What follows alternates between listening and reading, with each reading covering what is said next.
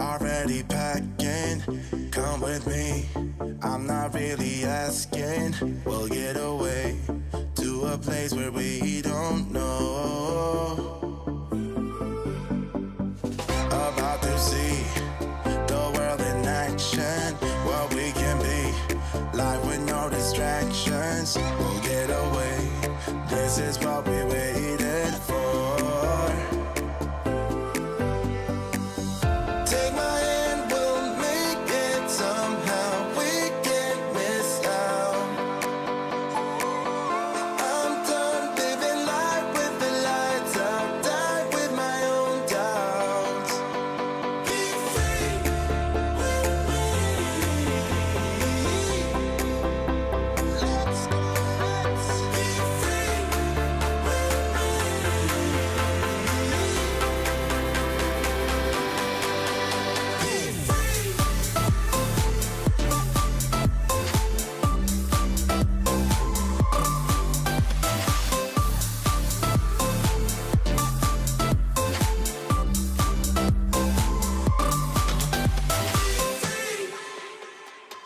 Not looking back, eyes on the freeway, Bonnie and Clyde, a classic cliche. We're on the run, this is what we waited for.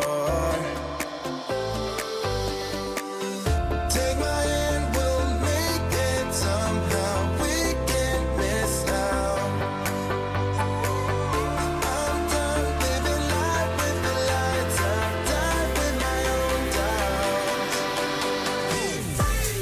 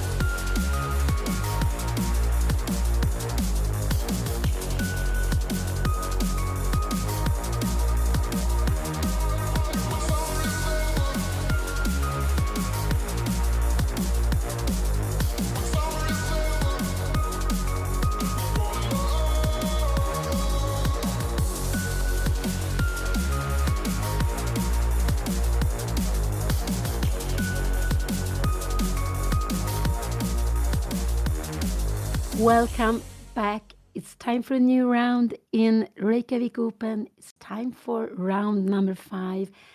And after 4 games being played, um, here we can see Anna and her young opponent. After 4 rounds have been played, Anna has 2 out of 4. Today, she's playing against a young player from Trinidad and Tobago. He's sitting here to the right with the white pieces, Daniel Raikumar. His rating is 1855, and I think he has a title, um, AIM, the Arena International Master. It's a FIDE online title, I believe. And and actually, Anna's opponent, Anna has 2 points. Her opponent has 2.5. So I was very surprised to see the pairing that Anna is not playing or not facing a player with the same number of points. And I am Pia Cramling. I am Anna's mother. I will be here with you like I've been the other 4 games to comment and to give my ideas about the moves that are being played over the board, on the board.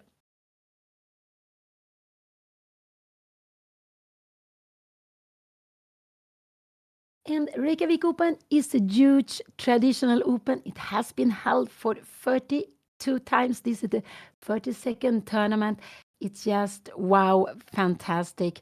And it's being played in the concert hall Harpa in Reykjavik.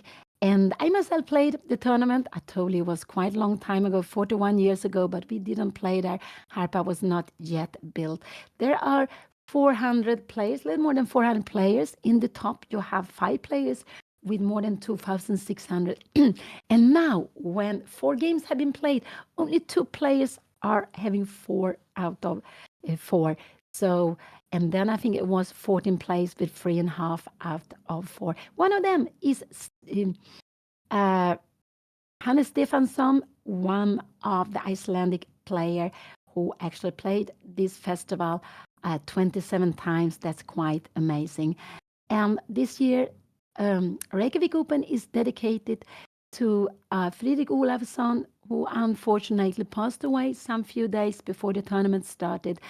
He was 90 years old then, and he was the first grandmaster in on Iceland. He was also a player who played the candidates. He played all these very well-known players, uh, and he also beat 5 world champion. And he made a huge impact, also together with the fact that the world champion match, the most famous world champion match between Bobby Fischer and Boris Spassky, was held on Iceland in Reykjavik, 1972.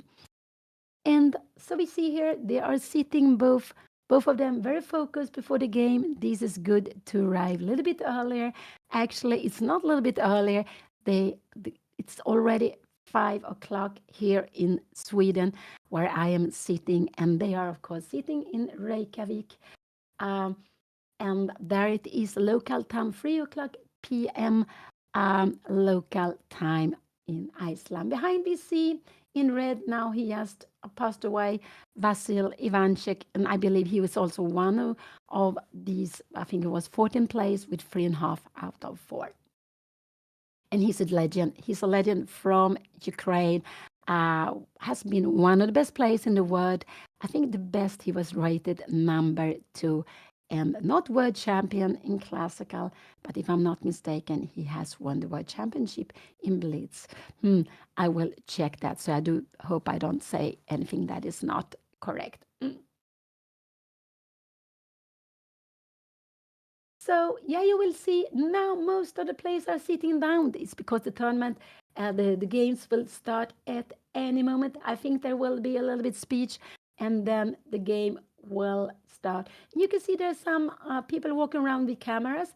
This is normally allowed to take photos, cameras, or I don't know if they use the mobile for the photos, but normally the first 5, could it be 10 minutes? I think at least 5 minutes it's allowed to take photos.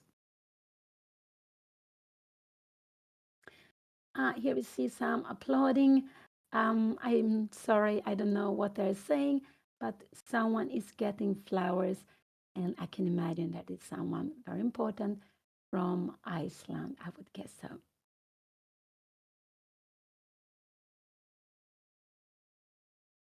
Thank you so much. So here it said uh, that Ivanchuk won the World Blitz 2007 and World Rapid 2016, and he only lacks the world champion title in classical chess.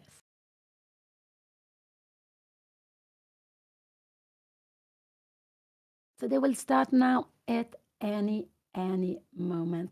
So Anna has 2 out of 4. The first round she lost with the black pieces.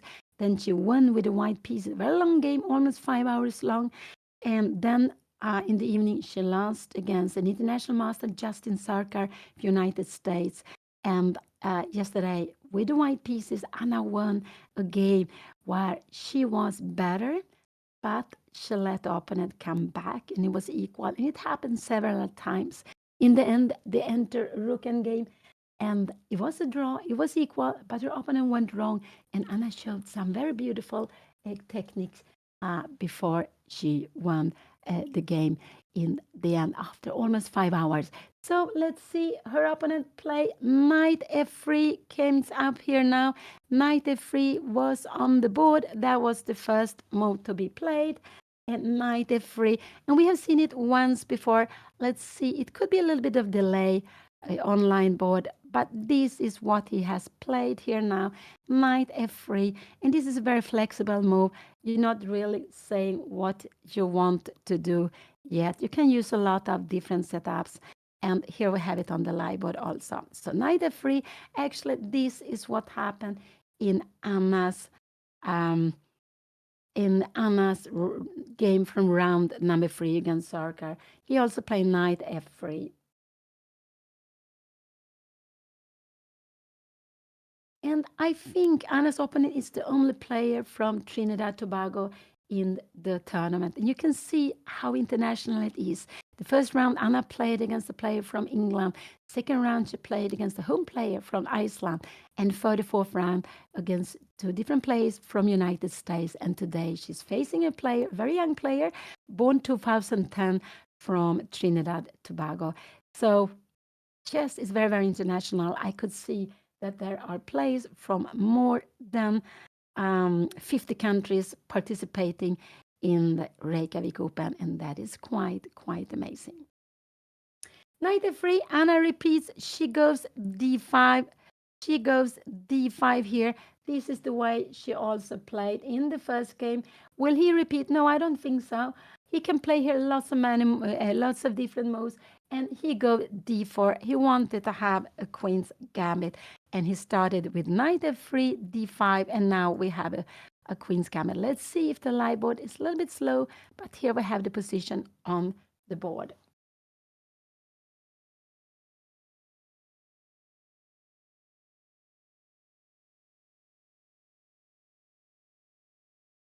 And so here we have knight f6.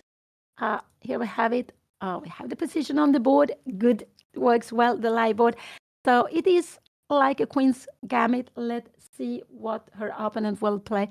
Will he go c4? Will he go bishop f4? Will he go something else? But these are the main moves. c4 used to be the absolutely main move, but bishop f4 has become very, very popular, and that would mean that we go into London.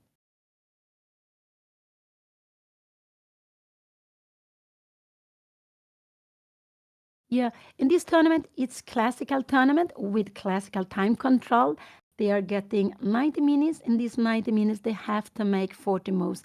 If the game has not finished, they will get half an hour extra.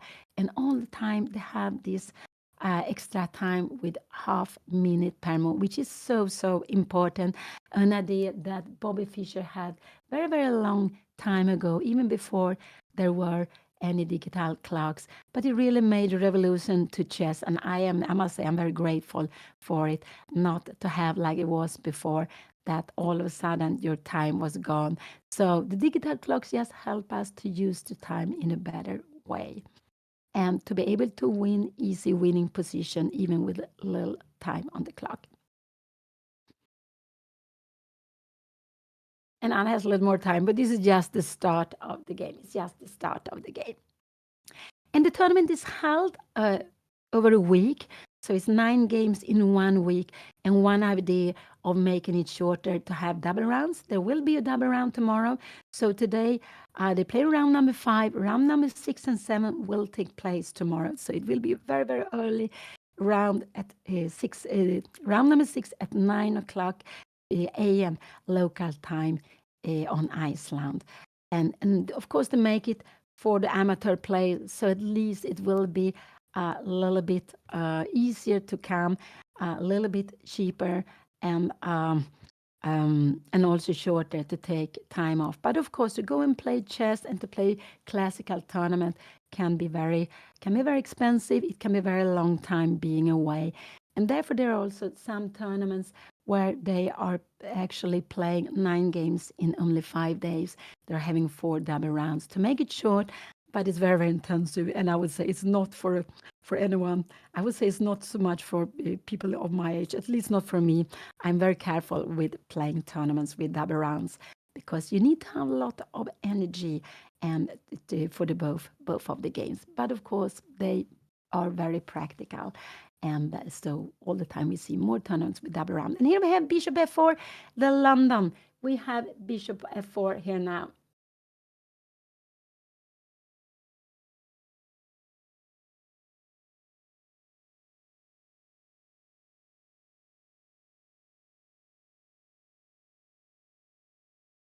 So Bishop F4 came out. Her opponent liked to take a little bit of time. I think that's absolutely fine to feel a position. And yeah, so he played this typical London system with Bishop F4 that has become so popular. And when I was in my youth, then this was very unusual. But I would also say that when it happened that they play Bishop F4, you can also go a step further. You could have put the bishop here. Here the bishop is more active, looking at C7. We have also a square here on E5 to use.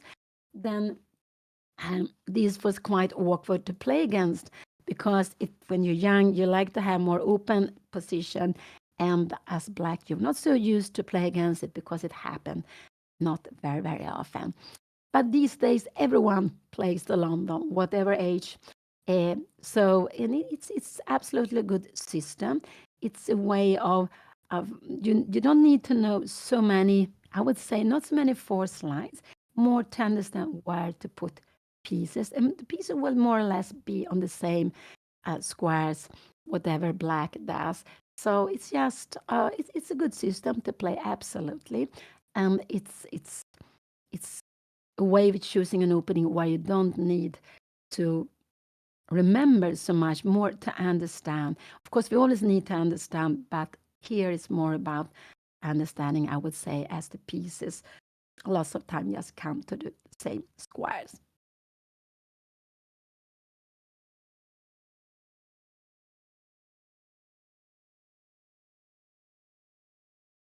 And now we see some players walking around. Their opponent has got into thoughts. Anna's opponent also took the time and went up. And it's like that when you play chess over the board, you are allowed to go up. In Blitz, you don't have the time. In Rapid, also. Normally, you don't have the time. He went for to take something to drink. And that is also very important. These games can go on for long. Yesterday, and I played almost 5 hours. In the end, she won a rook endgame, and she played some very, very nice moves. It was a draw for a long time, but her opponent made mistakes. In general, in the end, it was only one move. If he still finds the right idea, it would still have been equal a draw. But he went wrong, and it's just that's why it's so good to keep on playing the end games, even if it looks equal. And sometimes we don't know how it is, but we just keep on playing. We try to do the best what we think the position asks from us. But Anna showed some very, very technical and very good moves in the rook end game, so I was very, very happy to see that.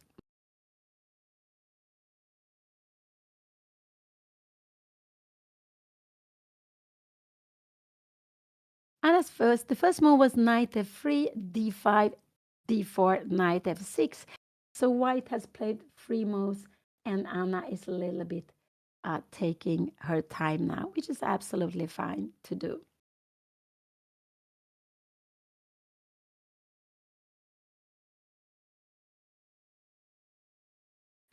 These days, lots of players play different openings. And her young opponent, he has actually played the first move e4, d4, and c4 also. So it was not so easy to predict the opening that he was going to choose. And this is just the new approach to chess. To play different openings is also much easier, I would say, with help of the computers, with help of internet, to learning chess. And so many players are very flexible with openings. They like to be the one maybe to decide what opening we will go for.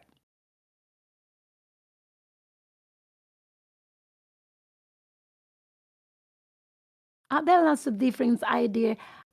Bishop f5 is not considered so good here now. But why is bishop f5 not so good? Yeah, we can go bishop f5. Sometimes we have to a little bit with careful with a move like queen b3 because we're hitting here. In this position, maybe this is possible to play it. And after this, I think we can we give it like this? We have queen takes c7. This is getting very, very tactical. But so this is actually why, what did Anna play? Anna played e6. She played e6. That a little bit surprised me. I didn't expect her to go for e6. But she has, yeah.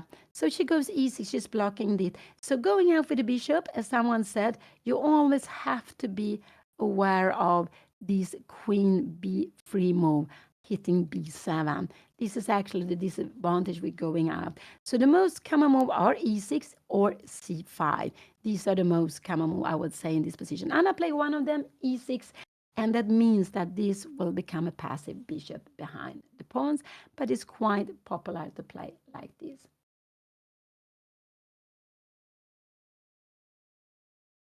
Oh, I have no idea if I will what tournaments I will play next year. So c3 comes out, very, very solid move. c3 already here now.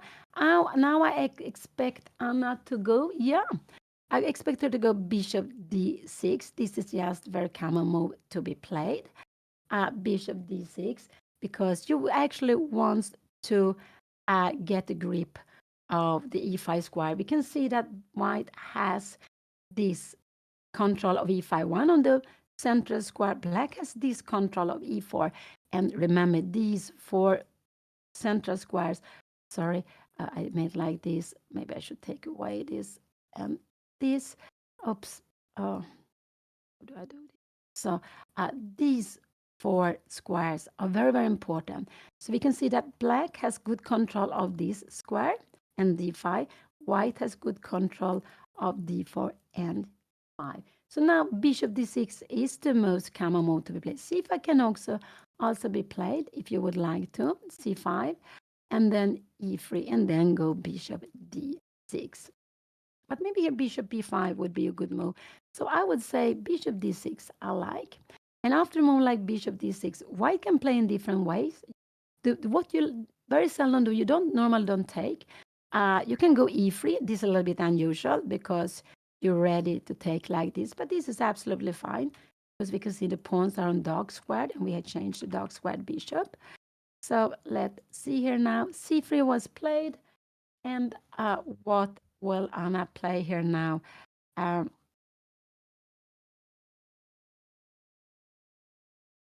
I expect her to go bishop d6 here now. And after bishop d6, but let's see what will happen. So this is one move. This is another move. This, I think, is a little bit passive. So, yeah, you can go bishop e7, but I don't like it. I think it's a bit passive. I want to challenge this one. And this is actually the main move. And now it would be a mistake to take here because look at this. This rook is passive. If I take here, you take back. This rook is active. White, and if black castle, oh, this will already be very good. You will just launch an attack here against the king. No, you are just, it's just a very pleasant position to play for white already now.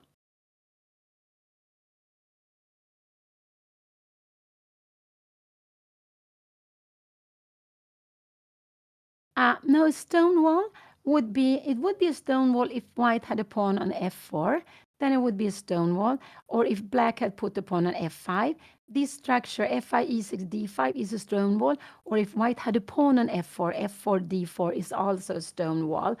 So it's not a stone wall, it's just a London. And yeah, in classical game, we are absolutely allowed to go up, walk around, um, and so that is absolutely fine as long as we stay in the playing area.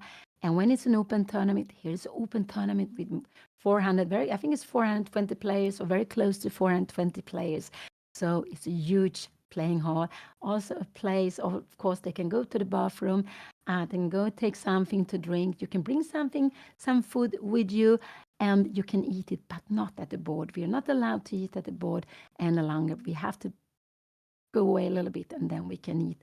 So we don't disturb our opponent or we don't disturb any other of the players. And there is also a smoking area for those who likes or who needs to smoke during the game.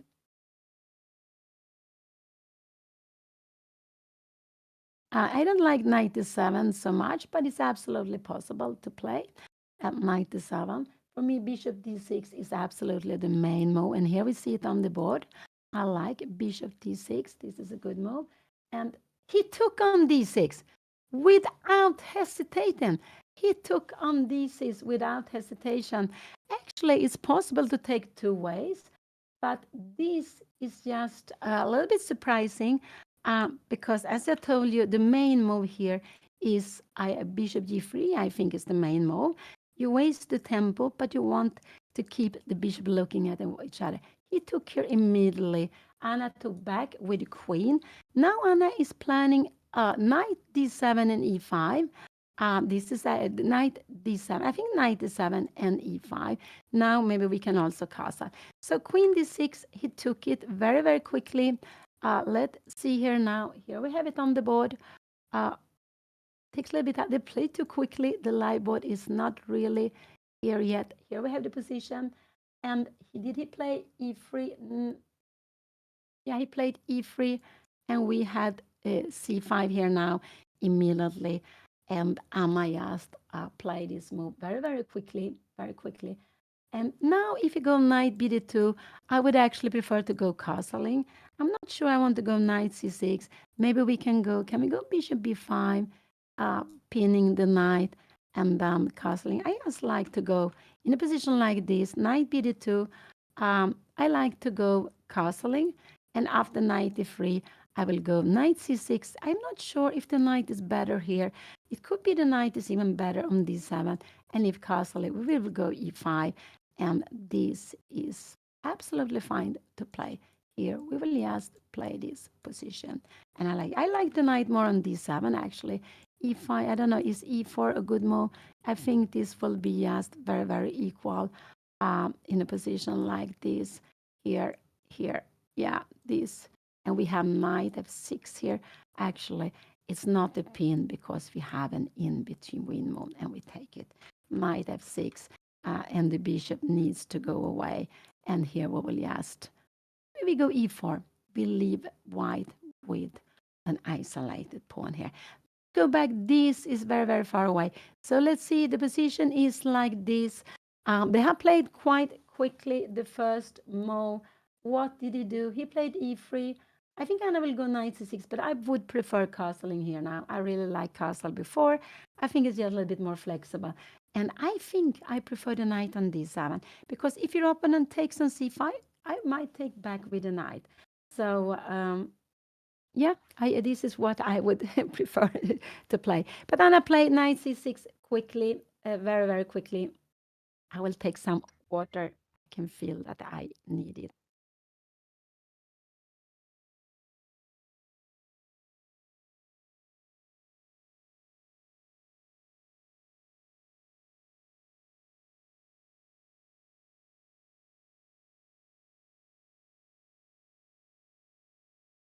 So, hmm,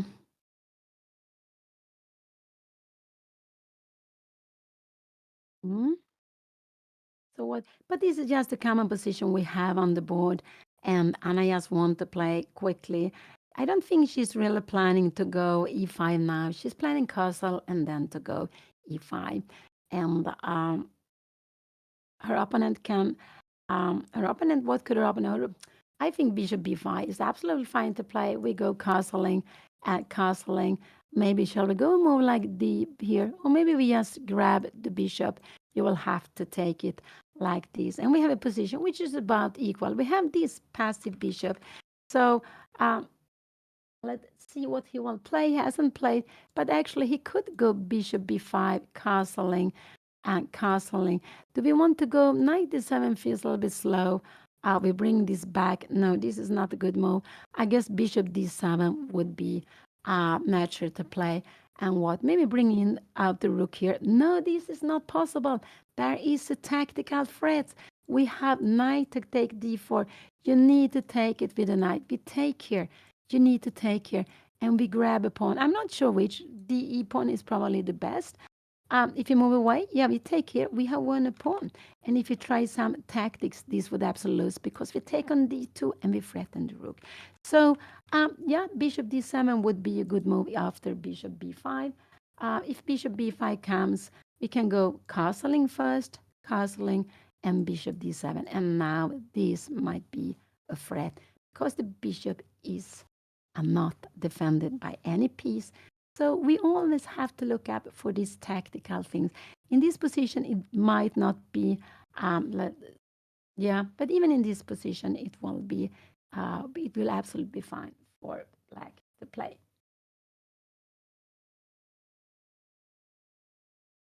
And behind we see they have the names there on each side with the flags. And we can also see the digital clock is with the back towards us. And it's very, yeah, it's just common that the players with the black pieces has the clock to the right side. And the clocks are on the same side. I think most part of the playing hall, they're on the side, so it's easiest for the arbiter if the arbiter needs to do something. It's not often an arbiter need to interfere in a game, but it could be some claim, it can be some confusion or some clock that is not. Here we have bishop b5, bishop d7, castle, castle, and let's see. Let's see what he will play. Now Anna has a plan. Let's see, h3. This is what we will. No, this is not played. Sorry, this is not played. This is the position. Sorry, this is the position on the board, like this. And let's see what he will do. I don't think Anna, if he plays lone move, that will Anna go e5 here now? No, I don't think so. Really, e5. Because in the end there will be a check. No, that would be necessary. But castle, the plan is to go castle, put the king into safety, and then to go e5. This is black's plan in this position.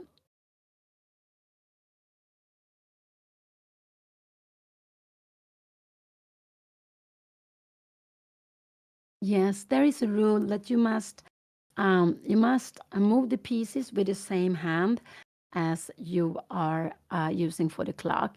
So it's not allowed to move the piece with one hand and press the clock with the other one. And remember also we have these rules, touch is touch. If you touch a piece, you need to move it.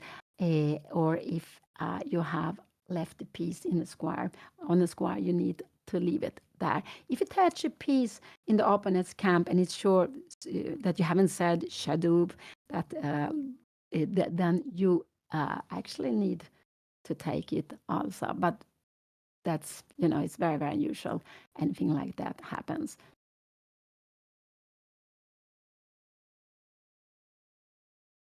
Touch two pieces at the same time, but it means, it means that maybe you're using both hands. You should only use one hand for the board.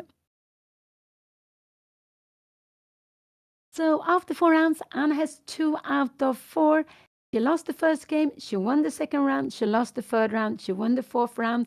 Yesterday, a huge, big battle ending with a rook end game. And remember, rook end games so important. Half of the end games we see on the board are rook end games, and that's why we need to train them. What could her opponent play here? Could he do some knight b3 move to disturb Anna? After that, we could actually maybe start taking some space here. And after a4, we would just keep on with an attack. Now, this would be too slow. And after this, look at this knight. It doesn't have a good future. Maybe we will kick it. Maybe not. We can even, but we will start with castling and we will soon just try to kick this away. The knight is not so good here because without the b pawn, it could be fine. But with the b pawn, we can always kick it away. And then it will be on the rim. And it doesn't have a good route to come back into the game. So let's go back. He hasn't played yet. I think Anna, is she there? Oh, she went up a little bit and that is absolutely fine. So we have a standard position in the London, and we can see the central posts are on dark squares, which mean that this bishop is the better bishop for white, because normally it comes here, but he can also thinking of going bishop b5 and trying to exchange this knight and then to play with the two knights against this one. And if you look at white's, take this away. If you look at white's position, black's position, we see the pawns here. This is on dark square. This is very good. But this one is on a light square. So we see that this bishop, oh, we can't get out with it. Not at all. But black has this plan of going castling and then go e5. And after e5, castling has been played, the bishop is ready to get out.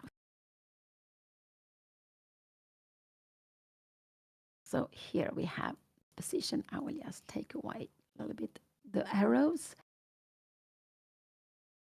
Oh, and castling here. So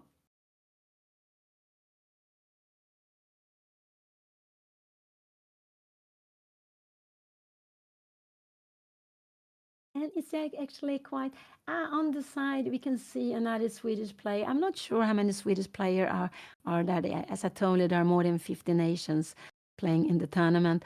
But we see Swedish Grandmaster Ralph Åkesson, a player I played against lots of time, both in my youth and as a grown-up, and who actually won the European Junior Championship 1 year. I'm not sure which year it was, but I believe we have 3 junior European champions during the year. And he's one of them, and the other two are Ferdinand Halles and, if I'm not wrong, yes, Nils Grandelius, our top player these days.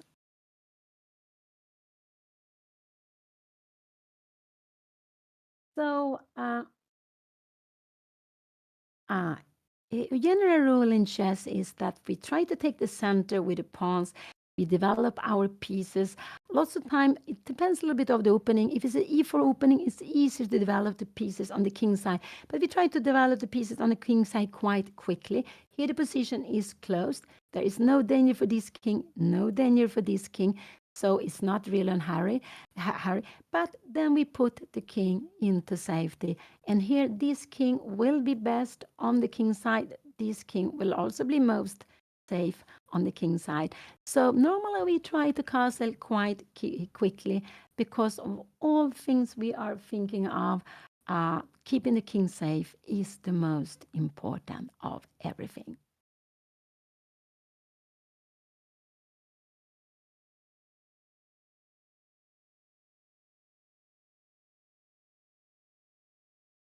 This is the most common move to play, bishop d3. You're looking at the king's side. Oh, not like this. I am. This was, let's see, knight c6. You're looking, take this away. Oops, my arrows. So, oops. So you go in here and then you look at the king side. You look also at this e4, very important square. So bishop d3, I would say, is absolutely main move. And after bishop d3, I think castling is a good move. And castling, if you go e4, we will just go, we take on d4 takes, and we go e5. And you don't really want to play like this. No, not like this. Oh, sorry, I'm not awake and I don't want to give away the queen. But we have like this because we see we threaten the take here, but we are also looking at this pawn on b2. So Bishop d3 is the most natural move to make, and then castle is the most natural move to answer here. But white can consider, and this is what I'm thinking of, bishop b5. And this is what he played. I think it's more tricky move, and this is the reason why I would have castle before going bishop knight c6 in this position. No, I don't want to close the position with c4, only if I win with time, because look at this bishop. It will absolutely be worse. So I don't want to close the position. Here I just like to go castle or bishop d7. Castle or bishop d7 is what I would like to do here. So Iceland still has the highest grandmaster per population. Yeah, I know they used to have it. So they have 13 grandmasters. That is quite very nice to see, as it is a very small population. I'm not sure about the number. It's something between 300 and 400,000, I believe. So it's a small country.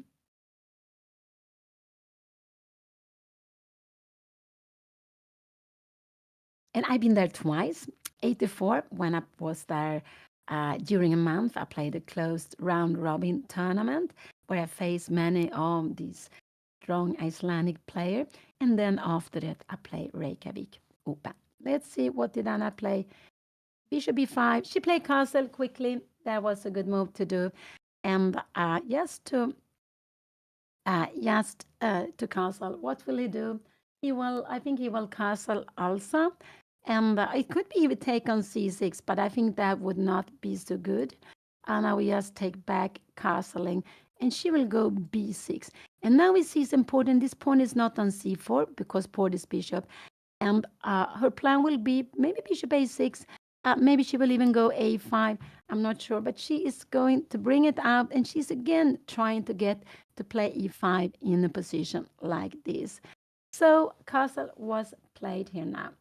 And did he castle? No, he didn't castle. But Anna castled quickly. So Anna is a little bit ahead of time. But this is just only the opening. She made her 8th move. And it's her opponent to think a little bit. And to remember that they get 90 minutes to make 40 moves. If the game continues, they will get half an hour extra. And all the time they have this very, very valuable half a minute per move.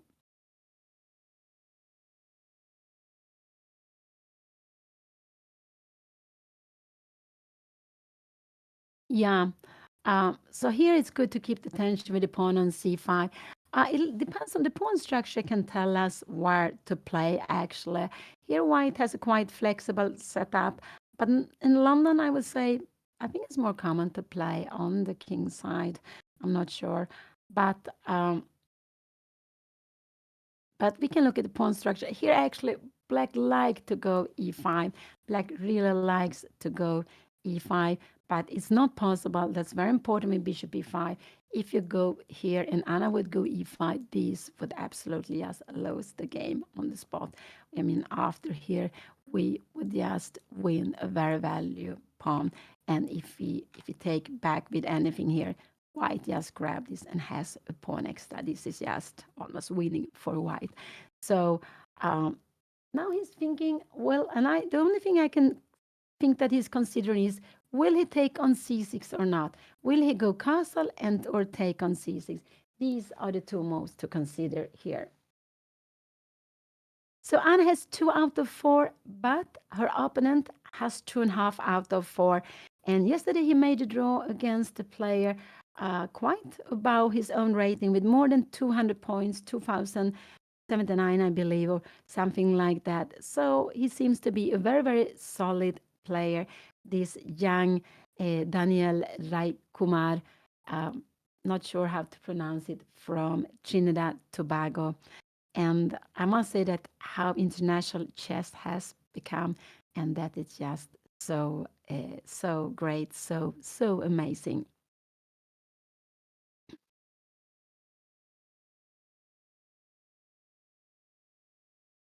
And yeah, I can only think of 1 and 2 move. These are very flexible move.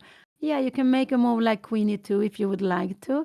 Then the question is, shall we go a6 or shall we go bishop d7? One of these would be very natural to play here. So Could it be that he's wondering if he should take on c6 or if he should go castle? But if he goes castle, Anna should either go bishop d7. She can even go b6, bishop b7. Maybe this is a good way of playing. So castle, if she go bishop d7, remember she has a little bit of a threat. She has this threat. This is very important because if you take here, we win a pawn with an in-between check here. And if we take here, if we take with this, yeah, we win bishop back. So if you take with a knight, we take here, you need to take, and we take, I don't know, e3 or c3. I'm not sure which is better. Probably, maybe this is better. And if you do something, yeah, you can take on e6, and we take here, you need, oh, your bishop needs to go away. But we are getting activity here. And this is absolutely very nice for black. So this is far away.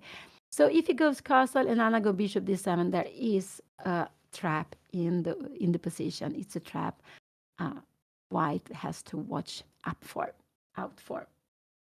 So yes, Anna won yesterday. She won a huge battle.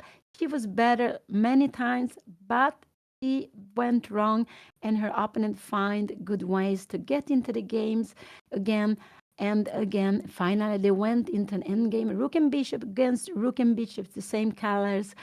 The endgame transferred into rook endgame, which also was equal. But in the rook endgame, finally, her opponent made a mistake, and Anna played some, I would say, very nice move, showing some very important themes in rook endgames, how you cut off the king from being more active, how you put your king on an active square, helping your own pass pawn to be pushed down, and you put your rook behind, so there's no check to bother your own king.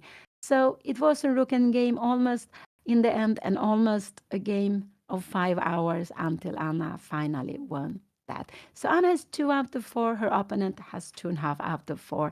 And before this round, I could see there were only 2 players with perfect score. Only 2 players out of 420, close to 420, who has 4 out of 4. And in a tournament, you keep on playing. Whatever result, you win, lose, or make a draw, you keep on playing. If you want, you can take a bye. I don't know until what round it's possible to take a bye. Normally, it's not allowed to take a bye the last rounds. Some tournament had different rules. Sometimes the last 2 or sometimes the last 3 rounds, I believe. And but you keep on playing. It's not a knockout where when you lose a game, you will have to go home. And knockout system exists, for example, in the World Cup, but it's quite unusual. It's not often we see it.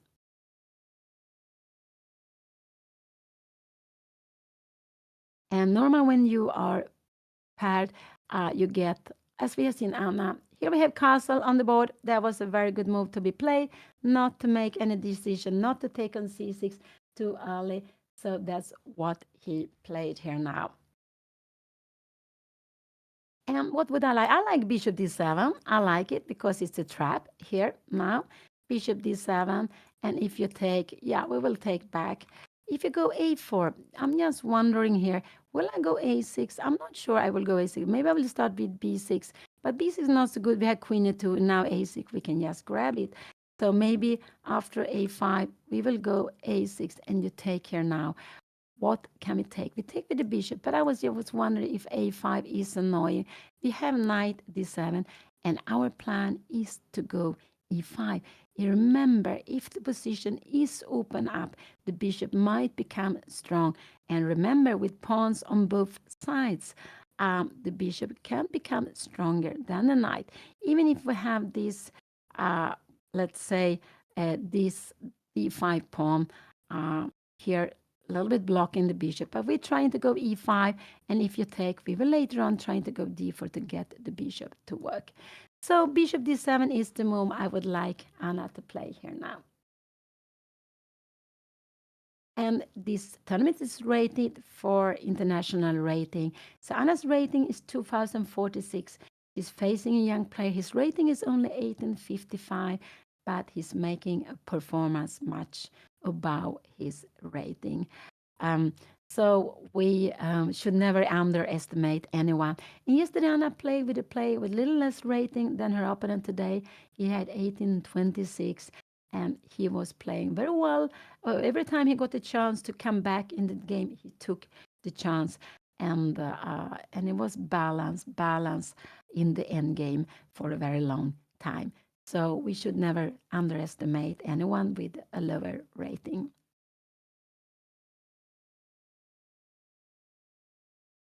And I remember myself when I played the Chinese League 2008. It was just wonderful experience to play there.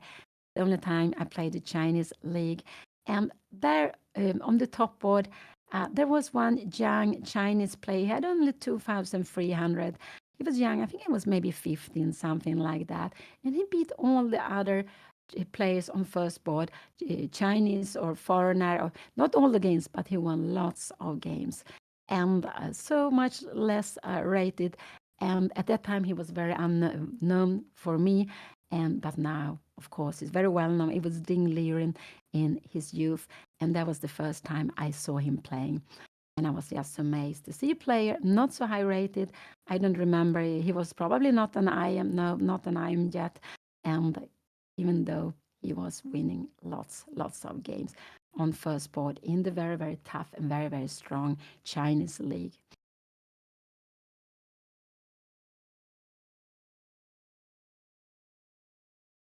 What would happen here? If Anna wins, she wins a bit of rating. If she draws, she loses a little bit of rating. And if she loses more rating. But Anna is above now. She's plus on her rating. So if she makes a draw, maybe it's equal. And if she loses, maybe she loses a little bit. And if she wins, yeah, then she will gain more rating to those she had won now. But the tournament, so you see the result after each game, you see the ranking, the rating result, but but the tournament will be rated when it's finished. Then it will send into FIDE, and we will see it on the next rating list. And the ratings are coming out 12 times a year, all the time first of each month. And I remember in my youth when they came out every half year. I wonder if it wasn't every year one time. I know I'm not sure, but they came out every half year, and that was quite seldom. So you several months before you knew what rating you were going to have, the 1st of January or the 1st of July.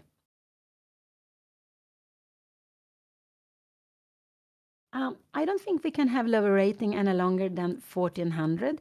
I think FIDE changed this a year ago, and I'm not sure how much. I don't know exactly how much you would win or lose if with that difference. I don't know how much it is actually. Mm.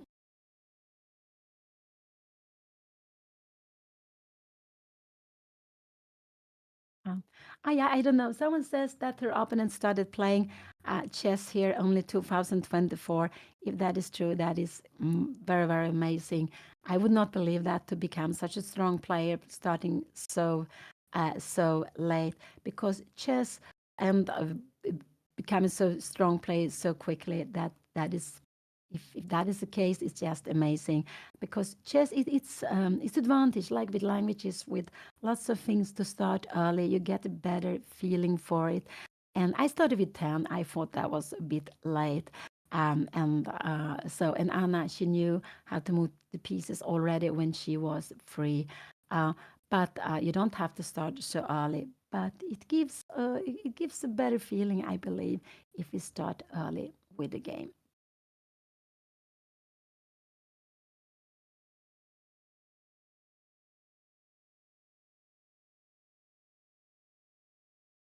So Anna, she takes a bit of time. What could I expect? I expect bishop d7, a6, or b6. These are the move I expect. I don't expect anything.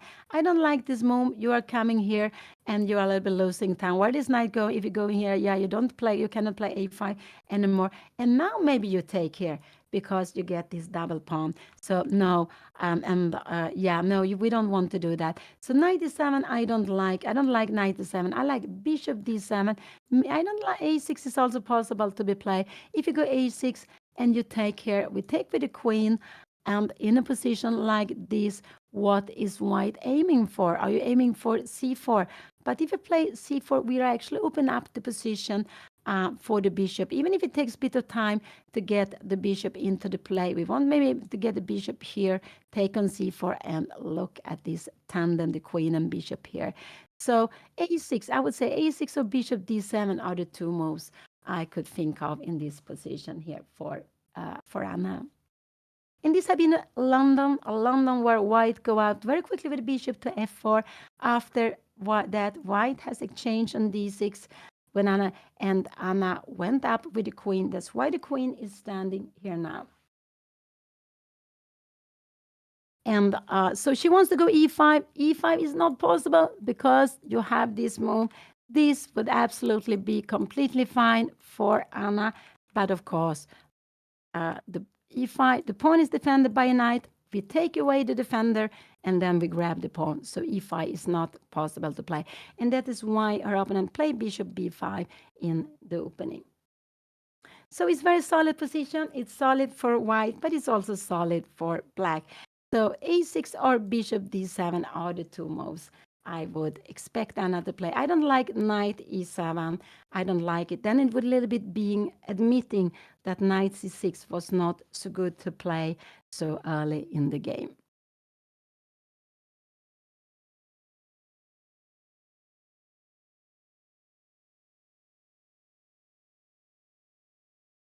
And it's true that chess has become much more the youngest game than it was before.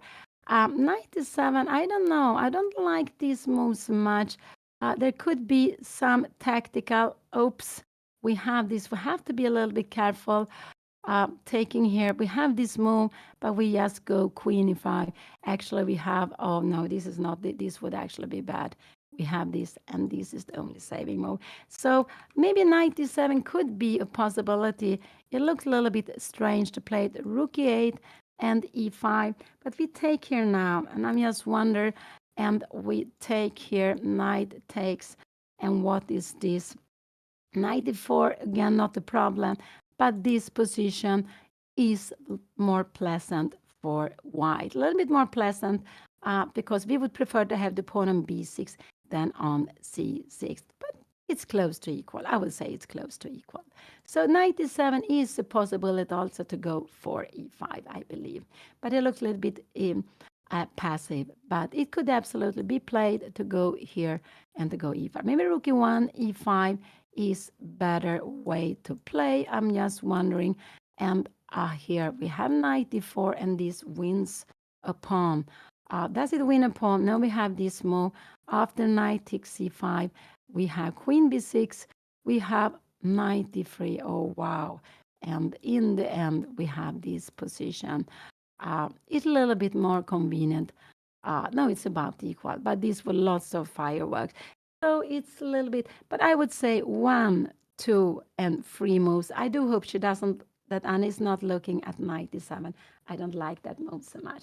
Here we see a young player with a score sheet, and we can see that it's the copy of the score sheet. And this is how the tradition is. We need to write down the moves when it's classical games. And it's because many games are not online. And even if they are online, like Anna's game, writing down the moves, you will know when you reach 40 moves, and you will have a half hour and extra time. And that is very important to know because the clock will wait until, normally the clock waits until someone has passed, and then it adds to after has passed the time, and then it adds to half hour extra time. So you need to know that also if you want to make a claim 3 times repetition or 50 moves without moving a pawn, it is important. Here we have bishop d7, and now Anna to move has a trick. She has a trick here now. Anna to move has a trick. Bishop d7 was on the board. I maybe was not quick enough.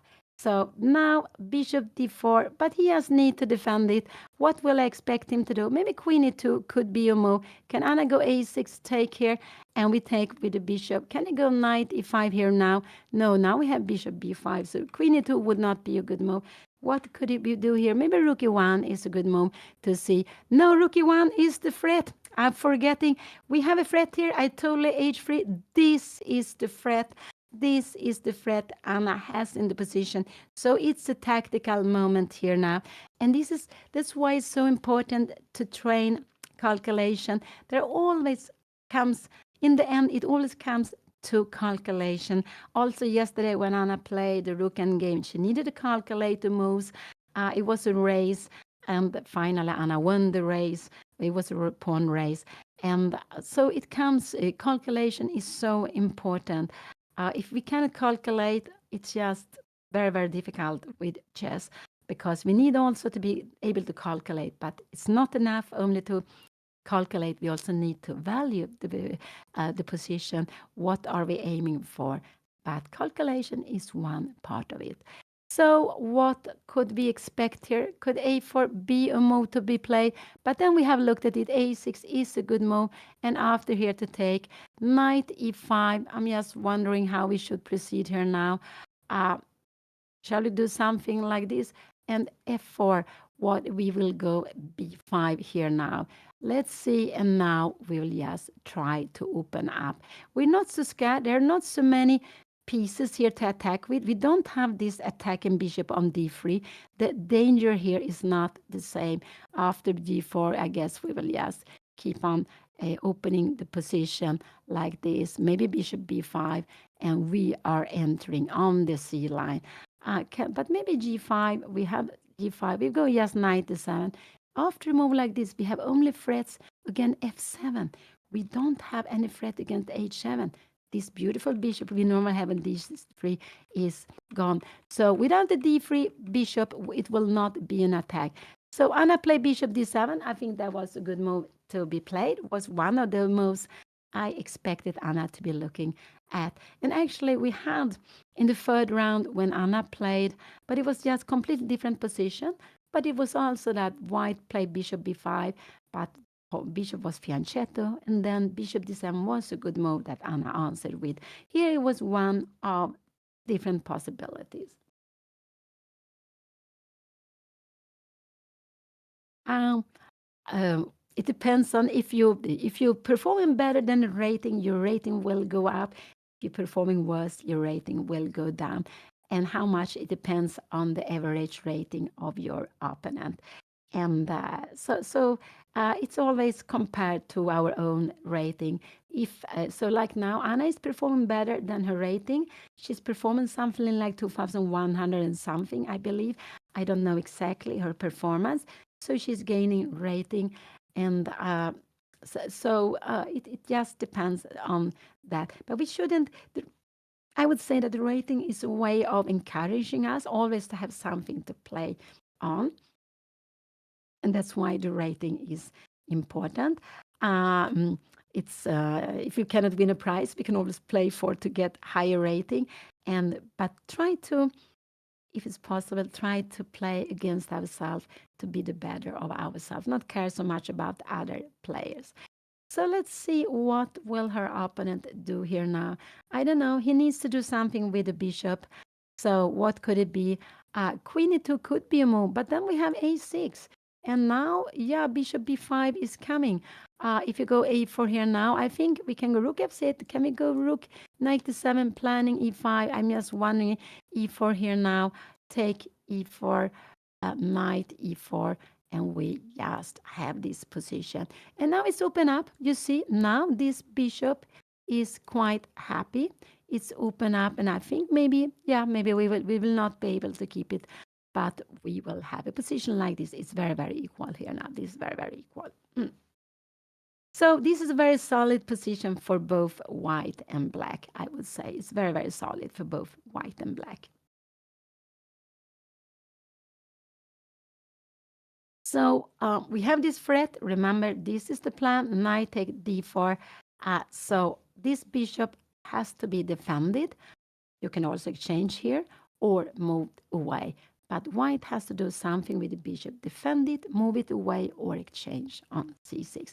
Or this is also an in-between move white could do.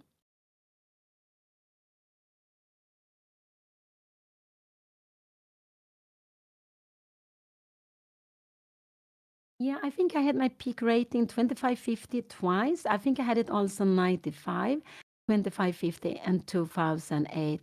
And I think my best year was 95 when I was a little more than 30 years old.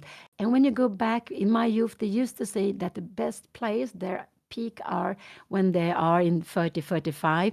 But now with the computers, now with all this youth coming, I would say that the best players normal are between 20 and 30. But we have a world champion who is he 18, I believe, Gukesh. So he's just very, very young. So the peak is coming earlier, I would say now, for the players. And Anna had her peak rating this far when she was, I think she was 15 only in 2000. Was it 2000? Oh, I'm a little bit unsure. 17 maybe, could have been 2017 or so. So yeah, I think when she had a peak rate in 2175.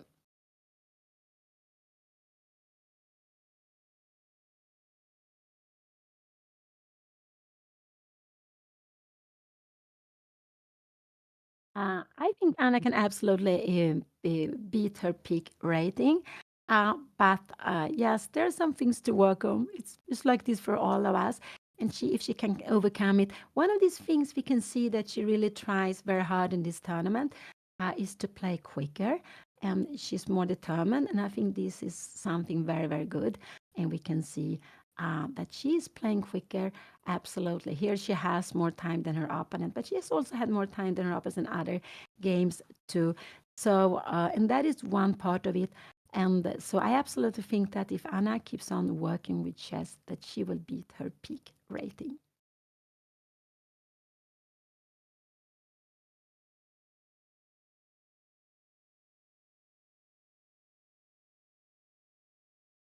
Um, Here we have Malcolm Payne.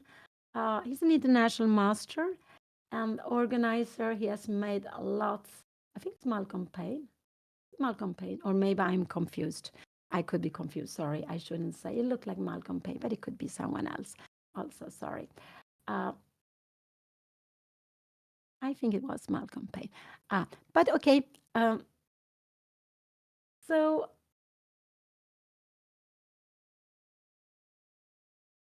yeah, so chess a little bit like keep on working. It's also something very. If you enjoy chess, it's just let us train abilities which are very good to train, and also a way of course traveling, meeting people. So chess is useful in lots of way, but and I think it is only one important thing, and that is to enjoy chess, of course. Otherwise, we should do something else. Mm. But it is very hard when you play this classical game and you have a good position and something goes wrong and you lose. You feel it a lot, but you should feel it. But there is always, there's always a new day and there are always some lessons to learn from the games. And yeah, so now he takes time. He's not a quick player. He likes to take time. What do you expect him to play? I haven't said that. I don't know. I do you expect him to take? No, I don't expect him today. Maybe a4. Maybe a4 is a move he could do. I don't expect him to go back because then we have Anna will go e5. She has got bishop d7. It's a useful move for free. He could play this position and go e4 here now. This is absolutely a possibility to play and like this. And I don't know what is better, which way to take with the queen or to take with the knight. I think both of them is fine. We can also take like this. We are hitting knight e4 and we go queen e7. And this is actually getting good. After here, we will have knight f4. Maybe even bishop g4 is a good move to be played here now. And I'm just wondering why we have, oh, oh, whoa, whoa. This is getting, yes, we have knight f4 coming, so this is getting good. Let's go back. Let's go back. So, yeah, bishop a4 is a good move to be played also. Bishop a4 could be played. Maybe this is one of the best move actually, but I would say it's not such an easy move to be played because after a4, a6, you will need to go back or to take. You're a little bit forcing matters. So, so bishop a4 could be a good move because now the queen defends the bishop. We don't have these tactics. We just take it back And after this, we can just take the piece and we are winning. So this would actually be a good move. I don't know if a6 is possible, but I'm not sure about putting the pawns here. Bishop c2. Can we go? Now we have e5, but we have this and e4. And it could be that e5 pawn will become a bit loose here now. So this is actually getting good for white. This is getting good for white. And after this, the problem is we have knight b3. This is the problem. The knight is not so good there. And this is one reason early on I sometimes like to have the knight on d7, because if you take on c5, I can take back. And you play the same plan. So here the position is, I would be very surprised if your opponent played bishop a4, but it could be that that is a good move, and it's a little bit a tricky move to play against. And I don't like Anna to take. If Anna would take here, her opponent take like this and gets the grip of e5, open the file for the rooks. So I don't want Anna to take on d4. I don't want that. So let's see what he will play. He takes some time.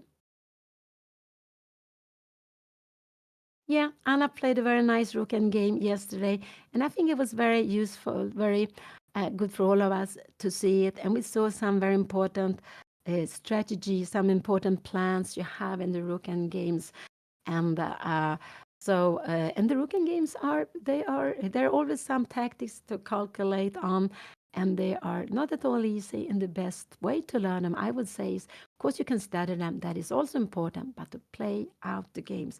Keep on playing, even when it's equal. Yes, keep on playing. Getting into the end game, your opponent might go wrong, and you might win the game. But even if it's draw or you lose, you have learned. You have got a lesson of playing a rook end games or whatever end games occur on the board. So this is the fifth round, the round in the middle of the beautiful Reykjavik Open with more than 400 players. Anna, she has 2 out of 4. I believe her opponent has 2.5 out of 4. And he is not so high rated, but he has made a good result in his tournament. And he's very young. He's born 2010 from Trinidad, Tobago. Daniel Raikumar, not sure how to pronounce it. And we have seen a very solid position. He seems to be a very positional player, playing very small, quiet moves, not such a tactical player. But I say that when you're young, it's good to be tactical, because with age, we have a tendency to go more for being positional. Maybe we are a little bit more scared of losing. We feel maybe we don't calculate, or we are more scared. I don't know. But it's a tendency. So as young, it is good to play. I would say it's good to play open chess, um, and open chess, and to play tactical when you are young.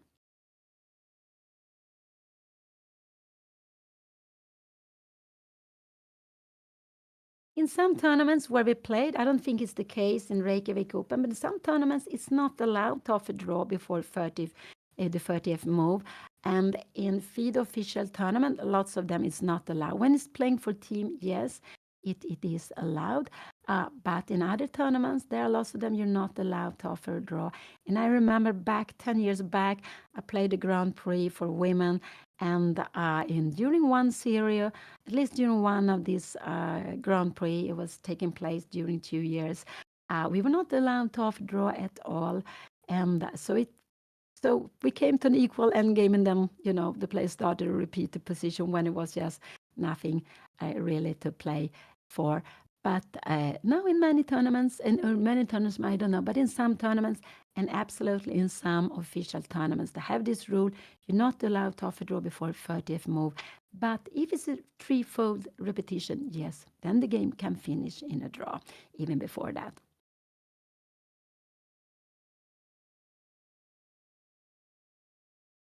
So Anna goes up. She takes a little bit break from the board. I think that's quite good, actually, to be a little bit relaxed. It's just very, very solid. And we could see that when Anna played 2 days ago, when she was black, it was also a very, very solid position until Anna put firework with sacrifice with the Greek gift. And so here we also see a very, very solid position with not many, with a closed. We haven't changed any pawns. Only the dark square bishop has come off the board. All the rest pieces are still on the board. He played a4. He played a4. So he saw that Anna has a trick. He saw that, so that was one of the moves he could play. But now I think a6 is a good move to see what he will do. I think a6 is absolutely a good move to play here now. It could be Anna was sitting that I didn't see her. So he played. Here we have it on the live board. A4 was played. He needed to defend it. And now, of course, we don't have this. We just grab it because after this, the A pawn will take back. And you see white wins the piece star. So he saw the threat. And so he's absolutely good in calculating. And I would say when you're young, this is something you are good at to calculate. You like to calculate. And then, of course, what you need is more experience to understand more patterns and positions. But calculation, yes, that is fine. And he absolutely saw that Anna was planning to take on d4. And that's why he defended. Now I like a6. This is what I like. I like a6 move here now to be played. If Anna moves away here, he will not take on b5. He will go back. He will absolutely go back and Anna loses time. So that's why I like a6 take here. And if you go a5, we have knight d7. And if you go knight e5, I'm not sure how we should go. Should we go b5 here now? Maybe b5 could be a mistake. Knight b3. C take d5. I wonder, e take d5. Yeah, we can take this pawn. But this is getting, this is absolutely getting okay for white because you have these beautiful knights here. But it's about equal. Rook f8 is the move to play just to keep pressure on b2. You go something like this, and maybe we keep on putting pressure on b2. Maybe we're planning something. I don't know what we're really planning. And but let's see, go back. So a6 is a move I like to play. I don't like b6, planning a6 because we have queen e2, and now we can't go a6 here. And after a6 here, c4, we could go bishop b5. We can also go here, and we will just change the bishop. But that would actually be a mistake. It wouldn't be the best. It would be possible. This would be better. We keep just an extra pawn. So I like a6. This is the move I would like to play here at the board. Maybe it's possible to make some rook f8 to have the rook here on the d line. But I like a6. I think that's a natural move to play. If Anna plays a6, I think we will see this on the board. And I think we will see knight a5. And now probably a5 is a better move to be played. If you go f4, now we can go b5. We keep what it is, control the dark square here. Knight c5, I'm just wondering how will this, can we go b4? Now it's very close. Look at this bishop. No, I'm not so happy with this bishop. Actually, I think a4 was a good move. Here, take. And now, if you go a5, we go knight d7. And here we have a6 on the board. This is a natural move to be played. I expect her opponent to take here and go knight e5. This is what, if knight d7, her opponent can just take it. We take it with the bishop, and maybe we bring out the other one. But now maybe rook fc8. I don't know, knight e5. Maybe again we go a5 to put the pawns on dark square. We are absolutely fine. So a6 was a good move to be played. He will absolutely take on c6, absolutely, because otherwise, if you go bishop d3, Anna will go e5, or if he moves away the bishop here, she will also go. Can she go e5? Is this? No, this is a trick. This is a trick. I do hope. Why is this a trick? e5, knight c4, we take, and this. Wow. Oh, a6. Bishop e2 is a very scary move. Oh, I'm getting very worried here now. Bishop e2, she needs to go rook d8 and then plan e5. Will she do that? Will she plan e5? Bishop e2 is the move I am most scared of here now. But I expect him to take it. But this is a very good move to be played here now. Will he do that? And now we need to go maybe rook f. But he took on c6. He took on c6. And let's see how Anna will take. She needs to take back with the bishop. Taking with the pawn, knight b3 is not good. He will get this square, knight e4. We will maybe go knight e2, and we are challenging here now. And we don't take on c5, but we will just take it back and look at this knight. It will be all the time very annoying, and we have this pawn. So white will absolutely be better here. No, I don't want this. He took here. Now I would like Anna to take back with the bishop. Absolutely take back with the bishop. That is the natural move to be played here now.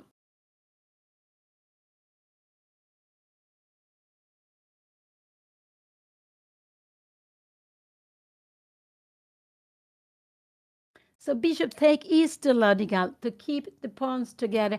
If you take like this and you make a small move, the plan is to go here and c5. But we want to take with the bishop. I do hope Anna will take with the bishop here now. You can also take with the queen. But 95, you will need to move away. Why to give him 95 for free? After this, he will probably play 95 anyway. And then maybe a5 is a good move. If you go a5, and here we have bishop takes c6 on the board. That was a good move. And it was also good that Anna was taking a little bit time before playing this. Um, uh, just taking a little bit while. If now a5, I think 1 or 2 will come. I think he will go here. If he goes a5, I expect Anna to go this and go e5. She will absolutely be fine. So I expect him to go knight e5 here in this position. And now I don't like b5. It could be rook fc8 is a good move. It shows that we are going to play on the queen side. If you go knight b3, this is no problem. We can even go bishop e8. I just wanted to see because this we have. Maybe you need to go knight f7. We take, but we will get 2 pieces. And here we have white has a rook and a pawn, rook and an extra pawn against the 2 pieces. But there's still queens on the board. It's not an endgame. There also rook. Black keeps the rooks. Black is much better here. So I like rook fc8. Let's see. I expect him to go knight d5 because if he plays something else, Anna will go knight d7 and play e5. So this is the plan she's playing for. Um, as I said, this would just waste time because white gets here with tempo. So it's not, if here now, after knight e5, we don't have to move the queen, we don't have to move the bishop. We have time for something else. And that's why it was better to take with the bishop. And now I expect him to go here. Anna's plan is to play knight d7 and e5. This is her plan here. And so that's why if he wants to stop that, he needs to go knight d5. If you make anything like this here, yes, if you go e4 now, we will actually open up the position and we can even take here now. And maybe we go knight f6. You're going back somewhere. And this is absolutely I think queen e2 was a rook e2, I think would be a better move. But we take here and queen takes. And we have a very solid endgame, maybe rook fd8. And it's absolutely equal, this endgame. So let's go back. So she took here. What will he play now? I expect this move to be played. I would say 1 and 2. I don't expect anything else. Knight b6. B6, A5, then we have time for C4.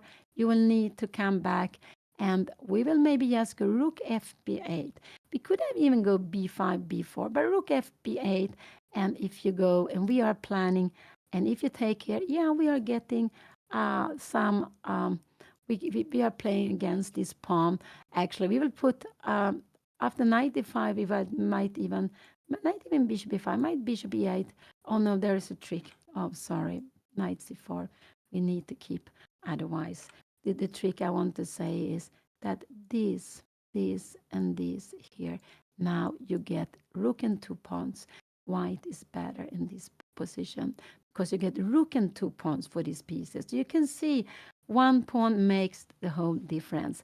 So here we have, I expect 1, but we had knight e5. That was an expected move to be played. And what I like most here, I like rook fca. This is the move I would like to see here now. Or maybe a5. A5 is a move. Put the pawns on dark square. This is a move I would like to see here now. Just to play this very, very slowly. I don't want to play knight e7 because there only one knight can be on only one knight can be on e5, and it would just a little bit help white to change the knight. And these bishops, you remember the bishops are blind, so they can only, let's see, we have it on the board. The, the bishop can only play on the light squares, which means that black would lose um, this piece. You can only defend the dark square with the pawns or with the heavy pieces if we exchange the knight. So that's why I like to keep it. I like a5 here now. I just like a5. Put the pawn on the dark square. We want it to be on the dark square. And if you make something like this, knight b3, maybe we can go c4, but we go b6. And this knight is not so good here. Maybe you want to do something like this. Now we have c4, because this is planning knight d3 and here, and we play against the knight. And we have this b5 pawn playing. I just want to show here, and we are playing against b2 here, absolutely like this. This is absolutely fine. We have pressure here against b2.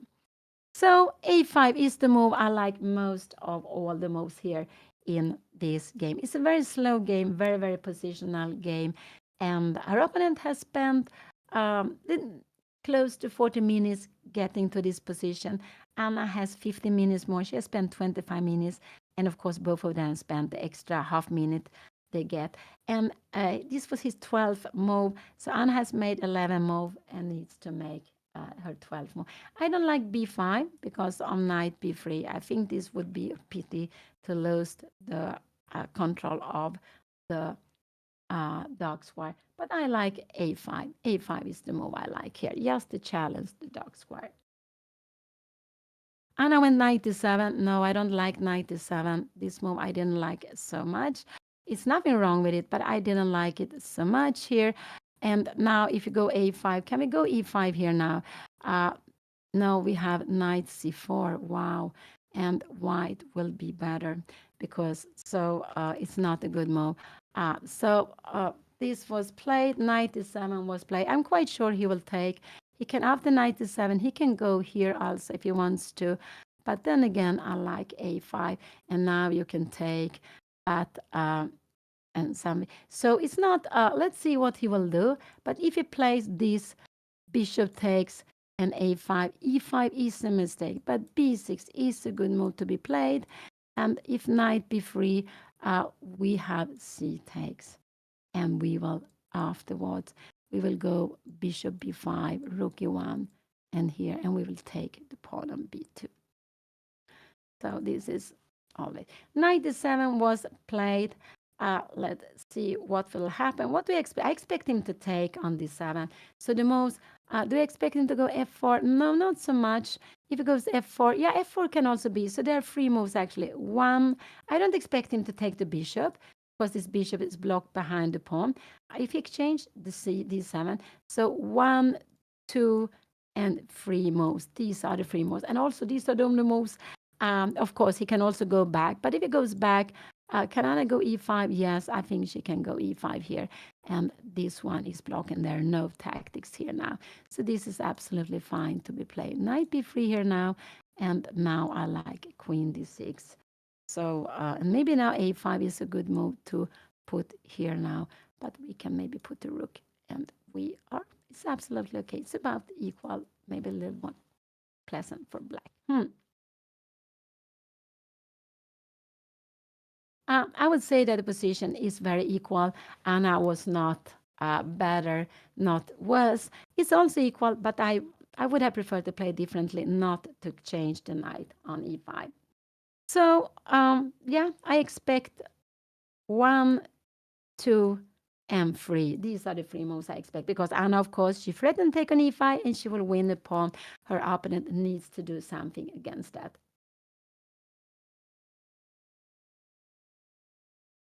And so this is the fifth round, the round in the middle of the beautiful Reykjavik Open being held for so many years. This is the 32nd time the tournament is being held. And this is the fifth round out of 9. They are playing classical chess, so we can see that they are getting quite a lot of time on the clock. And Anna, she's playing quickly. She has spent 25 minutes. This was her 12th move. And they have 90 minutes to make 40 moves. After 90 minutes, they will get another half an hour.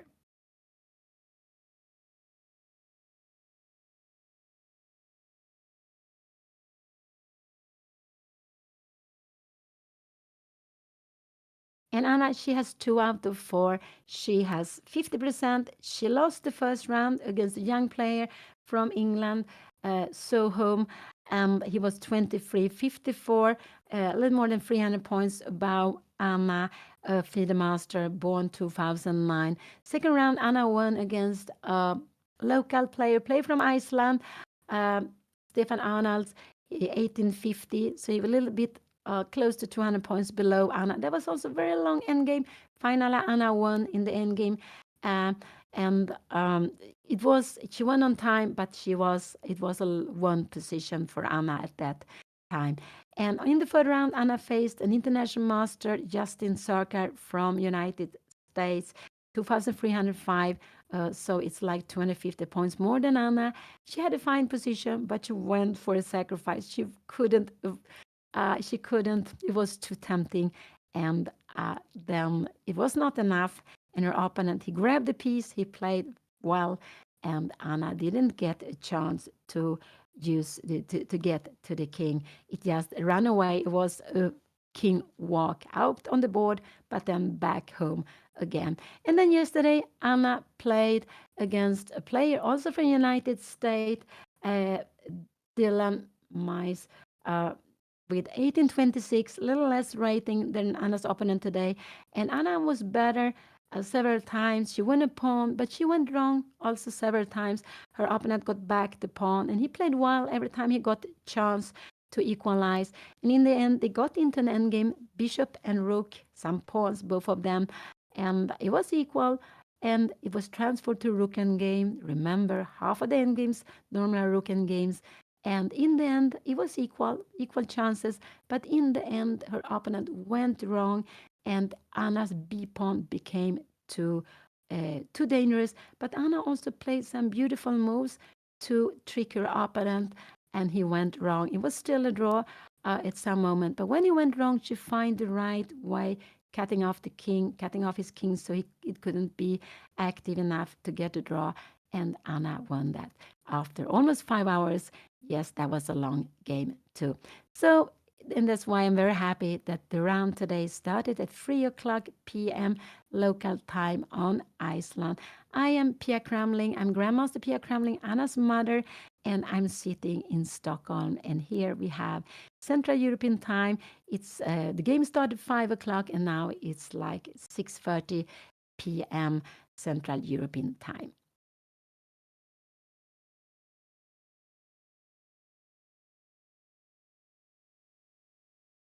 Anna is back to the board with some water. He takes on d7. That was expected. He takes on d7, and now this. And now a5 is tricky. Is a5 a tricky move? a5, after a5, Anna could actually go b5, rook e1. Can she go e5 here now? Yeah, she could play this, but we have knight b3, and we have a position like this, and e4, and we see that this is absolutely fine to play. We will use rook 5. We will absolutely lose. Is there something else we can do here? No, we go f5. We are playing on the king side. We are playing with f4. This is absolutely our plan. Sorry. So he took here. Let's see how Anna took back. She's not. The best is to back with the bishop. She wants to control this square. And if he goes a5, remember this is a mistake because of this knight c4. Anna would actually get into problems here. Knight b6, bishop b5. I'm not really sure what is happening, but would she get into problems? I am not sure. Maybe this is a little bit, yeah, this is a little bit because you have 1-2 weakness, a little bit more pleasant for white, absolutely. So let's see, he took here, Anna took back, she took back with the bishop, that was logical. Now a5 is a little move I'm a little bit scared of. If he goes a5, I think bishop e5, rook e1, and e5 is possible to play, but it could be that b6 is the best move to be played here now after a5, just to open the b line. So let's see what he will play. And I play this quickly. Yeah, there was only 2 moves to choose from, and the bishop was the logical move. Why was the bishop the logical move? Because bishop here or here, it's just hitting the wall, but the queen is making an effort. If you go here, yeah, maybe we just grab the pawn, so you don't want to lose it. The queen is very useful because it defends the pawn here, but see, here we have it on the light board, and it also, you have ideas of going e5, but not yet. e5, not yet. If it goes here, e5 is that a mistake here now? Knight c4. No, now there is no problem because we don't have knight b6, we will just pick it up. So that is important. And that is the difference. Let's see, I told you that a5, after a5, e5 is a mistake because a5 defend b6. I will show you again, take here, knight c4. If you go queen e6, we have knight b6. And now we will pick up a pawn here now. So we don't want that. So what did he do now? He played knight f3. So he played very solid. But now I think, Anna, is b5 a good move or not? I'm not sure about b5, if that is a good move to be played. Knight e5. And maybe we will even keep the bishop because we can go f6 here now. So, but maybe a5 again is a good move. Maybe also rook somewhere. Maybe rook here is good move. Here, can we go here maybe? But then, are you going a5? No, maybe we will go b6 and we will open up the position. So let's see, he played knight f3, very solid. I still like a5. I think a5 is a good move to be played. Knight e5.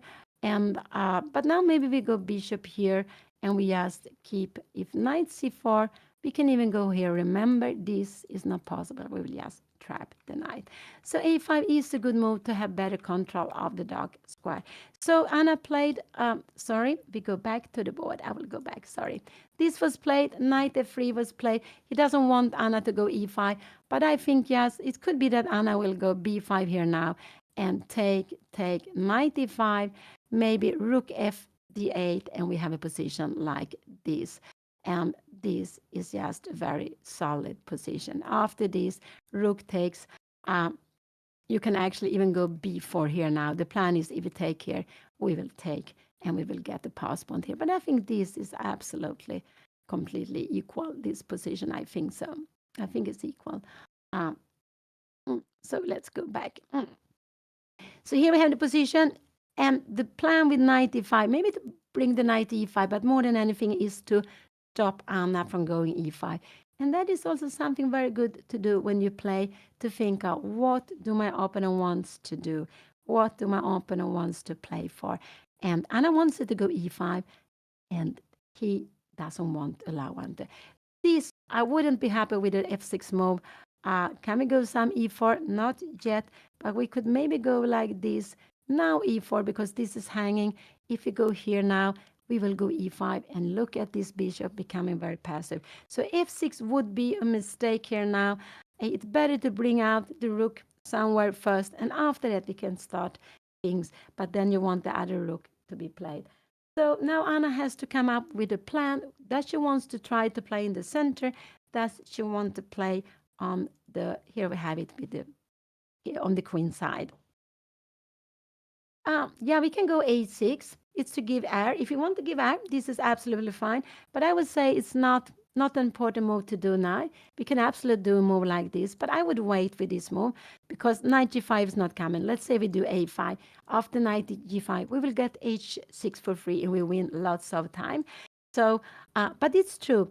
If we're pushing h or g pawn for to get air, h6 is the right one. We have a light square bishop. We want to keep this pawn on dark squares.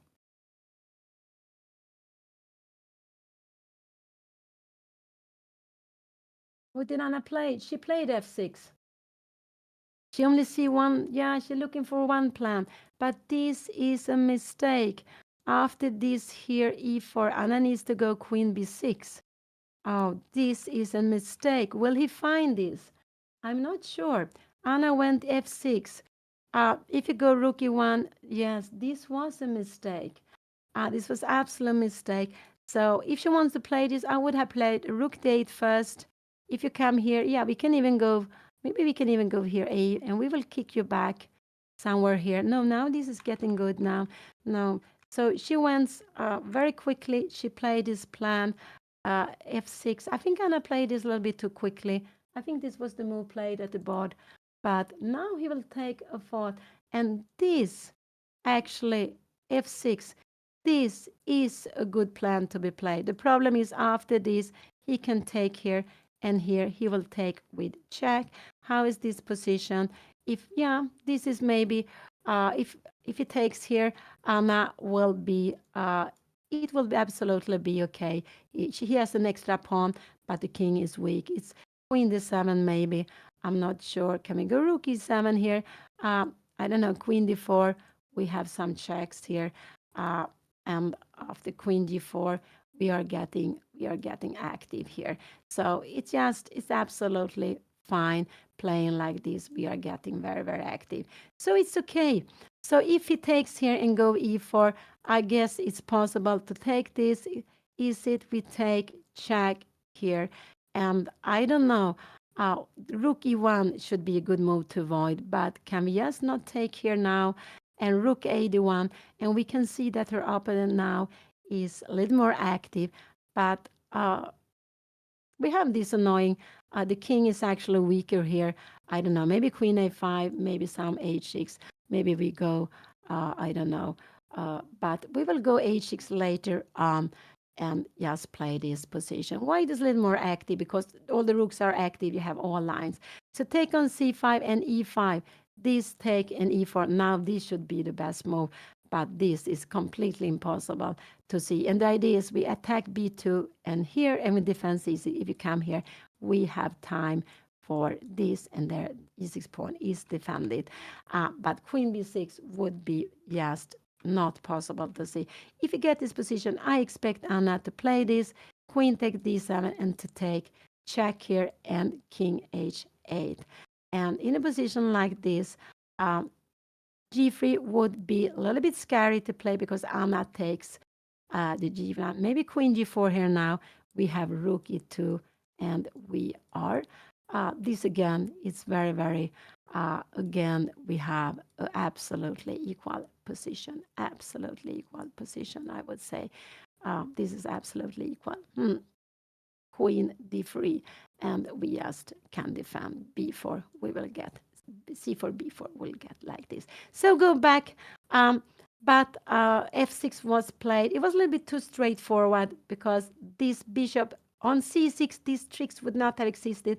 But with the bishop on d7, he has these ideas. What if he plays rook e8? Can Anna go e5 now? It could be she can do that. Queen b3, we can go c4. You cannot take here now because we will trap the queen. That is not possible. So queen b3, we are planning e4. I don't know if you can go some e4 move. No, you have this. This is very important. This is fantastic for white to play. You get this on an outpost. It's just a dream for white to have. This is something we're not allowed to play with. And look at this pawn with this bishop. This is a dream for white and not what black would like to have. So f6 was played. I think he will take a bit of time here now and see. Will he play take on c5 and e4? It could be. It could be. It could also be that he takes and he go a move like queen d4. Then I like rook fc8, rook f d1, and maybe all the time. Now we want to put this bishop on f4. If you come here, can we now go a move like e4? No, we have rook c4. So, and if you like, maybe you want to take here and now go rook fd1. But I don't know, do we have e5? Maybe we have, but you have some knight d2, knight b3 coming, rook c7. And maybe to put, not to put the pawn on here, I have d4. There are always lots of tactics with people with pieces, with loaves pieces. So very exciting. Will he go for this?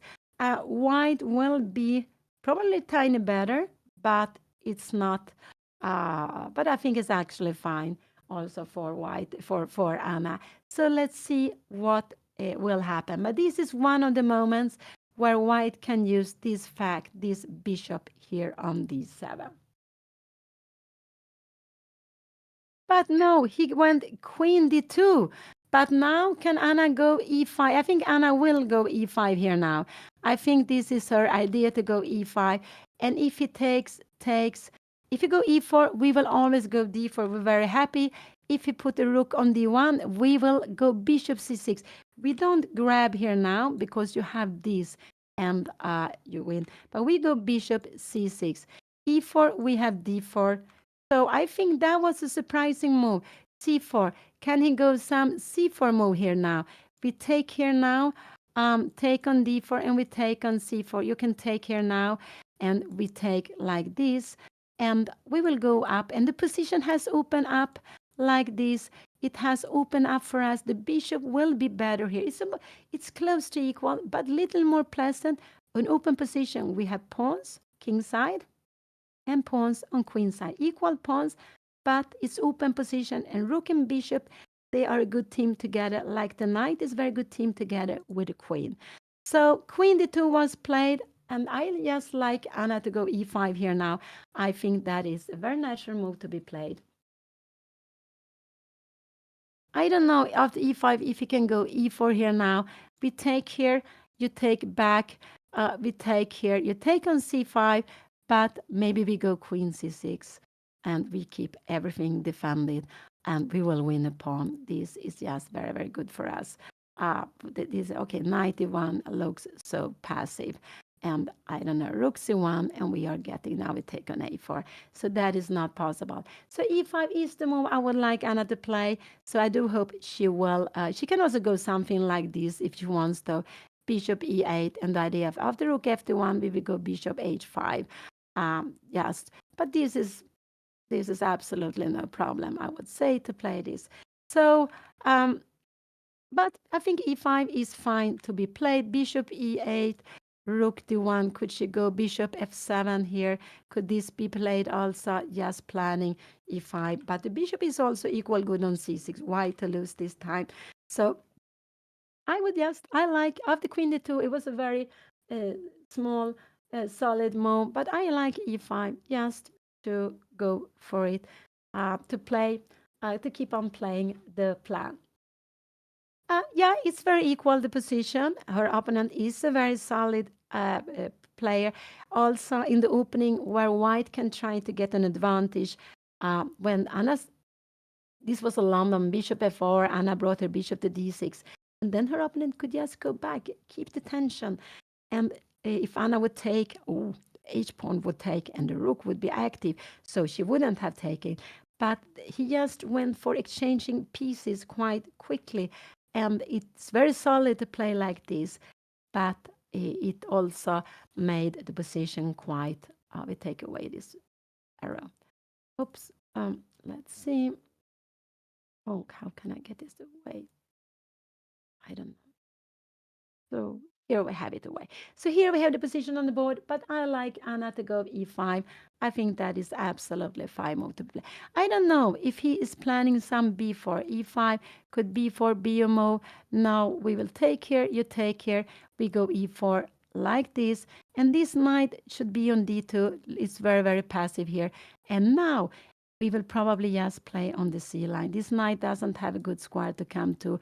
We are bringing in the rooks, and this pawn is very, very, absolutely very, very lows here now. Now we have, we are winning the piece on because it's just a terrible pin.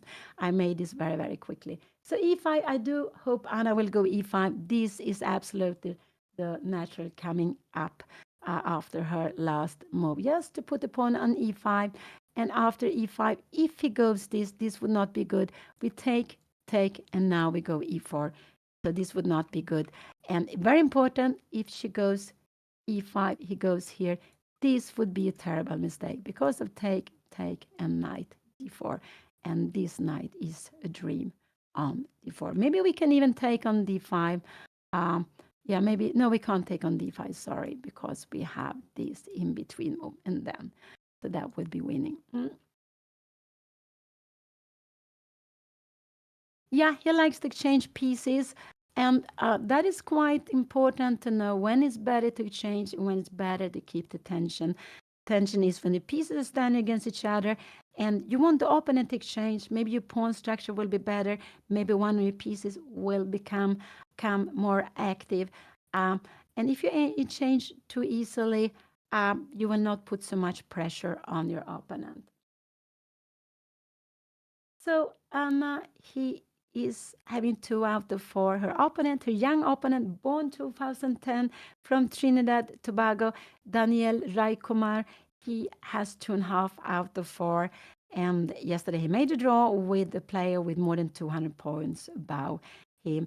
So he is a very solid player. We can see it also with his result, but also I would say in this game he had played extremely, extremely solid.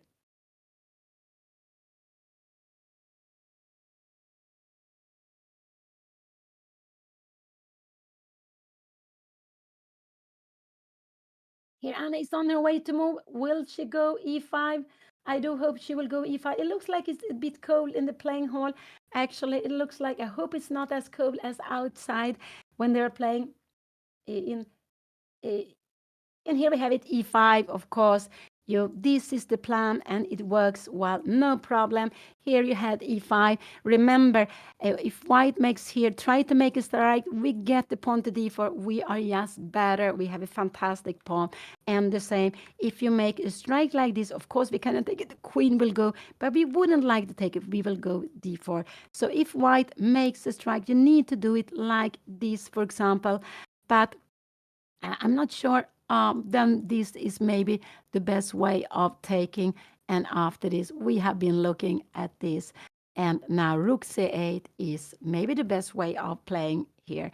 After knight here, we can even go bishop f5, knight d6, and we have a position like this. Now rook d5. This is a tremendous move because after rook d1, we go bishop d3, and we are threatening to pick up the knight. The knight can be trapped sometimes on the rim. Here we saw it even on b7. So the short range piece could be in danger sometimes. And this is why when we have an endgame, we have rook against knight. One has rook, the other one has knight, and no pawns. This is a draw, but the one with the knight needs to keep the knight close to the king. If the knight is far away from the king, it could be that the rook, which is a tremendous strong piece in the endgame, could, together with the king, could go and trap the knight. Here we saw e5 on the board. That was a good moment. That was a good move. And just hope that if he makes, I expect him, if he makes a move like this, that Anna, don't go e4, that would be a blunder. She needs to take first. He takes back with whatever he wants to, and we go e4, knight e1, and now we will go, I guess we go f5. Maybe rook e8 is actually the best move. That is after f4, we have e3, and we will pick up the pawn. If we go f5, maybe there would be an f4 blockading, but this I think would still be a good move. Knight e3, yeah, you can play like this, and you're getting fine. So that is why. But that is very, very far. It would anyway be a fine position. So e5 was played. What will he do here now? Will he trade or will he go? He can trade and he can go e4. But now just bishop c6 is a good move. And after b4, queen c4 is the best. And if you take here, we can even go rook a d8. Wow, rook a d8. And you put something here, we will just go rook take d4. No, this is the wrong rook. I forget about this pawn. Rook f d1, and we will go rook take d5. And coming here, we will probably as we are dominating the line. And look at this beautiful e5 pawn. This is a backward pawn. This is a bishop that can be very strong in some moment. We are just very, very happy to play this. And this bishop looking here, also looking towards the king side. So e5 was played. That was a very natural move to be played. The position is maybe it's about equal, but I would say it's a little more pleasant for black. Because we have got 1, 2, 3 pawns here on the fifth. Okay, you have 2 pawns on the on the fourth, but we are planning. Black's plan is to take with the c pawn here on d4. This is the plan, and then to go e4 to get space. We will have the pawn on light square, but we are planning to open up lines. And it's very important that this would be a big mistake because of this in-between move. I will just show it. Rook f1, I told you before, this is a fantastic move. And after this, I don't know, maybe you can't take, but after queen d4 would be a mistake. Maybe we go, oh, I don't know, maybe we can go rook c8. And this is still good for white, but because the knight will come here, but it will take longer time. So it's not really a mistake for white. But this would be a mistake for Anna. She needs to take on d4 and go e4 if you go rook f1. So the last move was e5, natural. f6 was to play e5. f6 was to play e5. And let's see what he will do. So we have this very, very slow game, but there are some things happening here now. There is a struggle in the center, about central square. Will Anna be allowed to put a pawn on a pawn on the middle, on white's part of the pawn, the side of the pawn? I think he will take somewhere. I do think so, but I'm not sure. In a way, it looks like he's on his way to move. Now it looks like that.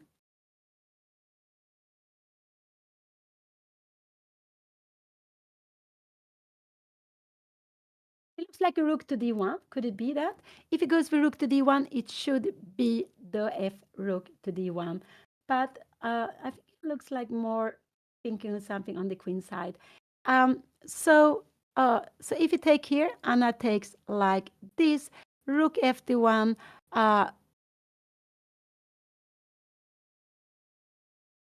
not sure where the bishop should be. I think Anna will go here. It could be that bishop e6 is better. But that is not, I think bishop c6. Maybe we have some b4, b5. I don't know. No, I don't think now. So maybe bishop e6 is better because it keeps the king more safe with the bishop on e6. So you are keeping the king safe first of all. So he has lots of things to think of. 1, 2, 3, 4, and rook f1. These are the only move I can consider in this, but there are quite a many, 5 different moves. And of course, the first moves we calculate is to take. Will white win anything here? No, he will not. What did he do? He played rook f1. And now this is a very important moment. Anna is better if she take on d4 and go e4. But e4 immediately is a big mistake. Remember e4, d takes c5. The queen is badly placed. And knight e4, this is a dream. This is a dream for white. And then white is much better. So if she wants to go e4, she needs to take here first. He takes with something, and we go e4, knight e1. And I think maybe a5 is a good move to be played here now. Rook d c1. And I wonder, can we go here? But we have g3. g5, we have knight g2. And we keep everything very solid. So rook f1 was a good move actually to be played, I would say so. So Anna can now, she can also go bishop c6 if she would like to. Yes, a slow move. Yes, keep everything here if she wants to. Or could she go bishop e6? I think maybe this, no, this is not so good. We have knight g5. It's okay to play, but in this position, it could be that we like to keep the bishop. We like to keep the bishop. It's about equal here. But so in this position, bishop c6 is fine. Take, and e4 is absolutely fine. And now maybe to go a5, I would like to put this in dark square. And where is this knight going? Now we have, this knight doesn't have such a good future, I would say. We are coming here. Are we going some g5? Maybe we go b6. Maybe we go, if we go rook f8 here now, Do you have time for this rook c1? Yes, you might even have time for this. I'm not sure. No, I don't think so. We had queen before its activity. So I like Anna to take here. This I like, and to go e4. This is what I hope she will play. And after this, I like to put the pawn on a dark square, because you have this on the dark square. After rook c8, no, sorry, after a move like this, rook fc1, a5 pawn is hanging. We need to go b6. I'm sorry, I forgot about it. And now we need to defend this pawn. Now we are planning rook fc8. And I white, black is a little bit more pleasant here. So I do hope, I'm so scared Anna will go e4, because it is easy to make this positional mistake. This is a positional blunder, I would say, but I have made it myself during the years. It's absolutely, and forgotten about this in between move that will absolutely turn the table over, and white will get this knight. Doesn't have so good future, but if it gets to d4, it's an incredible strong outpost there, and these pawns are stuck on light squares, and this poor bishop.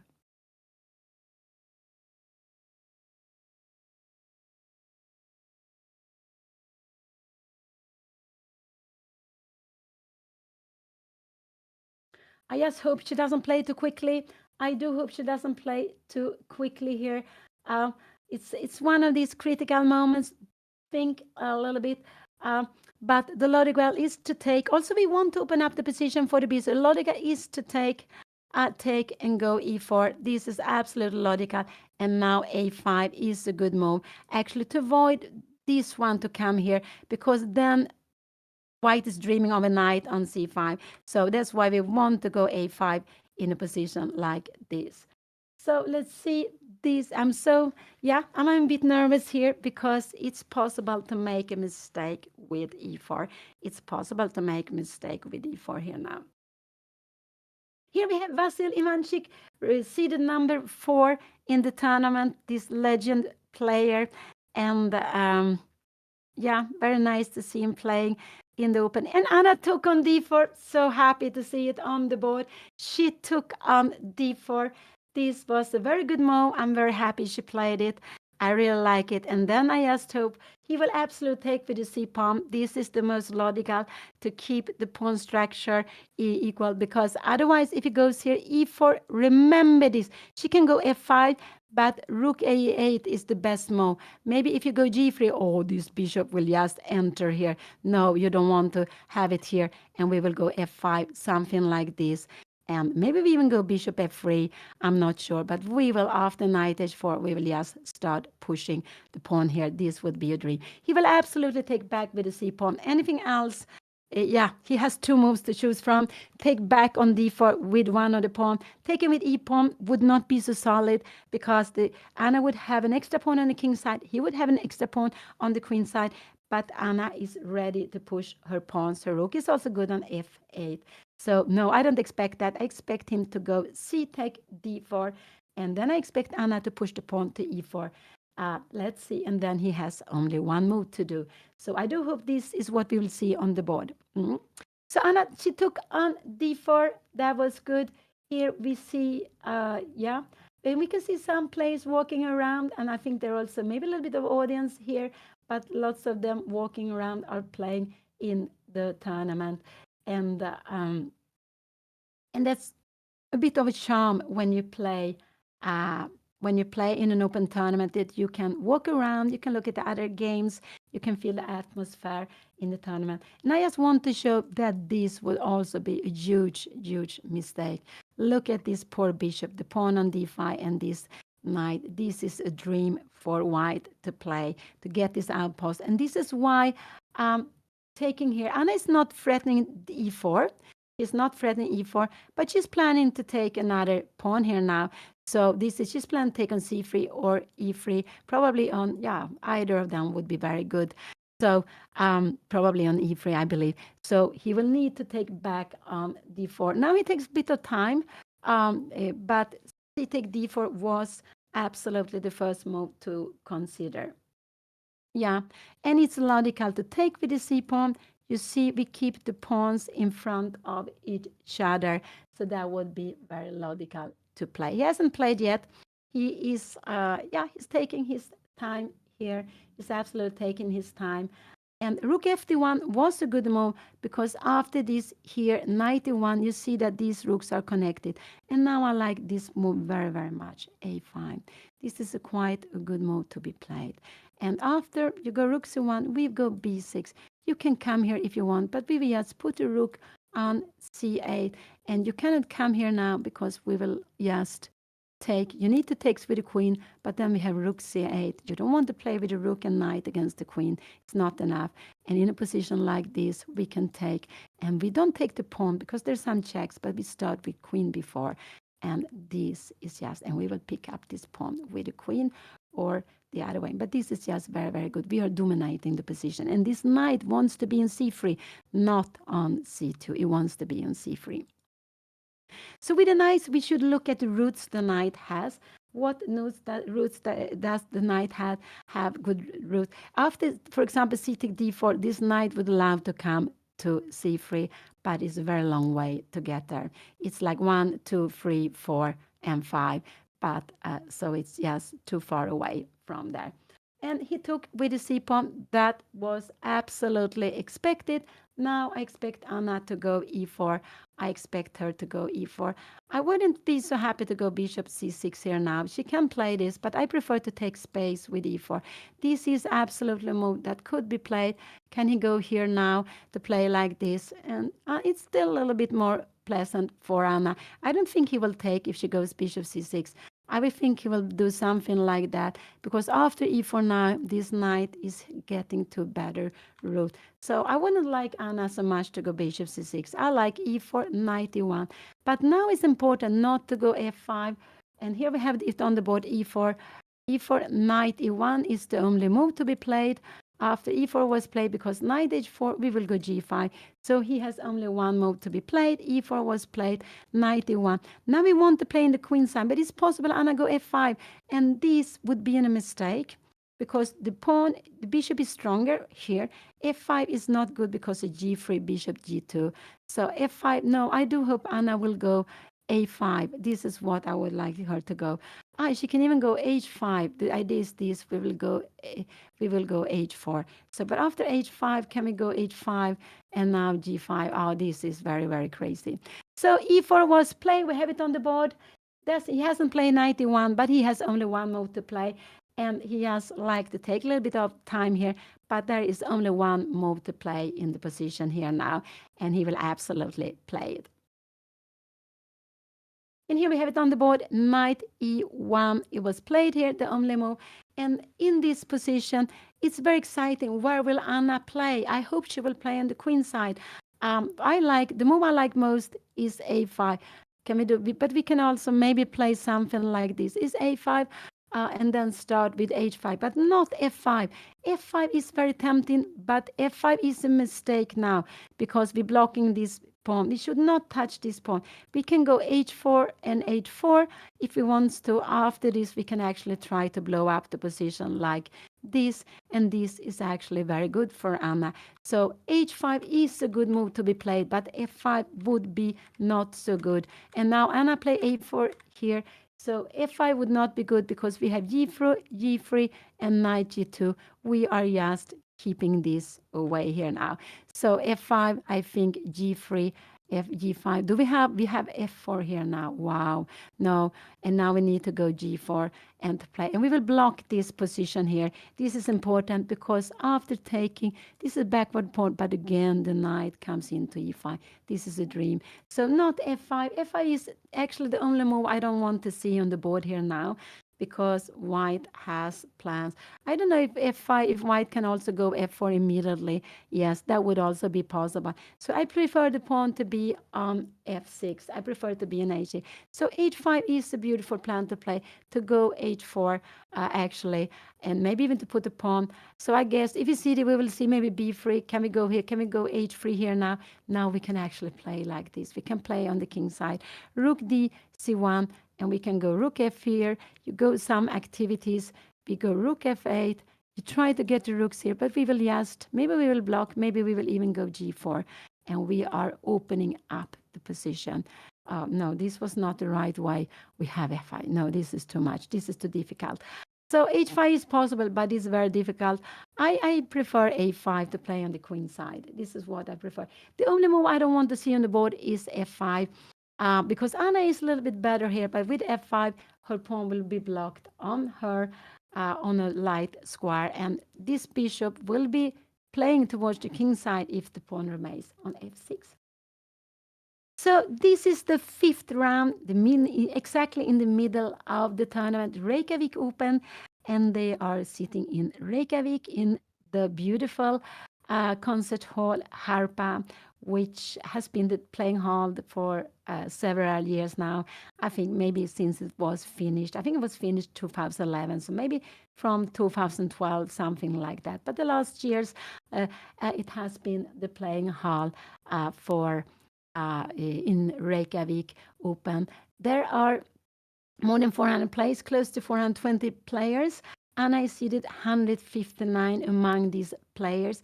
She has 2 points out of 4, and this is the fifth round. There will be 4 more games to play.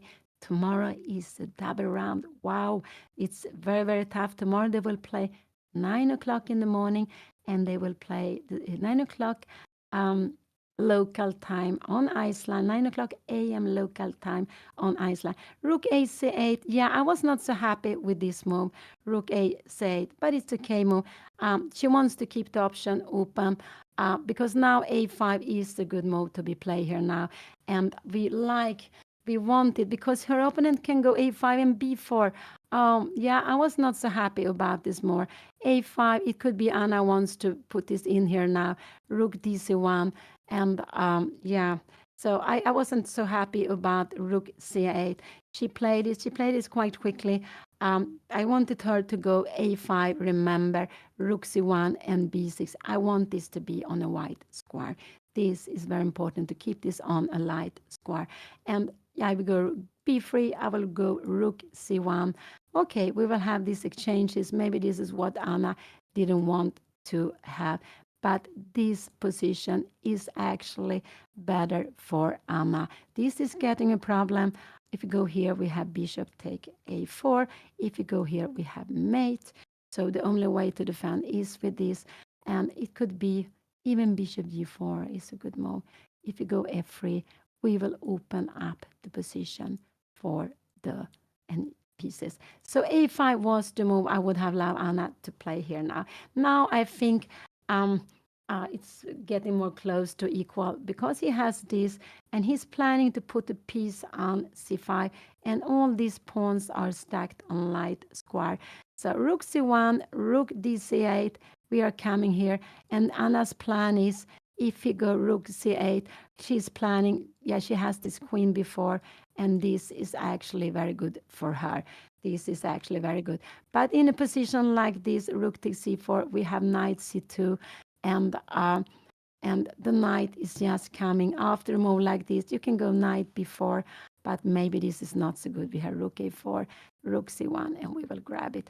It's still lots of things that can happen. But Rook a c8, what will he play? So Anna's plan is, her plan is that if you come here, she will take, he needs to take, she takes the c line, queen d2, and she can go, she can even go queen b6, she can even go queen c7, but then you can go a5. Maybe a5 is not the right way to play. So what will he play? I think he will go a5. What will he play? I think so. a5 is a very good move to be played here now. So now I would say that this is quite an equal position. After here, can he go b3? Rook, this is actually making it rook, I don't know, rook c6, rook here, and we go rook f c8. Why is it worse to have the pawn on b3? I'm not really sure here what is happening here. Here, queens here, knight b4 and queen b5. And Anna is a little bit better, but how is she going to prove here now? There is nothing Anna can do on this side. So this is a little bit like a fortress. I would say that this is like a fortress. So maybe go h4, but what are we going to do here now? If we go I just go h3. I don't know what I will do, king f2. king h2. What are we going? We need to play on this side. This is a fortress. We need to keep the pawn defended, so we need the rook to be here. We have no way. We can go rook c7, but it doesn't make a difference. a5 was a very good move to play. This was on the board, and I would say that this position is getting very equal now.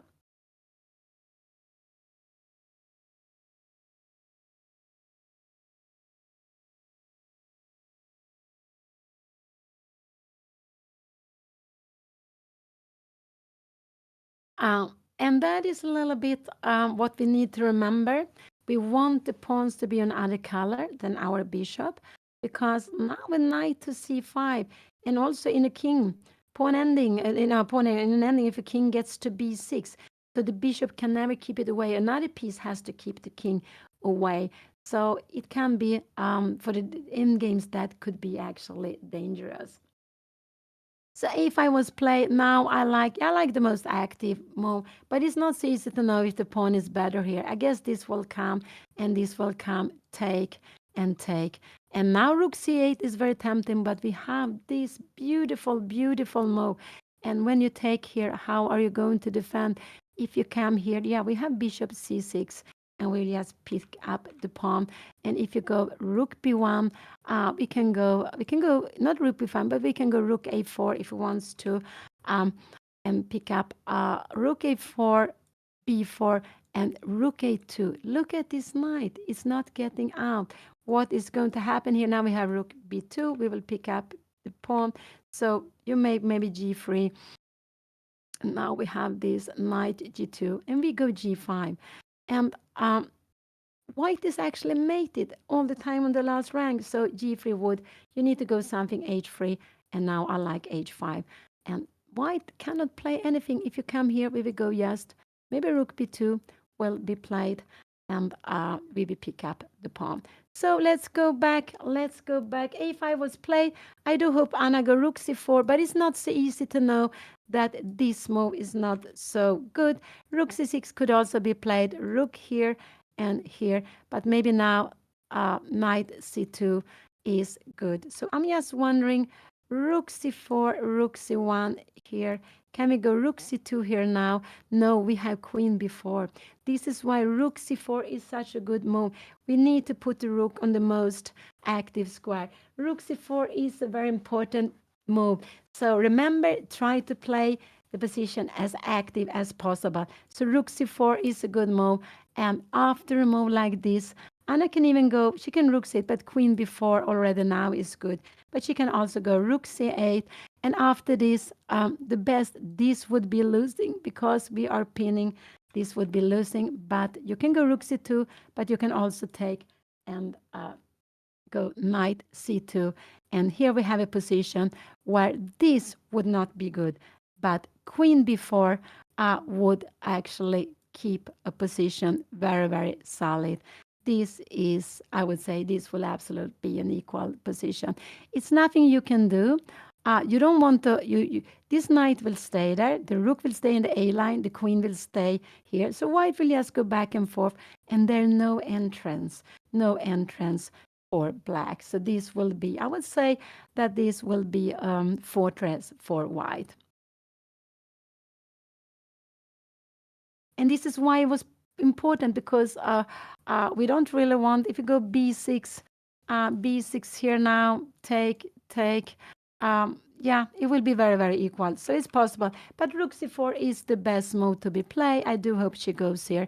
And if he comes here, she has two moves, this, or she can also go rook c8. Probably queen b4 is the best one. And what will happen here now? Can we go rook here? But we will change the rooks. Look at this. And after rook b1, now we have rook a4, b4, and bishop d7. We have very similar position as we saw before. And this is not possible. I just want to show you. And we will just give a mate.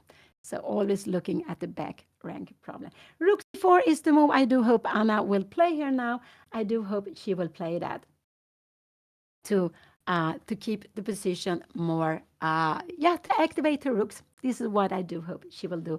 And with rook c4, be free. Do we have queen before here now? No, because the queen is defended. The queen is defended. Sorry, it didn't work.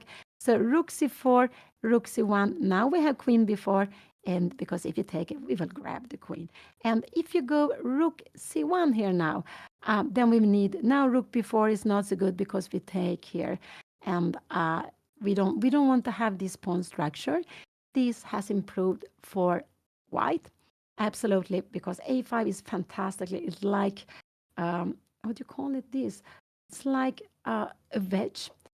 So we can't go here. This is very good here. So, and you have a pass pawn on d4. This would be nice for white to play.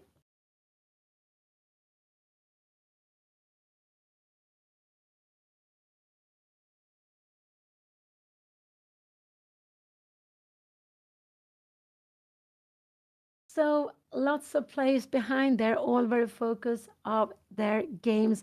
Anna and her young opponent, he's born 2010. They're also very focused on their game. We have a very solid position. A5 was played here now. And now I like rook c4. And after rook c4, if you go rook c1, I just want Anna to double here. And a position like this might... What did she do?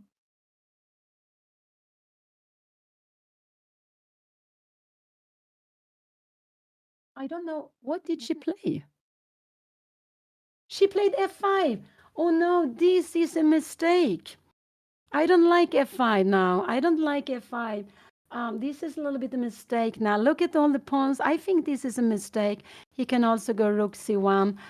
Can we go f4 here now? But now he will be better. Because, this, he will be better. Oh no, f5 was a mistake. Now he goes with the rook to c line. He can go with rook. Can Anna take on c1? Take here. Can she go here now? E take f4, g to f4, and he has a beautiful square for the knight. He will actually be a little bit better here.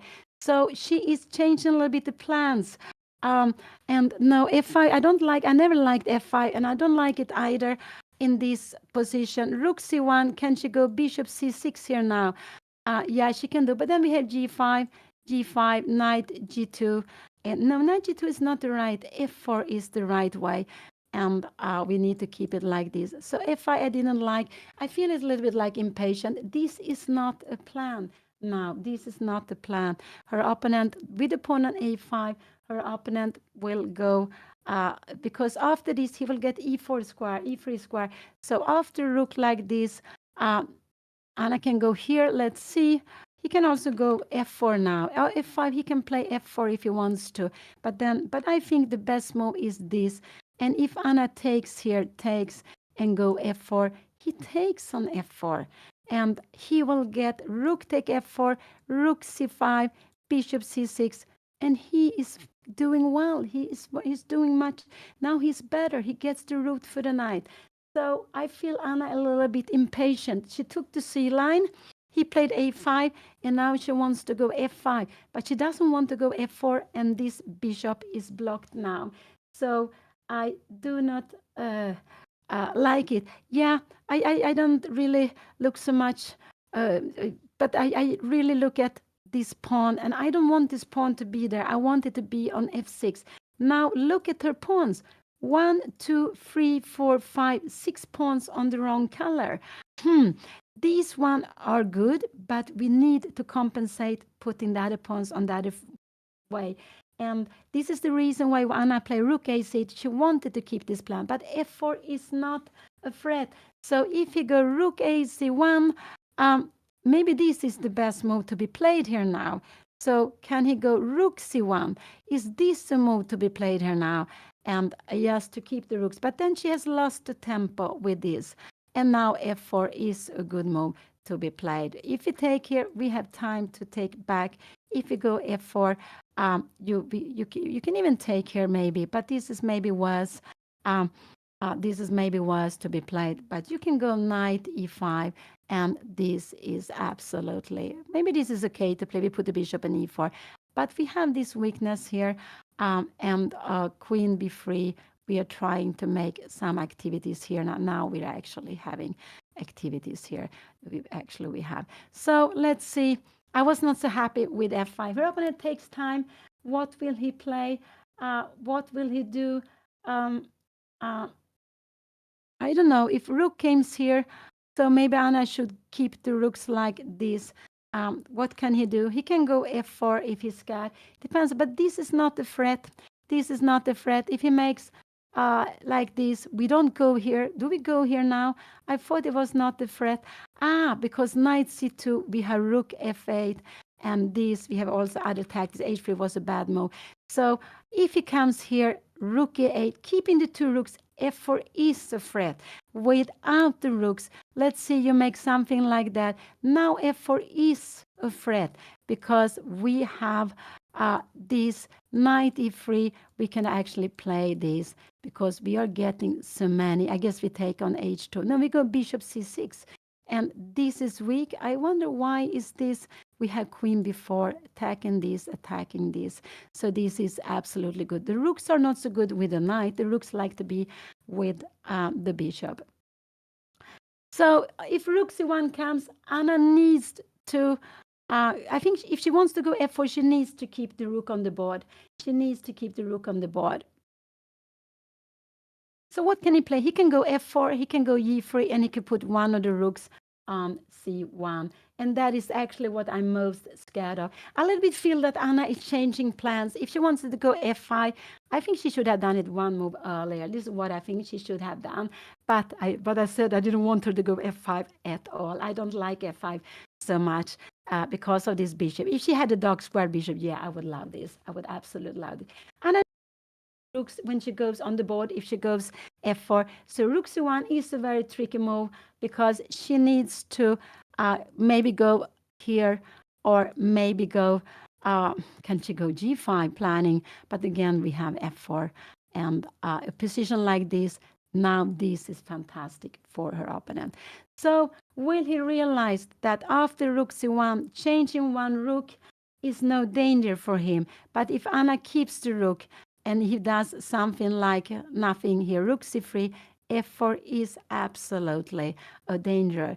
So let's see. But this is not so easy to understand, to evaluate that that f4 is a threat with the two rooks on the board. With only one rook, it's not enough. She needs to have the two rooks to attack with to put pressure on f2. And also, what did he do? He played g3. He played g3. This was, I would say, this was, now I like rook c4 here. I like rook c4 to be played here now. He played g3. Will Anna go g5? I prefer she doesn't go g5, but maybe g5, he will go f4. So don't go g5, Anna. Go rook c4 now. I really hope you go rook c4. g5 is a move that would scare me because after f4, she would be, yeah, maybe we will play position like this, but he can play this. And now we dream on putting the knight here. Rook c4. Are we going b3 here now? Rook c6. We are bringing the knight to e3. We have rook c8. Why is this such a good move? Because we are having some activities. Queen b4. We are threatening here, and we are threatening here, and we are threatening there. All the pawns. Okay, so it's just, but rook c4 is the move. But I think Anna will go g5. I don't so happy about g5. If she goes, g3 was played, I think she will go g5 here now. And here we have it on the board. She is pushing. f4 is the good move to be played here now. Rook c8 can also be played. After that, I think she should keep here the rooks. Maybe not like this. f4. Now f4 is possible to play. After f4, yeah, I think we should take the pawn, and after this to go rook c4. This is what I think. If it takes like this, we go king h8, and we have an open line, and maybe our bishop might be able to get into the game like this, especially if you go here. Look at this bishop. We will come maybe here. Maybe we start with queen h6 first, and this would be good. So what did Anna play? Did he play? She played g5. So she's pushing very much. If you go rook c1, f4 is not such a good move because he takes, and maybe, I don't know, maybe he takes like this, takes on c8, you take here, and knight g2. And what is this? No, you don't want this. So he can put the rook on c1. What did he do? No, he played knight g2 to defend this. And now I like rook. I like to double rook somewhere. Maybe rook c6 is better, but this is not so easy to see. Rook c6 is a good move. Rook cd1 and rook c8. And what if he takes here now? We will take with the queen and we're keeping the line. So she will be better now. Rook somewhere. I'm not sure if it should go to c6 on c4. Maybe rook c4. So Anna played g3, g5, knight g2. And now just double the rooks. I don't know if rook c4, rook a c1, and we put the other rook here. This looks okay to be played. And now, this is why we need to have the rook close to the queen. So the rook is better here after rook c1 here. And if you take, we take with the queen and we dominate the c line. This is why the rook should go to c6 or c7. But rook c6 I prefer because we can triple on the c line. Oh, Anna has plenty of time. She has 42 minutes, double as much as her opponent. 92 came. He wanted to stop f4. He wanted to stop her f4. But you can see this knight doesn't have a way come out. And now Anna should play on the queen side, not on the king side. She should play on the queen side. So rook c6 is the move I like most. And I want the rook to be close to the queen because now you're planning here. You are planning, let's say we do a little more nothing. We are planning here and you're coming here and now we can triple here, take and take. Maybe you have queen before. So maybe this is, you're planning to come in. We keep the king here away. And if you go h4, we will always go h6, keeping away. King h2 and maybe even king e6. And you can see we're keeping the queen away here. And we are trying to go queen b5, I guess. We're trying to go queen b5 and to get in to the c line. And we see that this knight doesn't have a good route to enter the game. So knight e2. So I like rook c6, rook c7. Rook c7 is also possible. But this is the move I really would like Anna to play here. This knight doesn't have a future, but he's playing defensive chess. He wants to defend against f4, but f4 wasn't really such a big threat.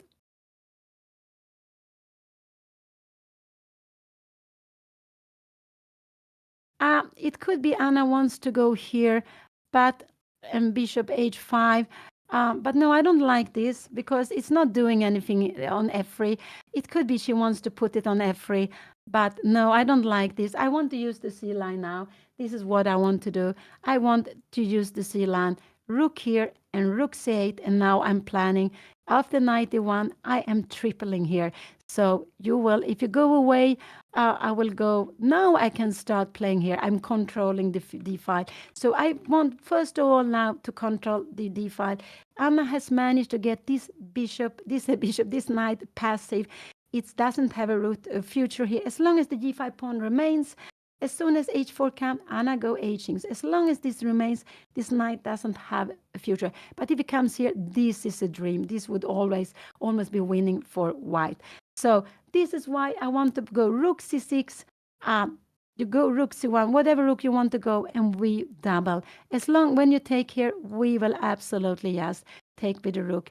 And remember, after a move like this, now we even have queen a4. And we want to play this. And you can see you are mated on the last rank. There are back rank problems. There are big back rank problems like this for white.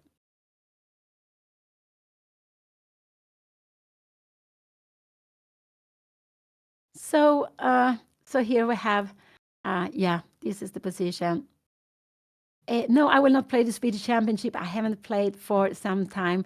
I don't have enough rating to play it. But also I played the Swedish Championship lots of time, and I'm happy. I've been second, I think, 3 times. That's the closest I came to the best I have done.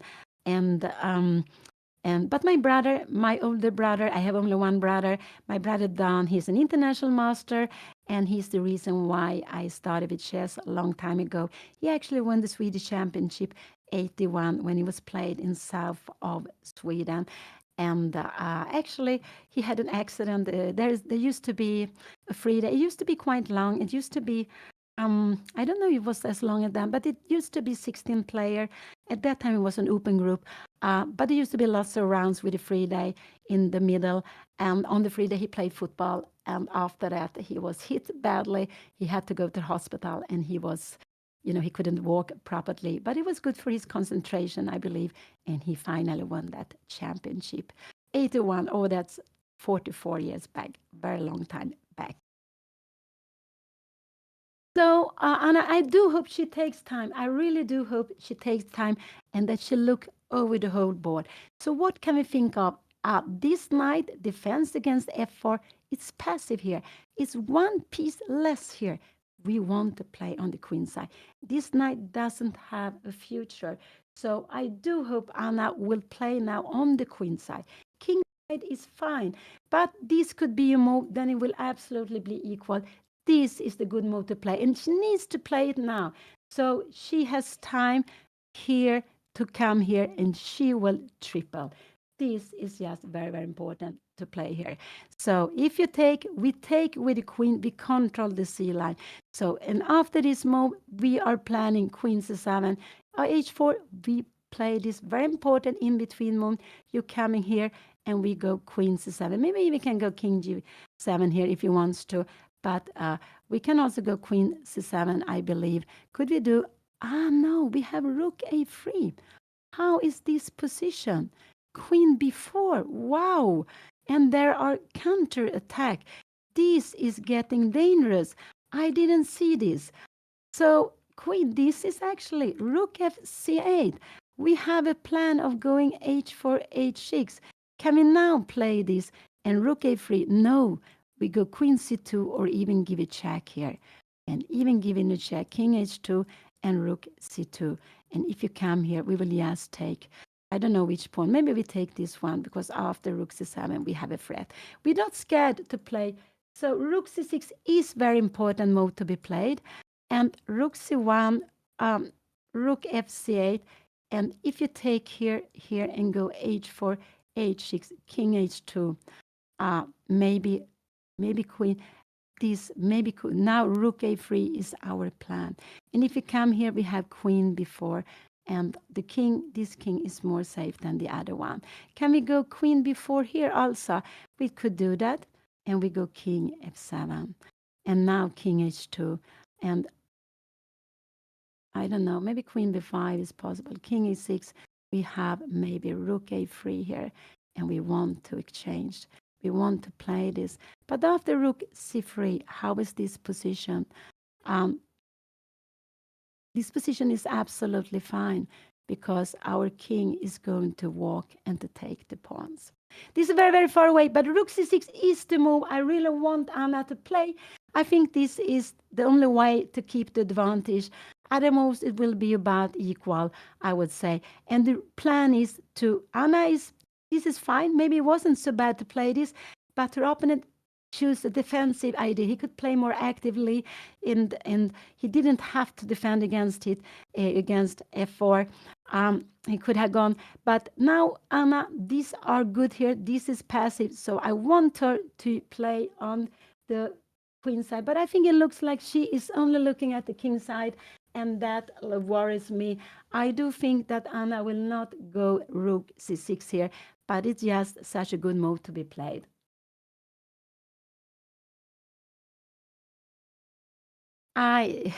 When we play, we try to speak with the pieces, try to see where are the pieces good, where are they bad.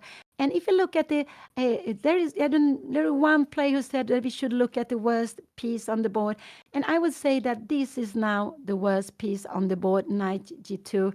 I would say it's worse than the bishop because this bishop is here. You can't attack anything. This is why I would have loved to go a5, b6, take a4 pawn, but we can. But it can be playing over here. It could be used. So, but we are fine here now. We stop the knight from coming in to f4. Now we need to make activities on the queen side. But Anna looks so much on the king side, so that's actually scares me.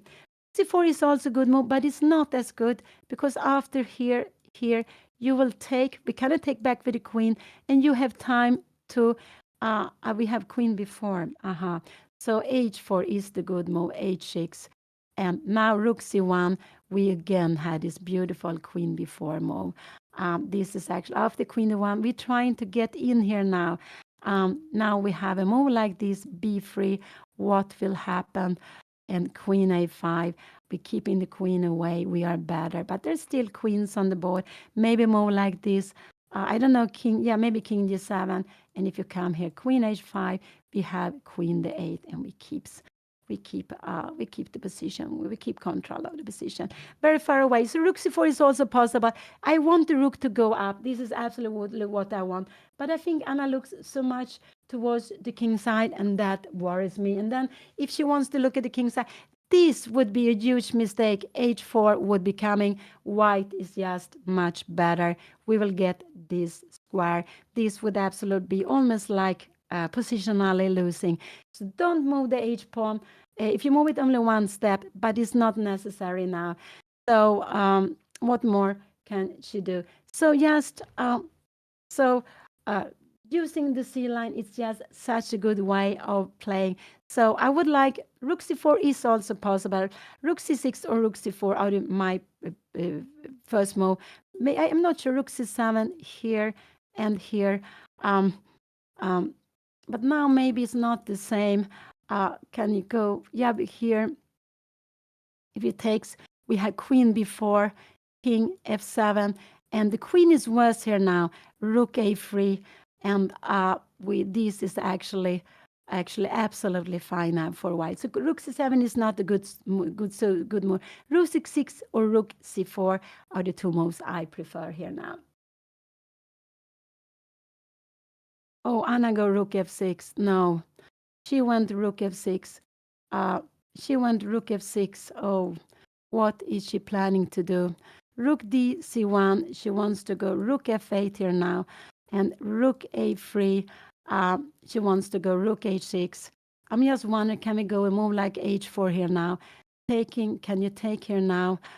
We will take and take, and we will go king h8. So this is actually good. So this is what she wants to do. She wants to play on the king side. Yeah, I don't know. H4 is a good move here now. Now Anna needs to go h6. This is absolutely a must. Rook c1, and now probably to play like this. Rook a3, and how this will absolutely be an equal position now. Rook c5, and you can plan something like this. Now we have f4 coming here. So if you play this, we will absolutely go f4.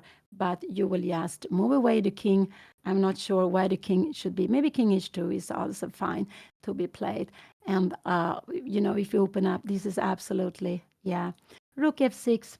She cannot get through here now. Her opponent should go h4. Will he find this beautiful h4 move? I'm not sure he will do that, but it's a beautiful move. If he comes here, Anna should keep the both rooks to be able to attack. Can he now go h4? Yeah, he can do that. She needs to go h6. This would absolutely be. Can he take here now? Rook h6. Can he come back? No, now Anna actually has even f4. So there are ways to go. He can go knight f4 to play this position. Rook h6. And this will be queen c2, bishop c6, queen c5. Oh, this is crazy. Yeah, this is crazy. So it's going to be some craziness here. What will he play? Anna went rook f6. I expect him to go rook to c1 and Anna to go keep the rooks. I expect him to do that. Rook f6, I'm sorry, I didn't look at it. I saw she was looking at the king side, so I expected her to play something on the king side, but I didn't look at rook f6. But she wants to go, yeah. Yes, so, but chess, it's just, if we are playing together, you are playing two players against two players, and you're allowed to talk. The two players never want to play the same moves. It will be more or less one who will decide the moves, the other one will agree. Because it's like this, we always have different plans and want to play in a different ways. So it's a little bit like making a soup. If there are more making the soup, it will maybe not be better. So rook f6, I didn't expect. And Anna has some idea of going rook h6, queen. I guess this is her, but I don't know if this is a good move. If you go rook c1, yeah, we need to keep the rooks. Remember, to have an attack, Anna needs to have the two rooks. So this is why she go rook f6 also. She has lost this tempo with the rook to see it. It's not so serious. It's not so serious, absolutely. But I would have preferred to play on the other side. But Anna feel that she had gone g5. She has to go for on the king side. And I would say, I don't think this game will end in a draw. I just think it will be a decisive result. Because if Anna pushed too far, if this knight enters the game on f4, it could be very difficult for her. But if Anna somehow managed to attack, it could be good for her. So that's what I'm thinking. And she's going for the attack. She's really going for the attack. Oh. So this is the fifth round, the round in the middle of Reykjavik Open. Anna and everyone has played 4 games. Okay, some players might have had it by. So 4 rounds has been played. I could see there were 2 players up on 4 out of 4. They are playing against each other, I believe. So the only 4 players with perfect score. There were 14 players with 3.5 out of 4. One of them, Stefansson, Hannes Stefansson, one of the Icelandic grandmaster. He has actually played the tournament. He's actually played the tournament 27 times. That's quite amazing. I guess that is the record. So it's an exciting position. I would say it's about equal now, absolutely equal. Anna wants to go for an attack. What her opponent, what should he do? Actually, this is a good move to do, but it's not such an easy choice to play this. If he goes here and Anna takes, can he takes back here now? No, this is actually a mistake. How can this be a mistake? Because of f4, knight take f4 and bishop g4, and we're bringing in the bishop. So what will he play here now? h4. So Anna can take on h4. Wow, and now this is the best move to be played, and he's actually better here now. So she shouldn't take, she should go rook h6. We have a rook somewhere here, and now I guess Anna should keep. We have maybe rook c8 and maybe king h8, king e2, something like rook g8. I don't know really what will have a rook h1 and how is positioned like this. Now we even have a move like this. Here we have take, and queen takes. And so check. After this, we have knight check here. And we have, oh, it's an exchange last. Oh, I'm so confused. So, but it's still, it's equal. Oh, but it's so. So what did he do? He put the rook on c1, I think. Did he put rook a c1? This is what he played. I think so, rook a c1. And now Anna needs to keep the rook. So bishop c6 or rook f8. She needs to keep the rooks if she wants to attack. So I would say one of these 2 moves has to be played. She has to keep the rooks. Otherwise, this will absolutely help her opponent. So rook f8 is what the move I would play. I would absolutely go rook f8 to keep it active here. So, and here we have it on the board, rook f8. This is, so now she wants to just keep she just wants to keep it. If a move like knight e1 comes, yeah, we will absolutely go f4. I was just wanting to say that we could even drop in this move and then go f4 also. So it would absolutely be. But the knight will remain here. Now Anna keep the rooks. What will he do? Could he go rook c5 here now? Absolutely. Then I guess Anna will go rook g6. He needs to step away. f4 is f4. You take this way.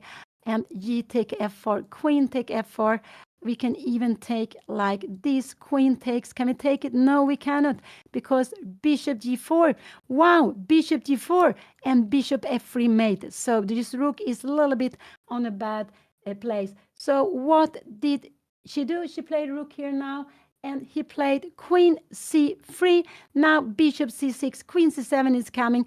Bishop c6 is what I would say a must know to be played.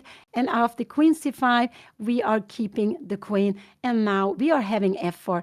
So bishop c6 is a blocker. She needs to block. He's planning queen c7 here. He's absolutely this is his plan. So bishop c6 is absolutely a move I would like to play. She can also go bishop a4 if she wants to. But I like the bishop to be here. No, I think bishop c6 is a good move. Yes, to block here. And if it goes queen c5, we go queen d7, we are h4. We are probably blowing up. Can we do it? No, you have g take f3. You have no, we have to take here now, and then after here take here, we might go f4. If you take here, I guess we go something like this. But bishop c6 is a must move to be played. He wants to change pieces. He's planning queen rook c7, and then she can change and go bishop c6. It's very solid. Or he's planning queen c5, but bishop c6 is just a very common move to be played here now. She can also go queen e6 if she wants to, but I like the queen here. I like bishop c6, queen c5, and now I like queen d7 here, just to keep everything defended. And now are we planning f4? I don't know what you're going to do here now. Well, you need to go h4, but after taking here now, knight f4 is a necessary move to be played. And I don't know, can we go something like rook h6? No, this is actually not so good. This is the good move to be played, but this knight h5 is just impossible to see that this is very good for black. Oh, this is just impossible. So let's go back. Bishop c6 is the obvious move for me to be played here now, because if you want to attack, you need the queen to be on the board. You need absolutely the queen to be on the board. He wants to go and exchange pieces. This is what he wants to do. He wants to go and exchange pieces. So so queen c5, queen c7 is come after queen c7. Anna needs to exchange. She needs to exchange the queen. After, if she plays h6, we have queen c7, her take, and bishop c6. And he will be a little bit. He will be a little bit better here, I guess. Knight e1. And he is just not a little bit, he's actually much better here. And because f4 is not good, so she needs to keep the queen. I'm a little bit surprised she takes time here, but okay, she has lots of time, 27 minutes. And they have played, he played the 23rd move, but he's planning queen c7, forcing the queen exchange. So she should just play bishop c6, and she can also go bishop a4 if she wants to. If he goes b3, we go bishop c6. And the question is, this pawn is maybe a little bit worse on b3 than it was after here. We again keep it like this, and we have the position. So bishop c6 is the move I want Anna to play. She needs to block the c line. She needs not to allow him to be active. And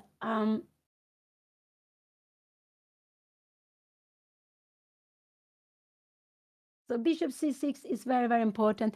She's going to attack, but she needs first to take away the threat he has. The threat is to change queens. Without the queens, she will not be able to attack at all. She will not be able to attack at all. So bishop c6 is absolutely a must move.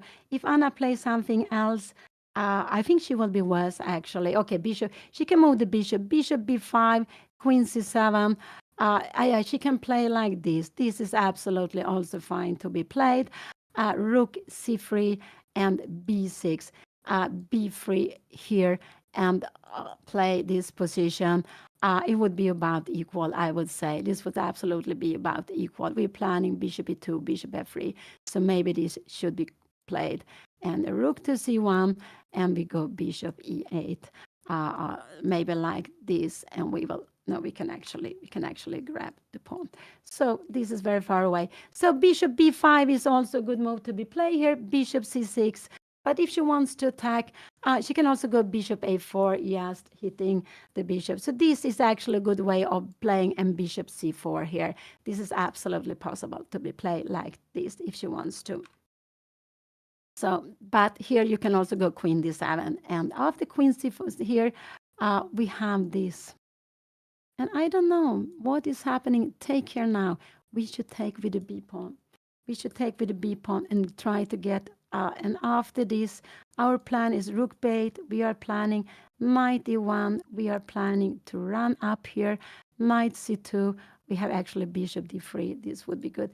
So it's very, very far away. But moving out the bishop is also interesting. But I cannot believe that Anna wants to put the bishop on the queen side when she's playing on the king side. So bishop c6 is just a very good move to play for her. I would say that it's one. Um, uh, it goes more with her plan, bishop c6, blocking. But Anna sometimes allows activity. She sometimes allows activity for the opponent, and here her opponent wants to change queens. If Anna wants to play for an attack, she needs to have the queen on the board. Otherwise, the attack will not be dangerous. Oof, so nervous. It's like that. Lots of nervous moment. The move I like most is bishop c6. Absolutely.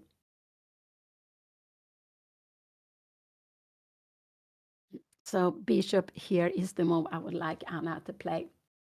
So this is the fifth round in the Icelandic in Reykjavik Open, this traditional tournament with more than 400 players. Anna is seeded 129 among these 400 players, and after after 4 games played, she has 2 out of 4. She won 2 games. She lost 2 games.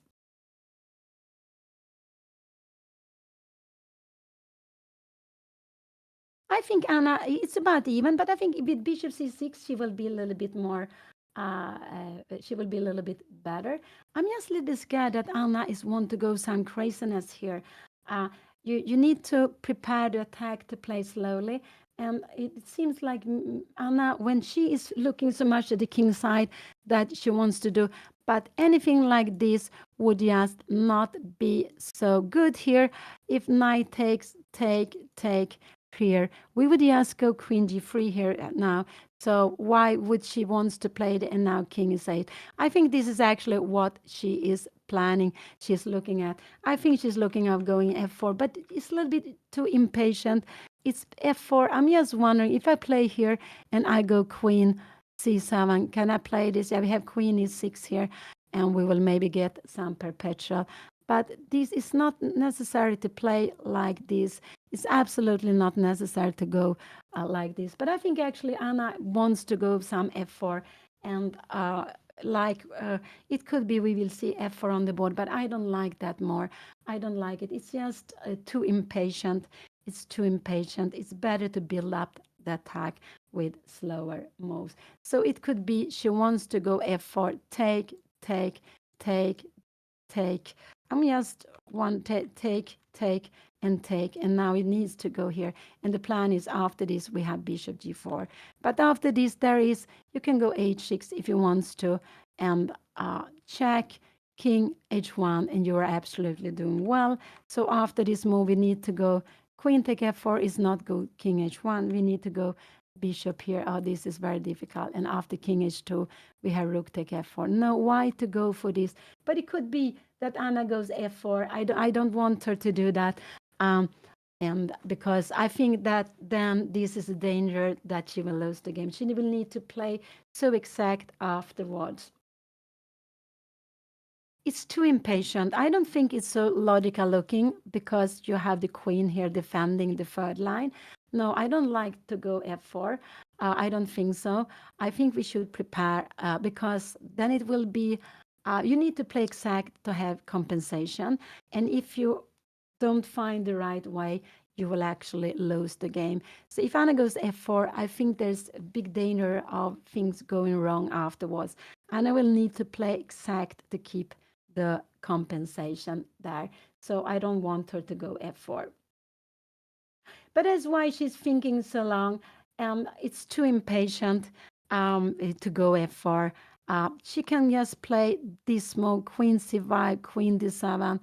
And now if he makes a slow move now, we have rook h6. We are planning f4 and queen h here. So the queen is actually very good here. So this is just such a good plan to be played. And she played bishop c6. I'm so happy. It came on the board. I didn't see that. Oh, it came to the board.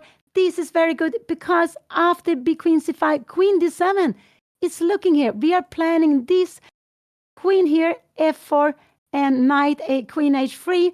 This is the plan. So this was very good. I'm so happy she played it. I was so scared of f4. I thought she was looking so much of giving an exchange, but you don't have to play bishop c6. Now you are blocking. It might be when we want to block. Is it an advantage that the pawn is on a5? Yeah, at least we can block the c line. It will just not be able for white to get in on the sea line. This looks like a big pawn, but it can be moved away.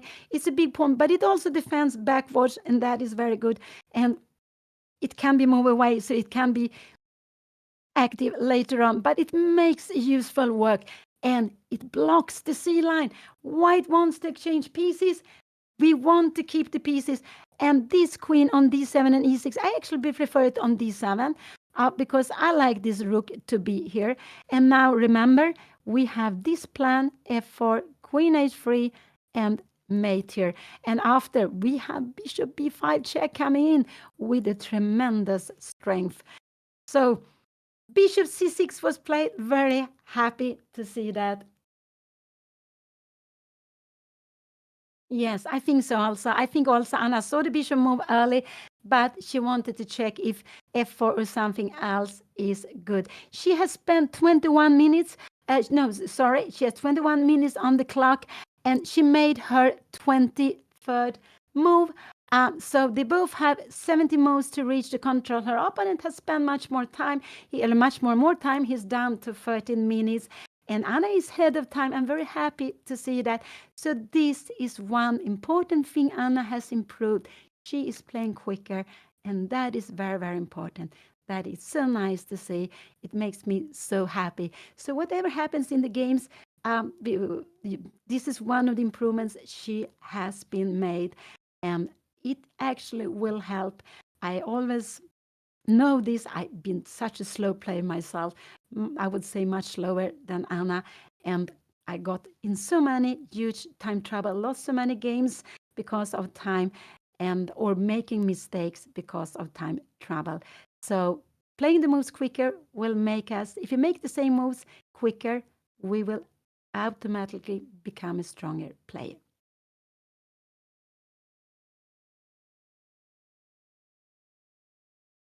Yes. After queen c5, queen d7, h4 is what white has to play. Will he find this? I don't know. But after this move, he needs to find knight f4. And this is not easy to do. This is what we were looking at.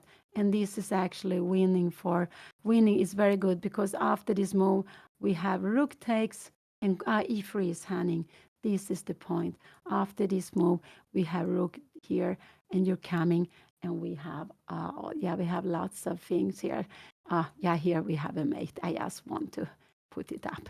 So yes, but that would be impossible to play. So will he find? Yeah, h5 is a good move. H5 is actually the best move here, but or to go with next move.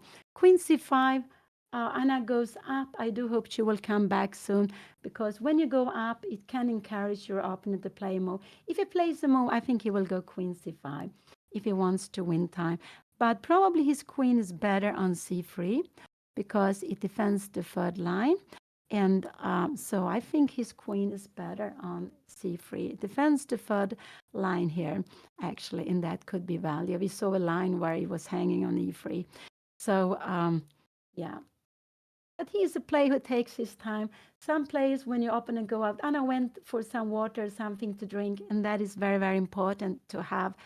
And also because it might not be another moment when she feels she wants to go up and fetch some water because they are getting close to the time trouble. Her opponent is down to 10 minutes, and they have played, how many moves have they played? They have played 23 moves. There are still 17 moves to go. Her opponent has 10 minutes. What will he play now? What will he do? He played king f1. Wow. This is a mistake. He's running away. Anna can now go rook h here. Can he go h4? I just wonder, can we take the pawn? No, taking the pawn. If he takes, can we take here now? This is not so good. No, we have f4. So Anna can go here, and now also f4 is very good because a move like this would be winning like this. So rook h6 is a very good move. After f4, you take here now. We take on h4. You take on h4, and we just take this. And this queen take f4 is very good because we don't have this move check now with the king on f1. We just grab it. So if we don't take queen e3, we'll also grab it. So what are we going to do? If you go queen d2, we can also go e3. If you go rook e2, we can also go e3. If you go rook c2, I think we can go queen h2 perhaps, and we are having tremendous threat. So he played king f1. I just think rook h6 is a very good move to be played. He played king f1, didn't he? Yeah, he played king f1, and that's a mistake. Rook h6 is a very good move to be played here now. Just go after the pawn. And if you go h6, we have this beautiful f4. He needs, if you take like this, I guess we can take here. We have a pass pawn walking down. So he needs to take like this, and we take on h4. And he needs to take like this. And this is the way to bring it up. Queen take f4. And it's very important to see that king on g1, this would be nothing for black because you have queen g3 check. But in this position now, I guess we go king. Oh no, we go queen f2 here. King h1. We are just taking the pawns, and we can go, yeah, rook f2. It will be a mate very, very soon. So rook h6, and Anna will have a fantastic position. She can also go queen d7, planning f4. If you go something like this, I guess we will just go f4, you take, and we have queen g4, and it's just fantastically. So f4, yeah, you need to take it like this, but we have queen h3, you're going up, and we will just take on f4 and take here. So let's see. This is actually the move I would like most here, queen d7. Maybe this is the best move, but then you cannot go back here now because sorry, we have rook h3 and this coming, rook c5 and rook h6 coming, queen e7, and after this we have rook e8. We are kicking away the queen, and now we will just take on h2. What can you do here now? We need to play something like this, but we just grab it with the queen. No, we don't grab it with the queen. We take here, and like this, we have an exchange up, and this is good. h4 is the only move to get into the game here and to take with the knight. And here we can even give away. But this is very far away. This is very far away. King f1 was played. This is very tempting. After a move like this, he will need to go h4. And then Anna has to see this forcing line. I actually prefer queen d7, queen e6. And now I'm planning a4 and queen h3. So I would like to go queen d7 in this position. I think this is an easier plan to play. Queen d7, queen e1, we go just f4. And whatever you does, we will just take it. And you can't take another, we will just grab here now. So I like queen to d1 or e6. This is what I would like to do. Anna has some water. This is very good. So king f1, he's scared of Anna's plan. If Anna go rook h1, what will he do? Rook h6, he needs to go h4.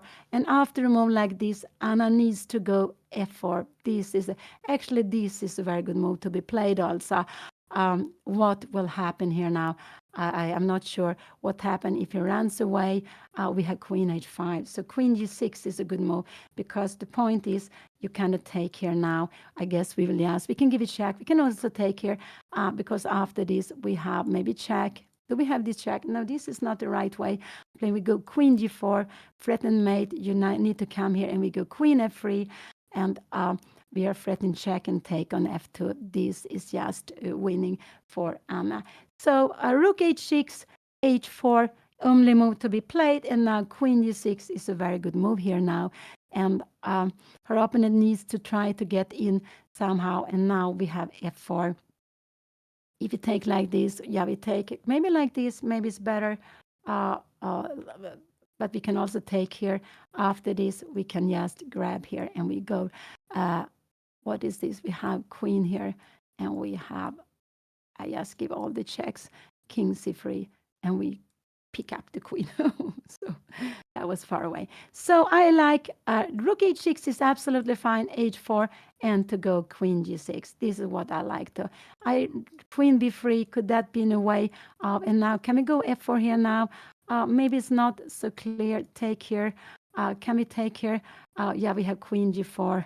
Oh, it's so technical. So let's see. Let's see. But I prefer queen d7, queen e6 is what I would say. I would prefer this. This is probably the strongest move, but I would prefer moving away like this. And then it could actually be that this. If you go h4 here now, we can go f4. If you take here now, we can actually go f takes. And after this, we actually have queen h3. Wow, a rook less. But this is not so easy to understand. But this is just winning. So let's see. It's Anna's time. She's down to 15 minutes. This is going to be a very, very exciting game. Very, very exciting. I think we will see a time scramble here. Absolutely. Oh, so Anna is attacking. Her opponent is worried about the attack. He went away with the king, but the king was better on g1 than on f1. I expect Anna to go rook h6, but I think queen d7 is a good move to plan f4 and to go in there. So this is what I think is a good move. Bishop c6, yeah, and I used quite a lot of time for that, which was not necessary. She could have played it a little bit quicker, but she has anyway speeded up. Even if she gets into time trouble, she has been playing quickly. She has showed she wants to play quickly.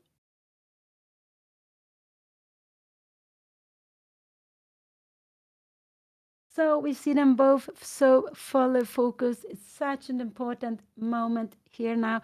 Will Anna go? Yeah, I expect her to go this move. I do expect her to go. I'm a little bit scared. Can she go f4? I think f4, queen e6, why to play like this? It's absolutely possible. King e2, but it would be unnecessary. I prefer to prepare it. Queen e6 or queen d7. I don't know why I like the queen more than d7, both of them. And now I want to go f4. So this is the move I would like to play. Queen e6 or queen d7 and to go f4. This is what I would like to play in this position myself.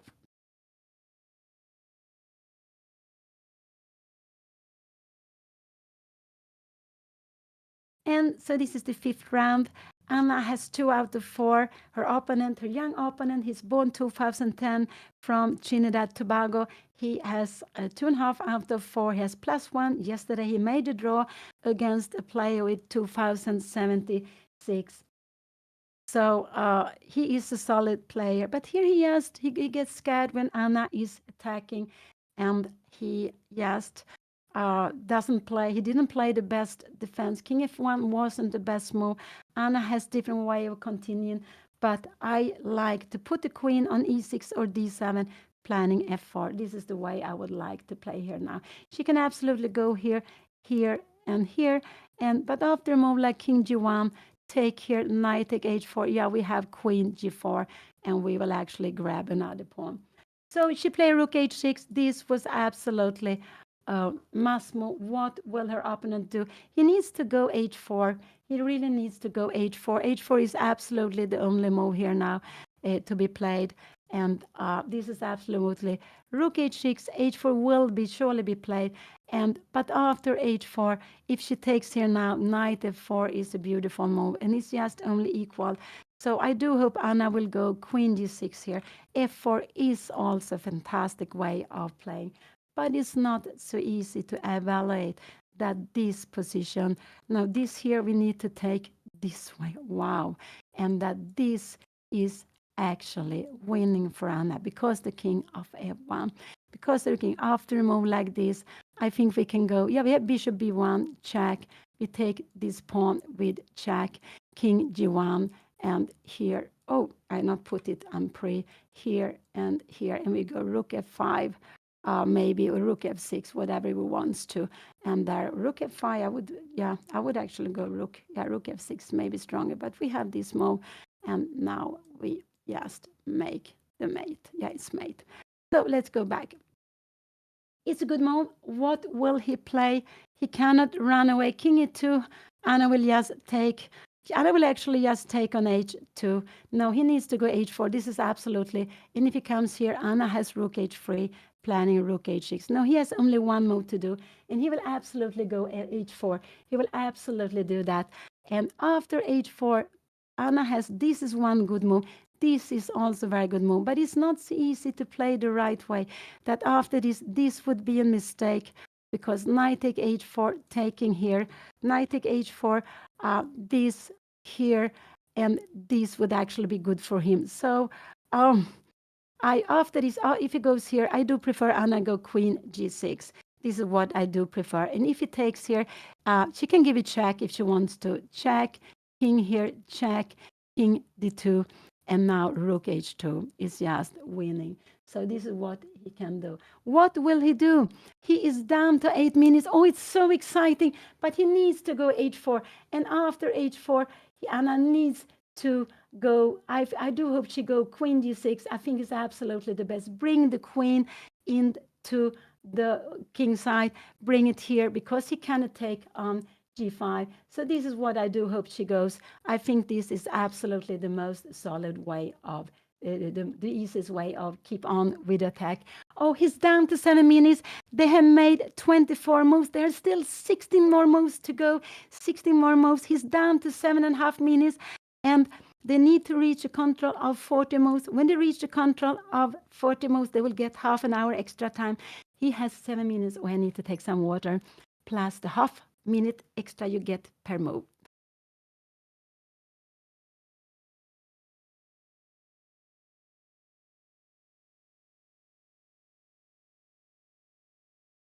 Oh, so exciting, so exciting. But normally it's easier to attack, more difficult to defend because we're playing forward. When we attack, we might have to play backward.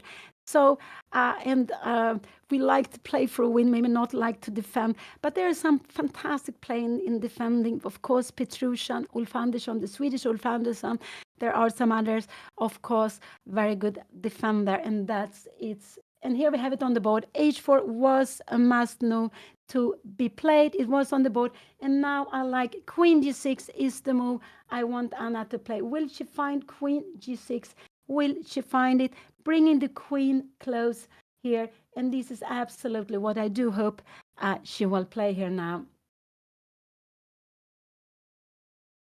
So queen g6 is what I do hope. h4 was a must move to be played. If Anna take on h4, if she takes on h4, this is the best move to be played. But I would say this is just very, very difficult to find.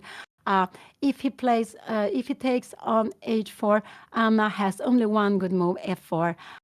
After e take f4, she should go rook take h4 and queen f4, and this is winning. But not so easy to see. You threaten mate in one.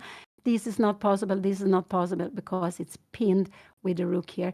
So I prefer Anna to go. h4 was played. This was also a good move. This was the only move to be played. And now I want Anna to go queen g6. I want her to go queen g6. Just bring in the queen close to the attack and use the light square. So I do hope Anna will go queen g6. If king e2 comes, Anna has check here now, here, and she has queen f3. She would just win like this. She would actually, this would be a mate actually. So queen g6 is just such a good move to be played. I do hope she will play it now because with queen g6, we want the queen to enter here and here. This is what we want to do. We want the queen to enter on the light square. So that's why I want Anna to go queen g5 in this position. And after a move like this, she can give it check, but she can also take back. Both of them are very good. But she can also give it check like this, check here now like this. And she can even take here now. And queen f3, can she do that? No, knight f4, she's actually was here. Oh, this is not, she needs to go rook h2, but this is a very good move because after this we have this move and it will be soon queen e1 and I guess queen h2 and it will be mate next move very soon. So let's go back So h4 was played. Queen g6 is the move I really want Anna to play. I do hope she will play that. But I would have preferred Anna to go in another way than this. But this is very good if Anna plays the best. But she has only two good moves, and this is Queen d6 and f4. This is mistake. This is actually only equal now. This is actually only equal now. But this is not so easy to value. And I'm not sure if Anna takes here. I think her opponent will take here. And now Anna can actually play like this. Uh, can she take? But this is actually the best move f4 to be played. You need to take it. And now we have this. We have been looking at this lots of times. Oh, oh, so exciting. So Queen e6 is what I do hope she will play here now. And she's down to 10 minutes. Her opponent has 7 minutes. I still think this game can go either way. Still, because if Anna goes wrong, now this knight has the beautiful f4 square. So if his king can run away, his knight has this beautiful f4 square. So if Anna doesn't play the best, the game could actually turn over because positionally he's doing well, but he has problem with his king if Anna finds the best way of playing. And the best way is bringing in the king like this, queen like this. After you plan to take on h4, queen g4, and you are doing very, very well. No, I don't like. Yeah, f4 is also possible, but after f4, e take f4, Anna needs to play this move. She needs to play this move, and then she's absolutely the fan. So f4 is absolutely a move to be played, and I would say uh, that I guess Anna will play f4. I think so. I think Anna will play f4 here. Now, this is what I think. It's also very good. Only queen g6 and f4 are the only good moves here. Taking on h4, if you find this in strong move, now maybe king h8 is a good move. But can we go queen c5? No, this, we can even exchange here now, and we are fine in the endgame. So this, and now king h8, I don't know, king e2. No, that is also not good. So king g2 should be equal. Oh, this is just too difficult. Maybe we bring the king closer here, rook h1, and we are trying to get the king closer. Rook h2. I don't know if we can make a queen d4 here move, but this is absolutely, it's only a check, and there is absolutely okay here. Maybe we go rook e8 to keep the queen, but this is actually only equal. So let's see, everything can happen. So the good moves are queen g6 or f4. I prefer queen g6. f4 is good, but I think you have only one way to continue playing, keeping everything exact. So that's why I prefer Anna to go queen g6. But also if the queen g6 is possible to go wrong. It's absolutely possible to go wrong.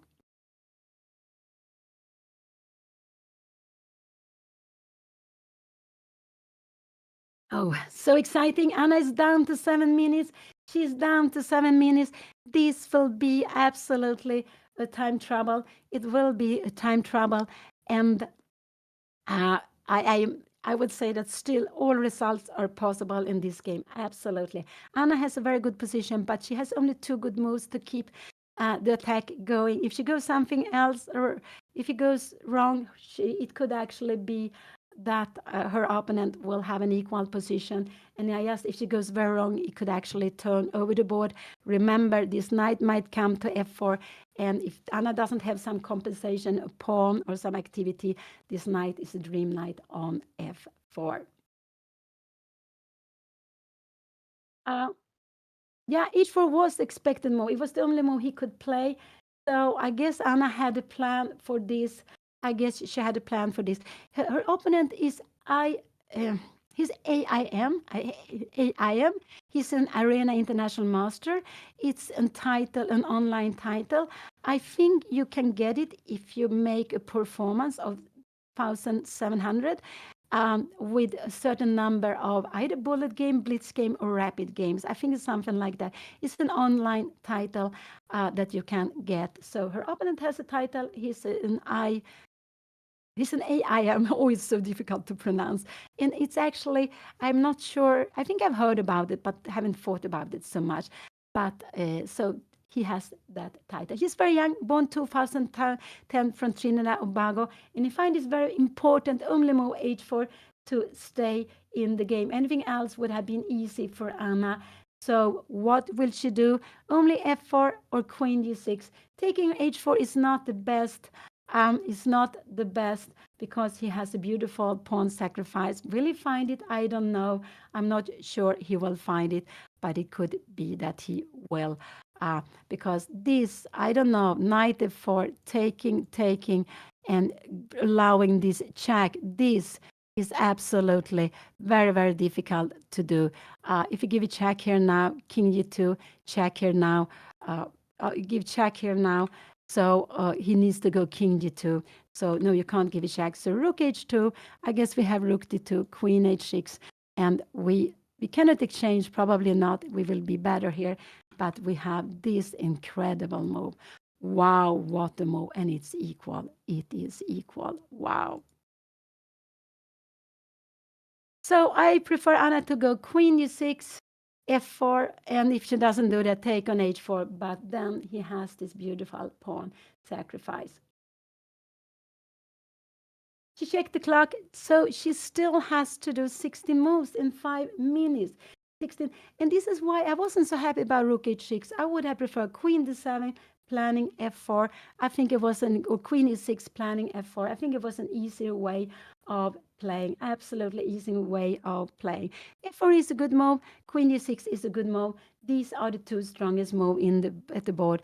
Either to go f4 or queen e6. These are the best moves in the board on the board, but she has only 4 minutes. And what could I expect? I could also expect Anna to go to take on h4. I think these are the 3 moves to look at actually. But let's see.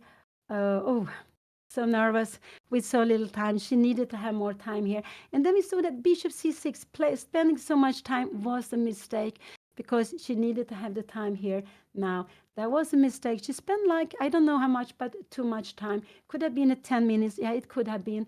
And these 10 minutes, if it was 10 minutes, but the minutes she spent, she should need to play to have now. Yeah, Anna is a player who likes to calculate a lot. And that is, yeah, something that is not good. But here she needs to keep the game going. And with rook h6, h4 was absolutely must move. And I would say if you go rook h6, you need to know what you want to play. I cannot, she is looking a little bit scared actually. She looked a little bit that something she hasn't seen. Didn't she see h4? Could it be? But this was a move always in the air. He only played it when he was forced to play it. And her opponent, now his son is down to 3 minutes. She is down to 3 minutes. And yeah, anything can happen in this game. But I prefer queen d6, bring in the queen, because then you have rook and queen to attack. They're also a very danger on the light square. Bishop b5 check could be a good move sometimes. And here we have queen g6. I'm so happy she played queen g6. This was a very good move to be played. I'm very, very happy. Queen d6 was a very good move to be played. Now Anna is planning to take on h4 and go queen g4. If he does something, I think we can just take her now. And if it takes back, we will go queen g4, and we are having lots of threats. King e1, we will go f4, you take her now, and we can even go e3, look at the queen. We will just take it. So this was queen e6 was a very good move to be played. Anna has only 3 minutes. This, I'm only worried about the time. Queen e6, that was a good move to be played.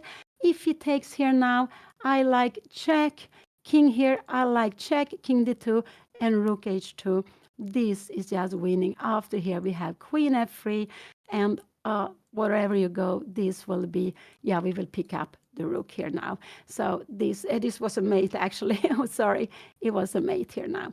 So let's go back. So I really like this move. What will he do here now? Maybe queen a3 is a good move. I would say this is impossible to play. And now Anna can take on h4, knight f4, queen e4, and maybe try to bring in. But we will just take on g3 and It's just very, very good. So queen e6 was a very, very good move. And remember, he's down to 6 minutes, but Anna has only 3 minutes. She only has 3 minutes. And I just wish he would have played quicker, but it was a good move. It was the best move, the move I like to see on the board. Now she's planning to take on h4 and bring the queen to g4, and he can never go with his queen. Let's see, he does something like this. You take here, queen d4. You want a challenge, but now we have bishop b5. So we can never put the queen on e2. Okay, then we need to take on c6 first to play like this, and maybe now queen e2, but this is absolutely very good for us. So let's go back. Here we have the position. Has he played? No, he's thinking, oh, I need to take some water. I'm so stressed. So Anna, she is planning, if he can go king e1. We take here, and if you go knight, I don't know if it's best to take. The best is actually queen h5. This is the best move to be played, but this is not so easy because check, king d2. This is actually a mate here. This is winning. So after king h1, king e1, queen h5 is the best move, but that is not so easy to see. Queen h5, we are planning queen f3. Can you try to do something else? No, we have queen f3, and we're picking up the knight. After this, we will just go, maybe bishop b5. What more can we do? We can make a move like this. After this, we have queen h1 if we want to. And in the end, we have bishop b5 check. This bishop can enter the game. It's not a pawn. It's a bishop. So it's just a piece that actually can enter the game. And that is the strength with bishops, rooks, queens. You can stay on one side of the board and you can attack on the other side. The knight is a slow piece, and it can only attack things that are quite close to the position. I think he will go, it looks like he's running away with the king, but if he runs away with the king, queen h5 is the best move to be played.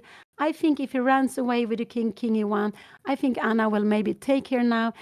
This is maybe not the best, and queen g4, but she is still doing well here now. He cannot take here because we have mate here. After a move like this, he needs to come here, but we can go maybe queen h2 here now, and Anna will absolutely be better. Absolutely. So let's see, he played king to e2, but now Anna has queen h5 check, here, and queen f3. How is he going to save this?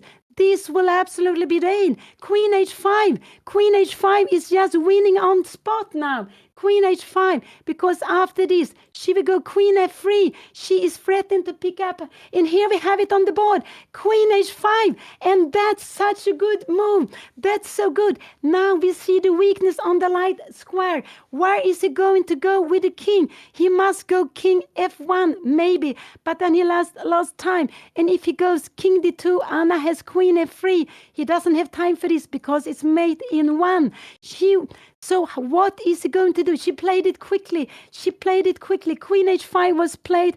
I'm not sure how much time she has. Oh, she's down to 2:45. They have played. How many moves have they played? She has played now 26 moves, but this is a very good move. King f1 is the only move to be played, but after king f1, she can take an h4 if she wants to. If it takes here now, she has queen d4, but I think just after this move, queen f3 is a very good move. Knight d1, we have so maybe after this, queen g4 is actually the best move. After knight e1, we go queen g4, and we are still keeping everything under control. Fantastic. He needs to go. What did he play? He cannot go. He wants to run away. But the problem with queen d2 is knight f3 here. So the problem with queen e1 is queen f3. He has only one move, is to go back. But if you go back and forth, you are losing so much time. So king f1, maybe maybe this is the best move to do play. And now you can go queen g4. What is it going? You're threatening to take here, or what are we? Yeah, we're threatening to take. You need to defend somehow. Maybe queen d2 is the threat after this war. Do we have the mate? Oh, we have the mate here. I forgot. We have the mate here. That was not a good way of defending. So let's see. Queen h5 was very, very good. How is he going to defend here now? He has to go back. Otherwise, he will lose. If he comes here, queen f3, he will actually needs to come here now. Now we can take this. And if you take like this, I guess we can just maybe we can give a check. Queen b1 here, and we can just take this, and we can go king h8, and we will have another piece. We have all three pieces. He has played. What did he do? He went king f1 back. That was the best move to do. He went king f1 back, but Anna has a huge position here now. So he went back with the king to f1, and now queen f3 is a good move. Queen d4, take on h4. Everything is very good. I like queen d4 most. I just like this move, and then to take on h4 next time. This is the move I would like to play here now. So yes, queen d4. Anna's down to 230. He needed to go back with the queen. He realized he lost time. He let her come up with the queen to h5. And is this an endgame? Is this an endgame? I would say it's quite a lot of pieces on board. I would say it's still in the later middle game. And Anna took on h4. She took on h4. And what is he going to go? Knight f4. She will go on queen f3. And here she will just take back. And after king h1, she has rook h2. And this will absolutely be very good. So she took on h4. What will he do here? I think he will go knight f4 or knight take h4. We have queen g4. I think he will go knight take h4 here. After knight take h4, queen d4 is a good move to be played. Can not give it check. I don't know, check. I think it would be actually a mistake. So queen d4 is a very good move to be played here now. If she goes bishop b5 check, it's a mistake. So after this, she needs to go queen d4 here now. He's taking some time. Sorry, she took on h4. He needs to take on h4. He absolutely needs to take on h4. I would probably have gone queen f3, something like that first. He took an h4, and now queen d4 is a very good move to be played.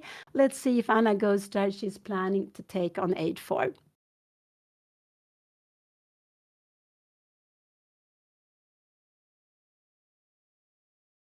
She can also go f4, but queen d4 is good. Just planning to take on h4. So I do hope she will play this. Not bishop b5 check. This would actually be a blunder. Bishop b5 check is a blunder. So yes, queen d4. Yes, queen d4, because he has king d2, and this is better. So let's see. What will Anna do? She can go f4, but I don't like f4 so much. Let's go queen d4. No, don't go bishop b5 check. And this is a blunder. Now it's only equal this position. So she is planning bishop e2 check here now. After rook h1, she will have bishop f3 taking here, and actually it's a mate. So this is her plan. So she went bishop b5 check. He needs to go king g2. Will he find king g2? Bishop b5 was not the best move. He will go king g2. He played king g2. Anna will go bishop e2 now. Absolutely. And what will he do after bishop e2 here now?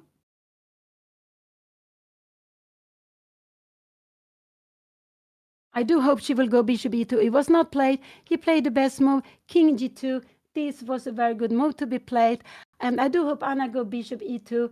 This is absolutely the best to play here now. Another thing, it will only be equal. So she held the king back. Bishop e2 and bishop f3 is a very good move. I do think Anna will go bishop e2. I do think she will go bishop e2. And if he goes rook g1, can Anna go queen g4 here now? Queen c5, she can take rook, take h4, but he has a perpetual here now. It's a perpetual. So bishop e2, rook e1, and what is he take here? Can he go king f1? And now rook c6 is a good move to be played. Bishop e2, I do hope she does that. She make one mistake, and now it is bishop e2. She needs to go with the bishop to e2. I do hope she will play that bishop to e2. The check was mistake. It just helped her opponent. She's down to 10 seconds. Oh, I do hope she will not lose some time now here. She's down to 10 seconds. Go bishop e2. Go bishop e2, Anna. You need to play here now. And here we have bishop e2. We have it on the board. This was absolutely the best move to be played. Bishop e2. And he has only one move to be played. Will he find rook g1? Will he find rook g1? After this move, after this move. If Anna go king h8, can she do that? He has queen c7. Can we give a check here now? He has king f8. So rook g1, will he find this? I think so. I think absolutely he will find this. Oh, I think so. It's actually the only move he can play in this position. Oh, so exciting. Bishop e2 was played. Bishop e2 was played. And Anna threatened to take the rook. She threatened any other moves would absolutely lose the game. He has only one move after this. This is winning the game because she takes this and it will be mate. He will absolutely not play this. He has little time, but he still has 1 minute. Anna also has 1 minute. If you go rook g1, I think, oh, so excited. He will absolutely go rook e1. And I think, and I don't know what is the best move for Anna to play. Maybe to give the check here. And now king of 1 is not so good because we have this. And he played this only move, rook e1. This is a very, very good move to be played. Very, very good move to be played. And Anna can go queen g4 here now, threatening to take on h4. And if he goes here, Anna has king h8 and she wins. So queen g4 is a good move to be played. I think she also wants to play that. Let's see here. Now we have it on the board, queen g4. I do hope she played this. She blundered the queen. She blundered the queen. She blundered not the queen because after this it's a mate. So he is only king h2. But after queen f2 here, queen f3, this is an equal position. Oh, this is an equal position. So this is what she played. I thought it was a blunder. But she played rook g1, queen f3, king h2. The problem is she wants to take here, but it's always a check. It doesn't work. Otherwise, that would be the good. Her king is still bad. Queen f3 was played. This is an equal position. He had only one move to do. Queen f3, what a shocking move. But he has king h2, only move to be played.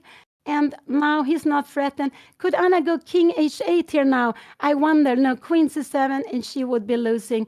This would actually be losing the game. So she needs to take on f2. She needs to take on f2 here now. Let's see if she will do that. She cannot take here. That would be losing because it's a check. This is absolutely not good.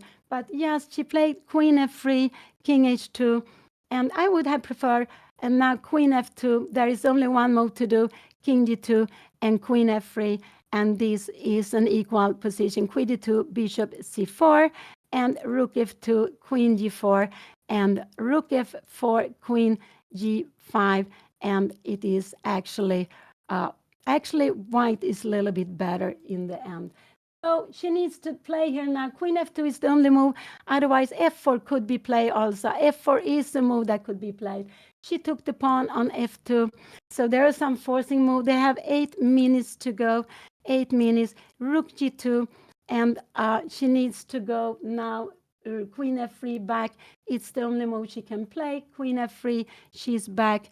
And now queen d2 is a very good move to be played. He can also go king g1, but we have queen f4, and now queen c5, and bishop f3, and this will be a perpetual here. Check here and check, and Anna should just go for the perpetual. So let's see. He played here, and what happened? Queen f2 was played, king g2, queen f3. What will he do? He can go queen c5 if he wants to, and Anna goes bishop c4, and he can take, and he needs to draw. I think he will go bishop c5, and this will be a perpetual check here. No, not check there. Check here, and it's perpetual. I think we will see queen c5, but queen d2 is a better move. He can actually try to get an advantage here. King g2, rook f3 was played. Oh, it was played. Oh, so exciting. They still have 8 moves to do, but white is absolutely fine because this extra pawn is not worth anything any longer. And what can he do? Queen d2, bishop c4 is maybe the best way of playing. I would say that this is the best way of playing bishop c4. And here he played it. So Anna will go bishop c4, She needs to go bishop c4, absolutely. And he has rook f2 here now. She needs to bring the queen back somewhere. And after b3, we have bishop b5. And maybe we can go rook c7. And we are trying rook f7. We can even go rook f7. So this is just like this. So she needs to go bishop c4. Here we have it on the board. She has, this was played. So queen d2, bishop c4 was played. I'm not sure about the time. Anna has only 22 seconds. He has some 11 seconds. He will absolutely go rook f2, kicking the queen. Maybe he will go queen f2, but I think queen f2 here and queen f4 is maybe less strong. But it could be he wants to do that. Queen f2, queen g4, and just getting in here. And here we see it on the board, queen f2. And now actually Anna has f4 move. What a move to be played. This is a fantastic move to be played. If you go here, we will go king h8 and we are winning. Will Anna find f4? F4 is a fantastic move, but she has only some seconds left. Here he played queen f2. This was played, queen f2 was played, and now f4, because after this we are having a postpone. This would actually be fantastic. He played queen f2. Will Anna find f4? I don't think so with so little time. I don't think so with so little time. I think she will move away the queen, but f4 is a fantastic move to be played. F4, because she go queen h5. She went the queen to h5, and now queen f4, and white is actually a little bit better here. Queen f4, can we go some rook e6, and we are actually, she will get into problem now. f4 was the right move, but so queen f2, bishop c4, queen f2, queen h5, and now queen f4 is very, very good. And I am getting a little bit scared. Maybe Anna needs to do something on the king side here. Now he played queen f4. I think Anna will go queen a8. She go rook g6. She goes rook g6. But now b3 is very, very dangerous. b3 is dangerous. Will he find b3? He is just better here now in this position. Now he's better. Queen f4, rook g6. And he can go, b3 is a good move to get the rook down. It could be that Anna will lose this game. It's just very, very scary. If he goes king g1, Anna should just go away. But this is, so he will go in with the queen somewhere. He would put the queen on e5. Now queen h6 is a very good move to be played. Will Anna find this queen h6 fantastic move to be played? Anything else, and she will absolutely become worse here now. Queen h6, will she find it? I don't know, to kick the queen. Queen h6 is a tremendous move to be played here now.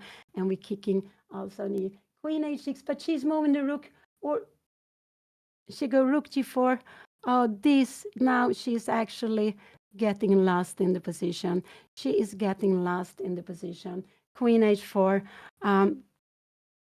Because there is, first of all, her opponent can take perpetual. I do hope he takes some checks here now. But he goes b3. He see that he's better. I think actually Anna is going to lose this game now. Here, b3. He went b3, and now he's bringing in the pieces. She needs to go bishop b5, I guess. So if you take, yeah, this is just very bad for her. And this is what I thought could happen. If Anna goes wrong in the attack, it will bounce back. And he played his beautiful b3 move. And Anna goes rook e8 now here, but he can take queen take f5, and this will be the end of the game. He can take queen take f5, and then this will be absolutely the end of the game after. So this was a blunder, b3 here, and now this will be the end of the game. Oh, I'm so sorry. With little time, Anna, and will he take it? I think he will take it. He played queen f6, rook e8, queen f6, but he is still winning. He is still winning here now. He is still winning. Anna needs to go bishop b5. She needs to go bishop b5, and the rook is coming in here now. And this is just a losing position for her.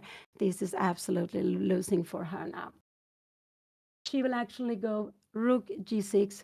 Will he find, He has only one move to play. He will absolutely go queen take f5. And Anna, after queen take f5, Anna will go rook g5, and he will just keep on playing this. So, so we will have this, but he grabbed the pawn. So queen f6 here, rook g5. Oh no, this is not here. Oh, I'm so sorry. I'm getting so excited. I'm so sad to see this. Rook g5, queen f6. Here, this is the position. Sorry, it's like this. Anna took.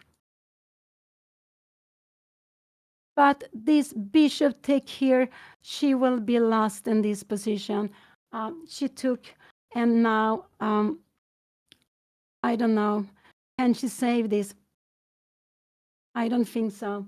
I don't think she can save this position. There will be two rooks coming in here. Now here, bishop, no, not this rook, bishop here, and now rook take b7. Can Anna Chain save this game? I'm not sure. This is a fantastic knight. This is a fantastic knight. She needs to go king h8, and white will try to get in. Anna will really have to fight to survive. I'm so sorry about this happening. She had such a beautiful, fantastic position before. She was winning. He didn't find the right. She made a check too much. And that was what changed the board. Bishop b5 check. Now there's still, Anna needs still to make a move, but white is much better. And a draw in this game would would be very happy. But because her dream would be to play bishop c6, but this is not possible to keep them away. So she went bishop b5. Maybe this was worse. Maybe she should have taken rook c7 will be coming, and she will need to go king h8 and rook f2. And I don't know how she can escape in this game here now. Maybe some, maybe some b6 take and take.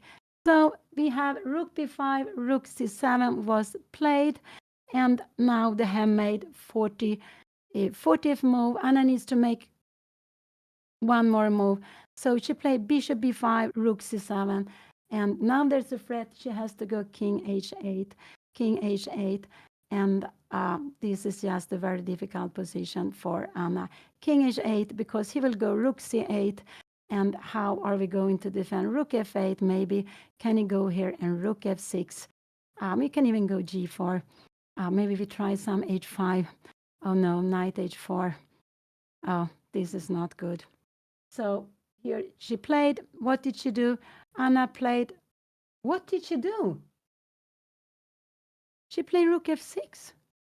Can he go check here now? King f8 and knight take d5. Oh, I don't know why she played this move so quickly. Rook f6. Oh no. Check here now. King, I don't know where the king should go, and knight take d5. This will absolutely be played on board. That she has some way to save this. Rook e6. Can she come here? Knight f4. Rook takes and d5. Bishop b5. And this is just losing for Anna. Yes, she is just completely lost now. Oh, I'm so sorry. I'm so sorry.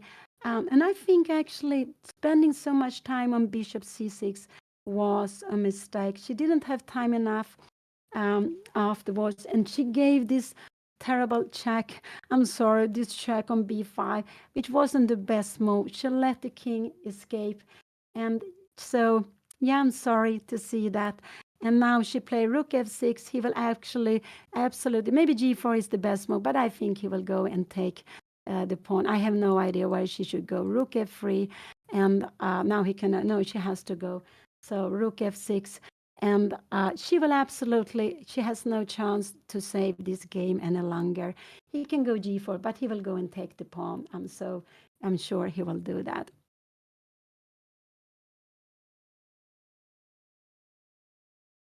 Yeah. So time travel. Oh, and it's but we have to learn from this. We have to learn.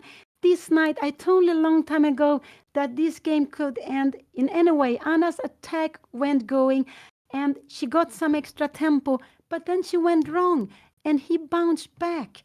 And here we see that in some moment I said it will be win or lost for Anna. And then after I thought anything could happen, he played this beautiful Queen F2, and it it was maybe not the best move, but practically was the best move. Anna had only one good move, F4, but that was very difficult to see. So now she is knight e7. No, he didn't go. He played g4. This is a very good move. And he is just, there is just nothing Anna can do here now. She can go king h8, and if rook g3 comes, bishop c6, he will go just knight e7 if he wants to. Maybe you can try to save it like this. But he is just completely dominating the position. And we can see that this is a positional player. He plays very well positional chess. But when Anna was attacking, he didn't play so well. He didn't defend in the best way. But now he has a winning position. And we can see how sad Anna is. And yeah, so it's just to keep hope. But I don't see any way to survive this. And we will see the strength of this young boy. He's not so high rated, but he played very, very solid in the game. Anna got fine position. It was equal. She was maybe a little better equal. And then when she started attacking, he didn't respond in the right way.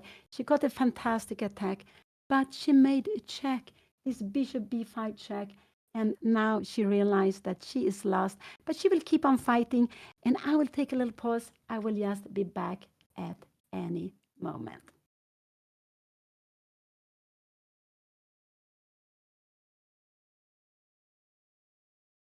So I will just be back at any moment. And we can see all the pawns on light squares and equal pawns, but the dominating knight, rook on 7th.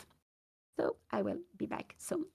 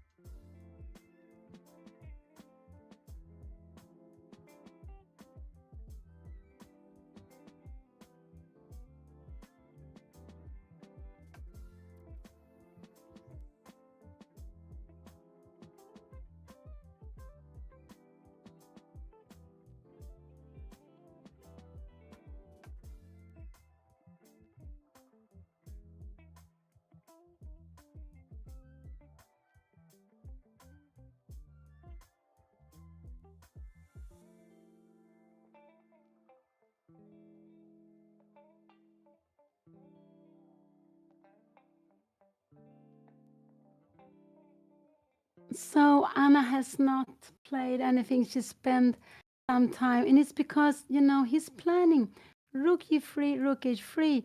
So Anna needs maybe to go here, rook e3 here, and in rook h3 she has rook f7, and she will be able to. So she played rook f6. He went g4. I think Anna needs to go. I don't know, rook d8. And then rook f7 is possible because we have the check and we pick up the rook. Um, maybe king f8 would be possible. You go king g3 is better. The king is walking in here. Rook f8. And look at this. Here we are coming here and we can change. And the king is walking in here. We can also go like this. Rook h6, bishop c6. And the king will just. We are playing without the king. There is a mate here now. We need to do rook f8. And now we have a king and a king coming here now. This is just, Anna is playing with all passive pieces. So there's no way of saving this. G4 was a very good move because you're planning to walk in with a king and also rook h2 to take here. So G4 was a fantastic move. I thought he was going after the pawn, which was also fine, but he played this very beautiful last move, and I cannot see any way for Anna to save the game now. So, such a pity on such a fantastic position she had.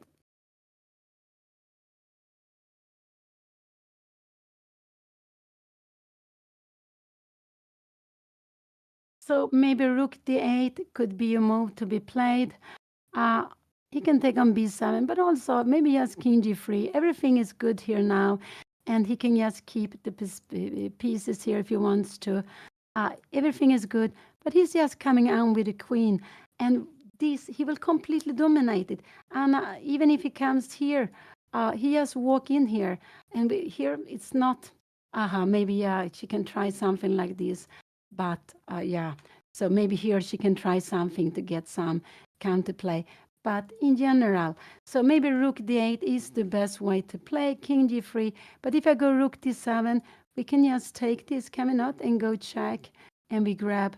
But this is not so good because queen f3, we have this actually.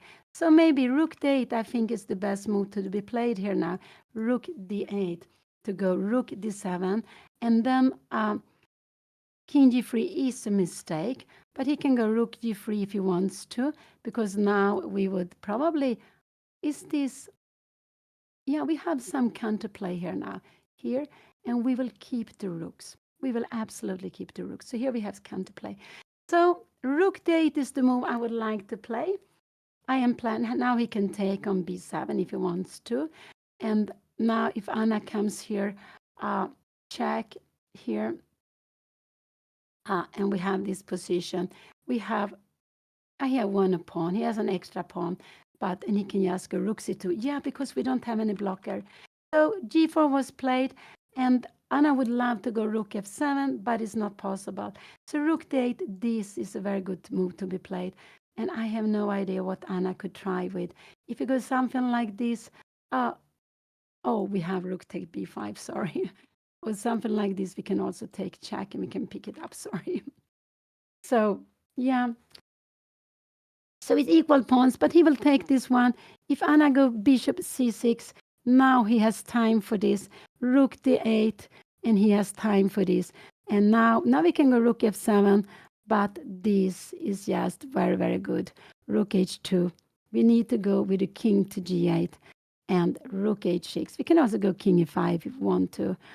Maybe we can give some checks here now, but it's just we need this king on g5. Only way to have, but we don't get the king to g5. So e4 was a very, very good move. He played very quickly, and he's very good at this position. He's just very good at this position. What did Anna play here now? She played king h8. She played king h8. I would have preferred to play something differently because the pawn, after this, she wants to go h5. But after king g5, if you take here, this will absolutely be this is mate. Yeah, we have this back ranked mate. So it's not possible. So king h8, but I would have preferred another move because the king is worse here. But her idea is to play, what is her idea to play actually? Maybe I'm not sure. Rook take b7 will be played. Maybe she wants to try some activity. But now king g3 and rook h2 is coming. We have to go something like this. After this, we are trying to play this. So he will absolutely take on b7. I think he will just play this quickly. We can see how sad Anna is here now. She played king h8.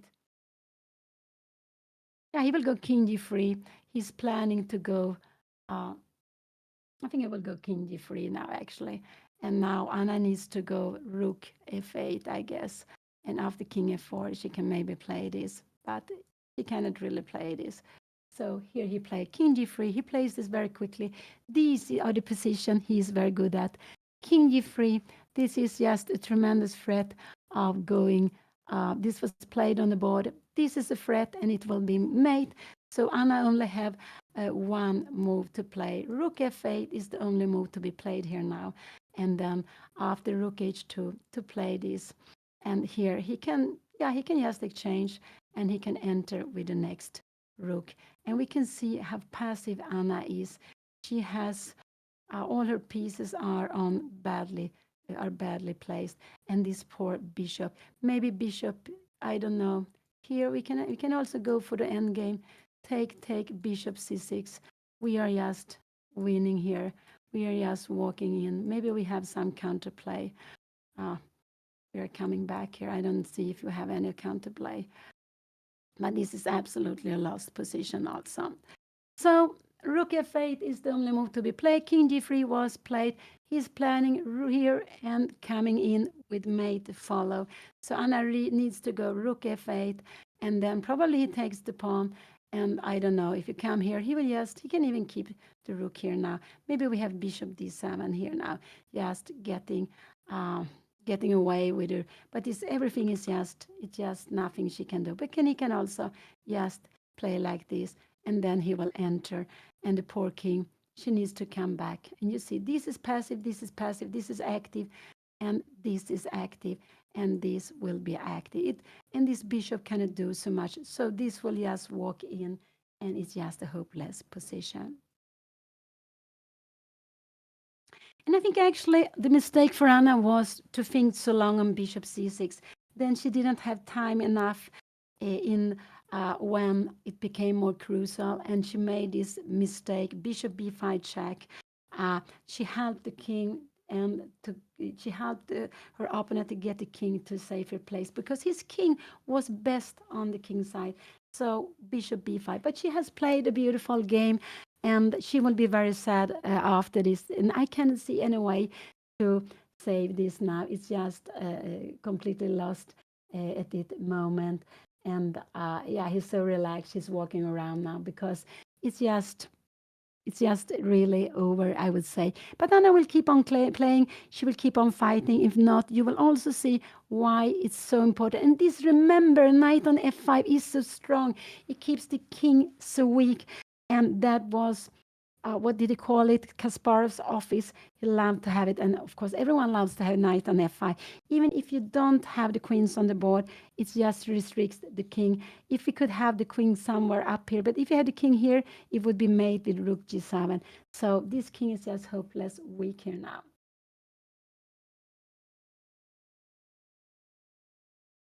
Yeah, it's a beautiful knight. And I would love to go bishop d7 and exchange it, but she's not allowed to do that.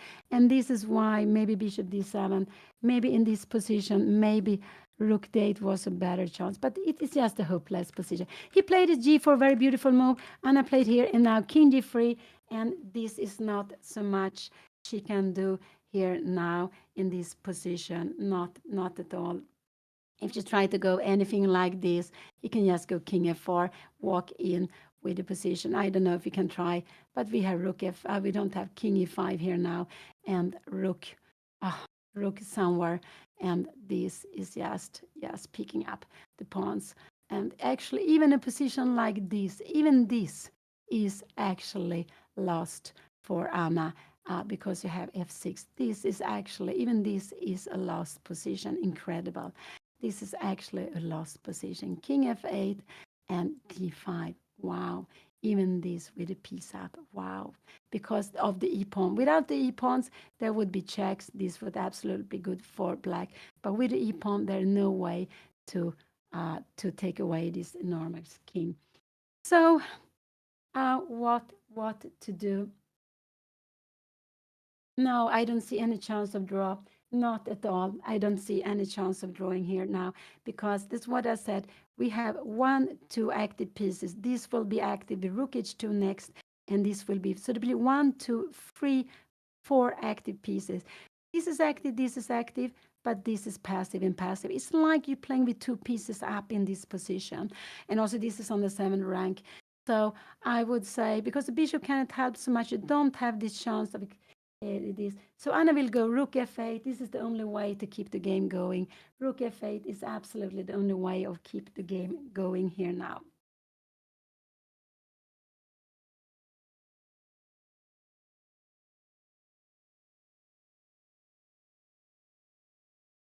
Anna go rook d8. Aha, so after rook h2, she wants to go bishop d7. But he can even go here. Bishop takes, and h6, and we are bringing up the king somewhere. After a move like this, we actually have rook h5. Even king g4 is possible. Everything is absolutely fine. So he played very quickly. What did he? Anna play rook d8. And yeah, it was her move. Rook d8. The plan is if it takes not to go here, because if it takes here not to play this, it will be a back ranked mate. But she wants to go bishop d7. This is her plan. So rook d8. And if he comes here, she wants, it's the same, not this, because we have a back ranked make, but she wants to go bishop d7. But after this, it's just very hopeless. He can also go king f4 if he wants to. And yeah, I just maybe like this. Maybe Anna can try to go like this. But even king f5, everything is winning. I think he will play this quite quickly. So rook d8 was played. I guess. But you know, what happened in this game has happened to me lots of times. Lots of times with time travel, I have lost many good position, many winnings position. So I know how it is, and I have done it also with this time extra. And so I know exactly what happened in this game today is actually exactly what I have done lots of times. And I'm just a little bit sad that it happened with such a good position. But I think that Anna spent too much time in wrong position. And I didn't like rook h8 so much, even if it was strongest move. I would have preferred queen to e6, d7, planning f4, and enter with the queen. But rook h6 turned out to be fantastic. Queen g6, queen h5. But there, she played this bishop b5 check. She should have gone queen g4, and she would have been winning very easily. But it's like this. It's easy for us. We are relaxed. Anna had very little time. And it's very easy. And that is something with the king. We should often not give checks, often try to take away the way of escaping. And after that, we give checks. And that is something that Anna needed to do in this game. But of course, with little time, she went wrong. And then he escaped. It was equal. But then she started to go backwards. And then this was dangerous. This was really, really dangerous. No, I don't see any draw in this position. This is just very, very difficult for Anna. But she will keep on going. So you will see how she will try to defend this position. So you will see why rook on 7th is worth a pawn. Here I would say worth lots of pawns. So they have been playing for 4 hours. Yesterday Anna played 5 hours, almost 5 hours. So she has played long games, and we can see how sad she is. She's very sad for what happened. And it's only happened because of the time, I would say. With time, she would absolutely not have made this mistake, and with time on the clock. But it's a part of it. That's why it becomes so exciting when we have the clock ticking, and it's easy to go wrong.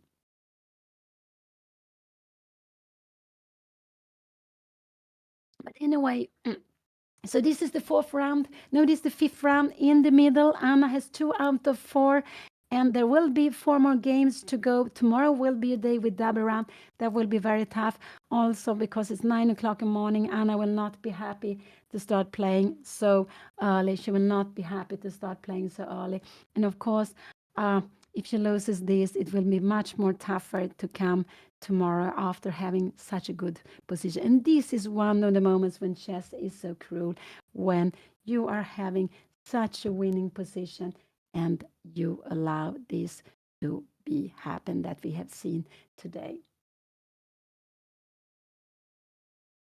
So your opponent can also go, yes, king f4. This is absolutely fine. And king e5, just walking. But maybe we have rook g6 here now. And after this, there is some hope. There is some hope, but not so much. So he's taking a little bit of time, but he has lots of time here now. But not even with time trouble, I would think that Anna has any chance here. So she played here now. Rook h2 is absolutely a good move coming here. And now he can also go rook h6. It's very good to be played. And just to take. And now Anna can go. What shall she do? She needs to come up here, check, and come up with the king. But you have king f4. And yes, g5 is coming now. Maybe she needs to play this, but this is absolutely hopeless. This is absolutely hopeless. Because he's coming with the king h5. He will come and he will just come here, check, and here, and he will probably, yes, he will just push you down. And yeah, and it will be actually a mate here now. So this is a well-known pattern with mate here. So yeah, he can take a bit of time. I hope he takes lots of time, but I do hope he takes lots of time. But we shouldn't forget, this is a chess. It's a game of chess. Sometimes it goes our way. Sometimes we make mistakes, and we try to just have to keep to learn from them and just to keep in good mood. And if we always could feel like we had won a game, we would be so much stronger. But of course, it feels a lot when things go wrong, and especially when we have had, like Anna, she had such a winning position today.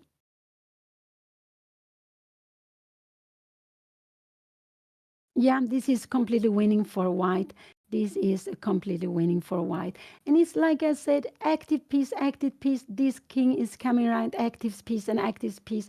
You have 4 active pieces. This is not an active. And this bishop cannot do so much either. So this is defending last rank. It's almost the only active piece. So you're at least having like 2 pieces up. So it is, of course, very, very winning because you have piece activity. We can count the pawns. They look, the number are the same. White can take here wherever he wants to, but whatever he does, it's just very, very good. And yeah, but I think it's actually, Anna will not resign. She will keep on going. And oh, yes, so you will also see and why this is so good. Of course, it's possible to resign. Some players would also resign in this moment, but I think it's good to keep on going. And so we will see why a rook on 7th, a knight on f5 is just so tremendous strong for white.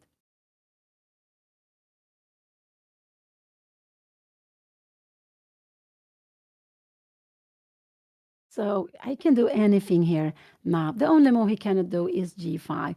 This is the only move he cannot do. But I would say that if he doesn't blunder a piece, everything is just winning here. Okay, he can come here, but then we go, I guess we go, can we go bishop c6 here now? But then we just go, yeah, and we have this bishop d7. We will have this position. This is the only move to be played, bishop d7. Here, after this, do we have it?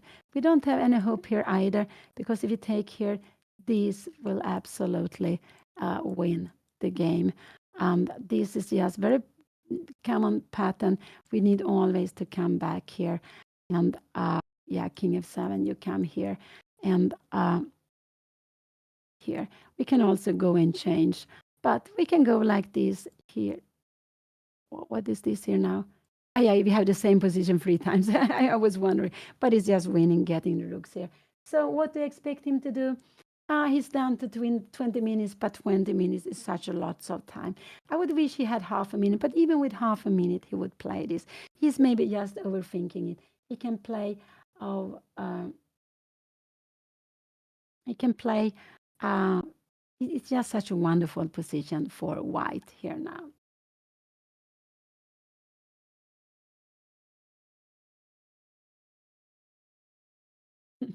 Yeah, no, I didn't want to be brutal, but I just expect Anna to keep on going.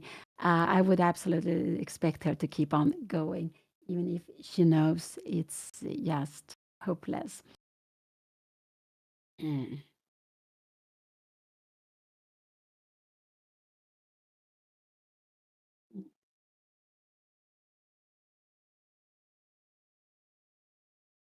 Mm. And that's right. We need to cheer up. That it is actually, I guess that's the most important in chess. That yes, to cheer up, to keep on fighting.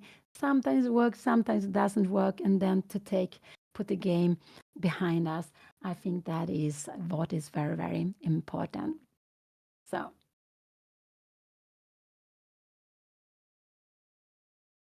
yeah, and we actually maybe we learn more from defeats than from winning. Uh, it's always a good lesson. It's always a good lesson, but sometimes it can feel very very tough, of course.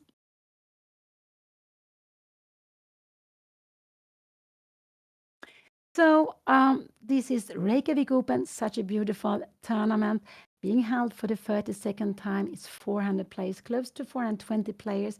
Anna was seeded, Anna is seeded 159, I believe, from the beginning. And her opponent, I don't know where he's seated. He is, as you see, he's lower rated, almost 200 points lower rated. But we can see that he is a very good positional player. He has played very nice last most G4, King G3. He can do whatever he wants to. These are the positions that he loves to play. He in the opening he changed pieces. He played very, I would say, not so ambitiously because sometimes better to keep the tension and when Anna started attack, he went wrong. But when he could get into the game, he played this beautiful Queen D2. And I think Queen F2 was a beautiful move. Anna had a chance there. She had to give a pawn, but that was impossible to see.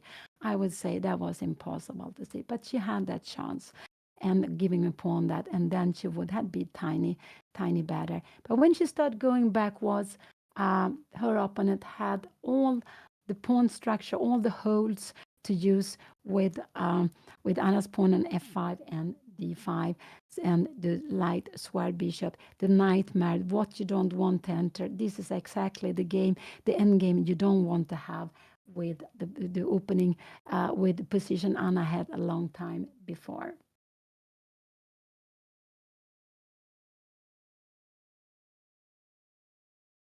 Hmm. And before this round, there were two plays on 4 out of 4 with perfect score. And yeah, he takes his time. He's down to the same time as Anna, but it's still lots of time.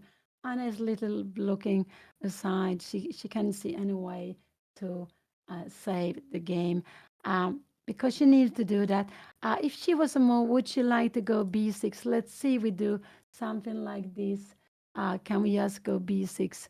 No, we have rook h1 and bishop d7. We have rook h6 and again, yeah, we will lose this pawn. So b6 is not the plan at all for her to be played. Her plan is to go rook g1, maybe to go bishop d7. And if you go rook h1, yeah, this we have been seeing. Now maybe we can go rook f7, and but rook h6.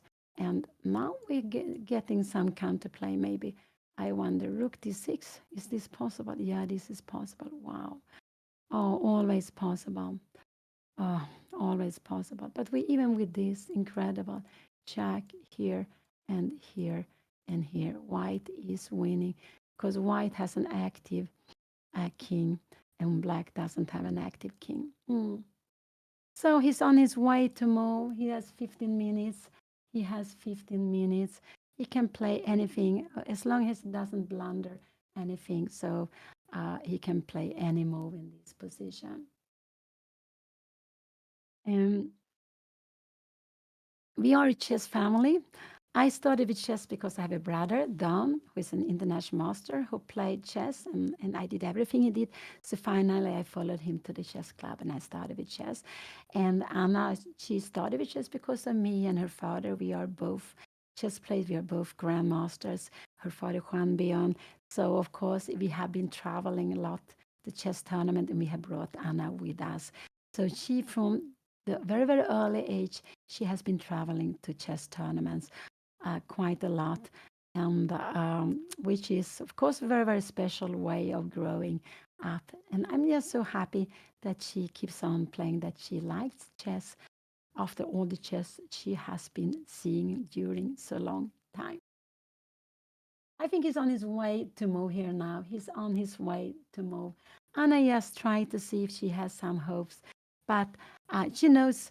But when you know it's lost, you get in a little bit just um, relaxed because there's not anything to do. But as long as it's going, we will try to keep some hope. Although I'm quite pessimistic here. So, but okay, just to keep some hope. And what is Anna's plan? Anna's plan is to go here and to take on f5. This is what her plan is. But he has so many active pieces, as I said, and this is why it is just a very winning position. Remember, 1, 2 pieces. This one will be active soon, and this one too. It will be 4 active pieces, and Anna has an extremely passive king. She has a rook that needs to stay on the d8 to defend, and this one is not doing so much either. So at least I feel it's like 4 pieces against 2 pieces here now. Oh, I take away the arrow. It was just as he played. No, he's on his way to play. I think he will play rook take b7 here now. He will just grab the pawn. This is what he will do. And this is just a good move to play. Rook take b7.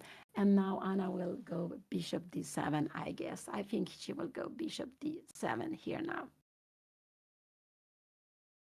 I'm just wondering, bishop d7, knight e7.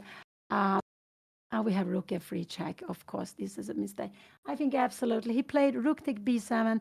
I think Anna will go bishop d7 here now. This is what I think she will do. So this was played here now. I think she will go bishop, but it could be bishop e8 is a better move. And rook, if it comes here now, we have bishop g6. At least we are, but you have always rook b6 here now, and we are actually have to play with, but after here, maybe we have some counterplay. There are 2 rooks on the board. We have some counterplay, yes.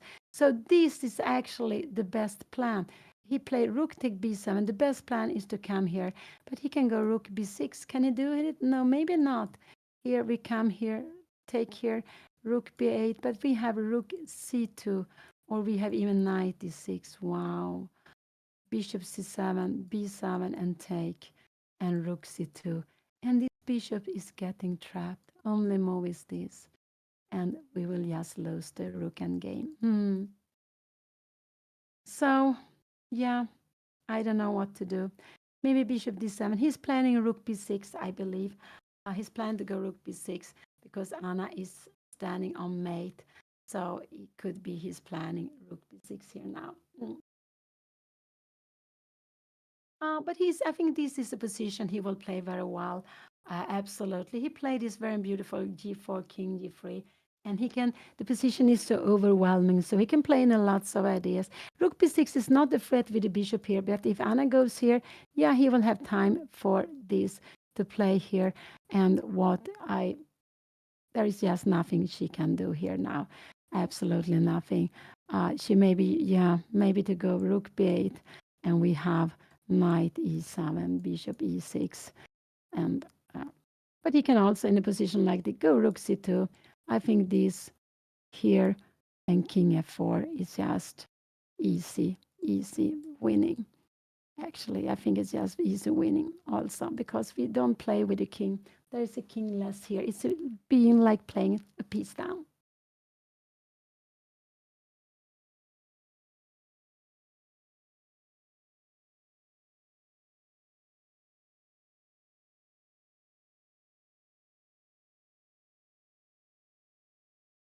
And this is the first time Anna plays classical over the board after Rilton. Rilton was last time uh, I believe, when she played classical. And then now she is playing here in Reykjavik, a tournament she has played several times, and it's just a very, very beautiful tournament. Lots of players going, lots of players going to Reykjavik to play, and they keep on playing uh, year after year. So I don't know, Bishop B7. If she comes here, he will probably just go here and again, and I can give a check here, but just move away King H2 probably, and Rook B8, and uh, Rook B8, and you can just maybe F6. Is that a good move? F6 is actually a big mistake. Uh, I'm not sure. B4, take here now, and now you come King G6 here, King F4, and here, and we have Rook H2, and this again, maybe just taking, and this is just winning, equal pawns, but we have this. The king will come to E5, so we threaten just to go after the pawn, and this pawn will not be, maybe we give it like this. And now we are in Sukswan. We are in Sukswan, tremendous Sukswan. So, and after a move like this, we don't take the pawn, we give a check first, and we can even go king e5, and we just playing against the king. This is just easy winning. So, Anna, she played bishop d7. I think we will see rook b6 on the board, and I think we see rook b6 on the board. I think this was his idea. But king f4, but I think he will go rook b6, and he's on his way to play very quickly. I am playing still over the board. I don't play online very, very seldom, but I'm still playing chess. But I don't play so much any longer. That is true. I'm not playing so much any longer.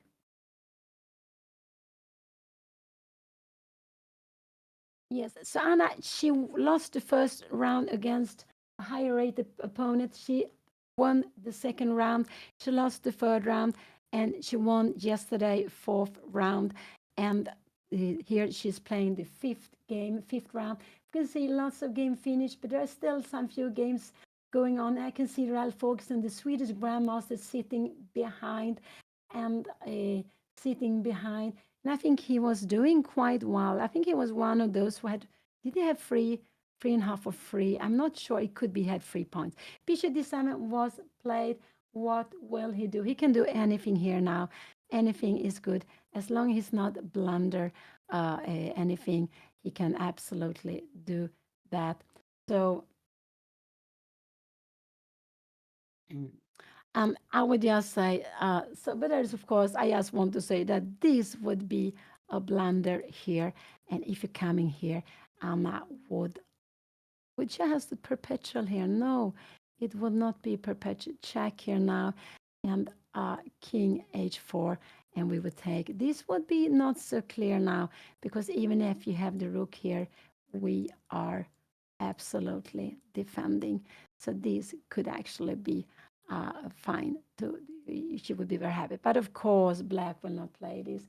Has he played yet? No, he hasn't played. He has 10 minutes. 10 minutes is very, it's lots of time. And I think he will go rook b6. No, he goes king f4. This is a logical move to be played. King f4. And the problem is, if Anna takes um, king e5 would be a blunder, bishop c8, and she would absolutely be fine. It would be actually be equal. So I think king f4, if Anna takes, and rook f8, her opponent only has, he can play other thing. He can even go here. This is also fine to be played. Jack, and here, this is absolutely also winning. So what will he play? He has maybe, sometimes when you have so many good moves, and but he still has 10 minutes. Here he comes. I think we will see king f4 on the board. I think absolutely we see king f4 on the board. And after king f4, h5 is not possible because rook h2, and we will pick up the pawn. We go something like this, and we can just go king e5, whatever we want to.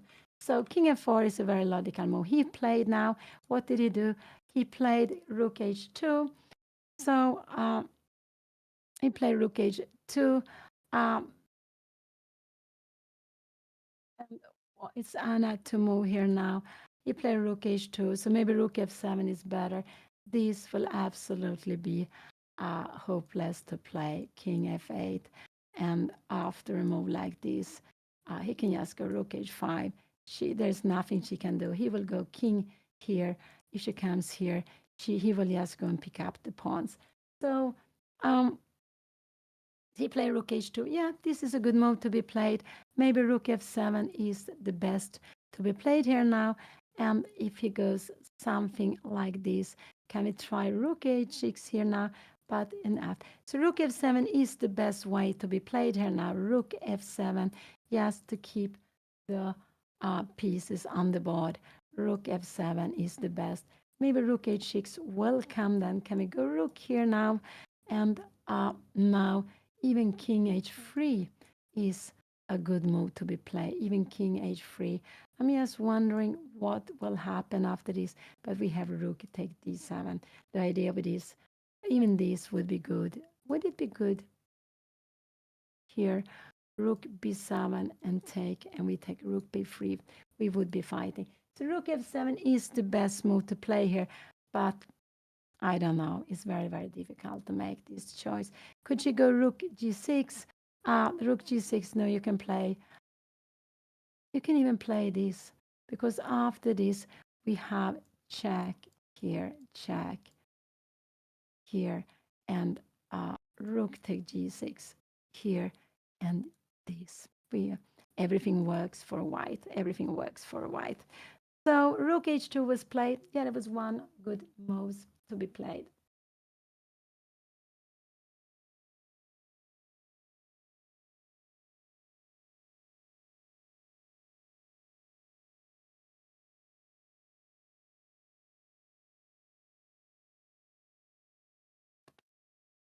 Yeah, there's some games going on behind Anna. I can see some 4 or 5 games going on. They have played for 4.5 hours. That's quite a long time. And so what could she be doing? Yeah, he's planning to activate the rook like this. This is what he wants to do. So could Anna go rook g8? Bishop d7 was played. No. Did she play rook f7? No, no, no. This is the position. I should play rook f7. Oh, I'm sorry. I think this was the best. Remember, when you have a bad position, you need to keep here. So if he comes rook here now, maybe we can go rook g8, try to get some counterplay. And the plan is, if you take something like this, even this, here, rook f3, and king h4, king h4, and this is actually winning. This is still winning. You have some checks, but it's not enough here. We will have a check in here, and we cannot do anything actively. We have the pawns. We have 2 pass pawns. Oh yeah, we have 2 pass pawns. So rook f7 was a good move to be played. I think that was the best. After here, rook g8. But after here, you can even just take this here and move like this and check. You just move away the king here or here, just to keep it. And after we take, you will take, and here. And you will just go.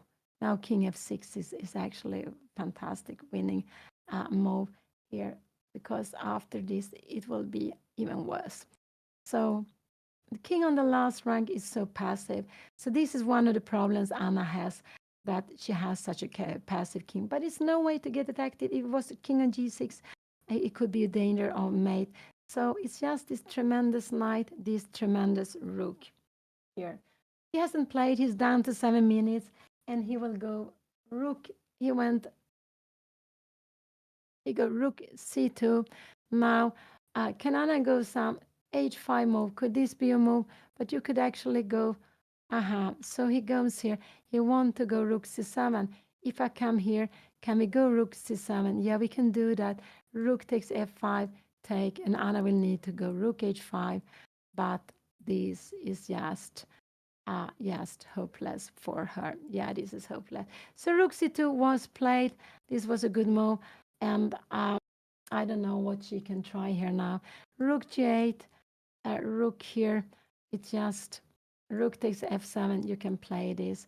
And after this check, uh, this is winning and this is winning.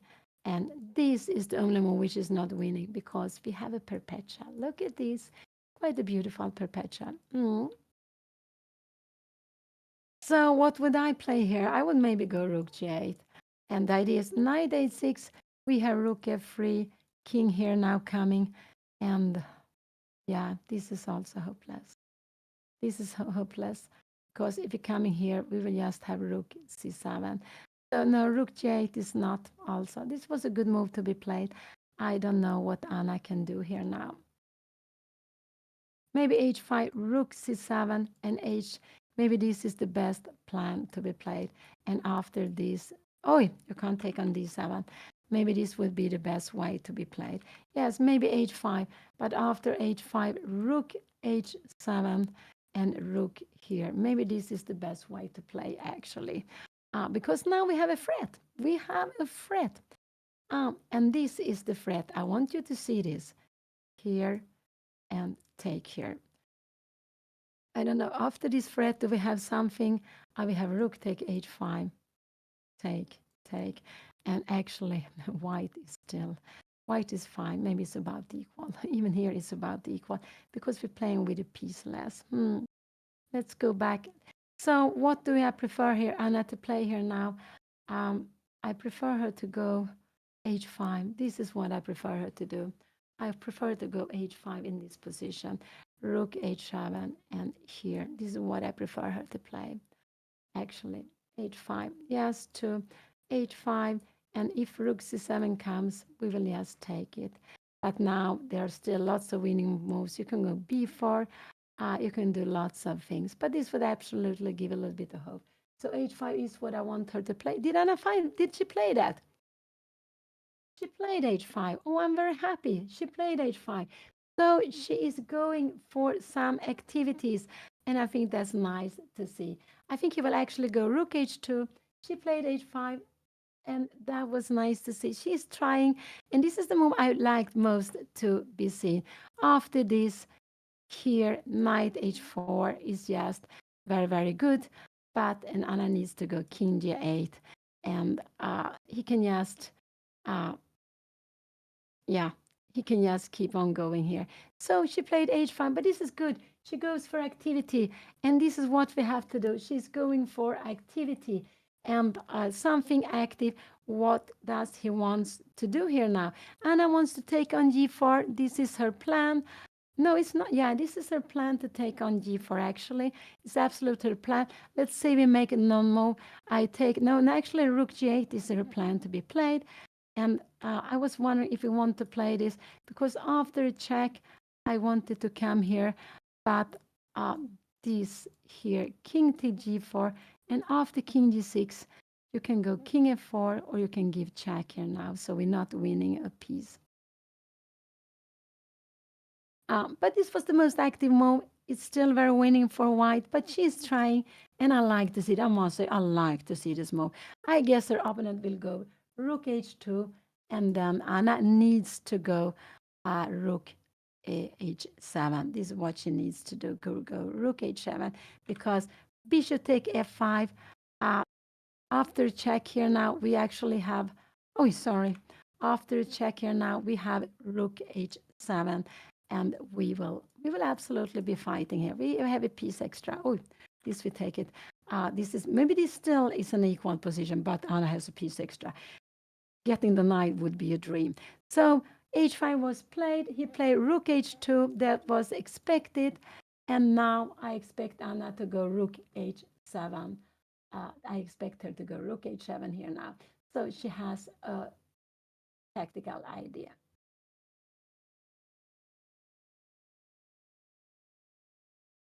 And here we have it on the board, rook h2 and rook h7.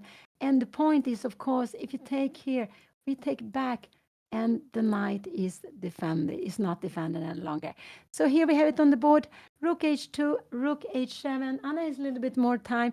Her opponent has,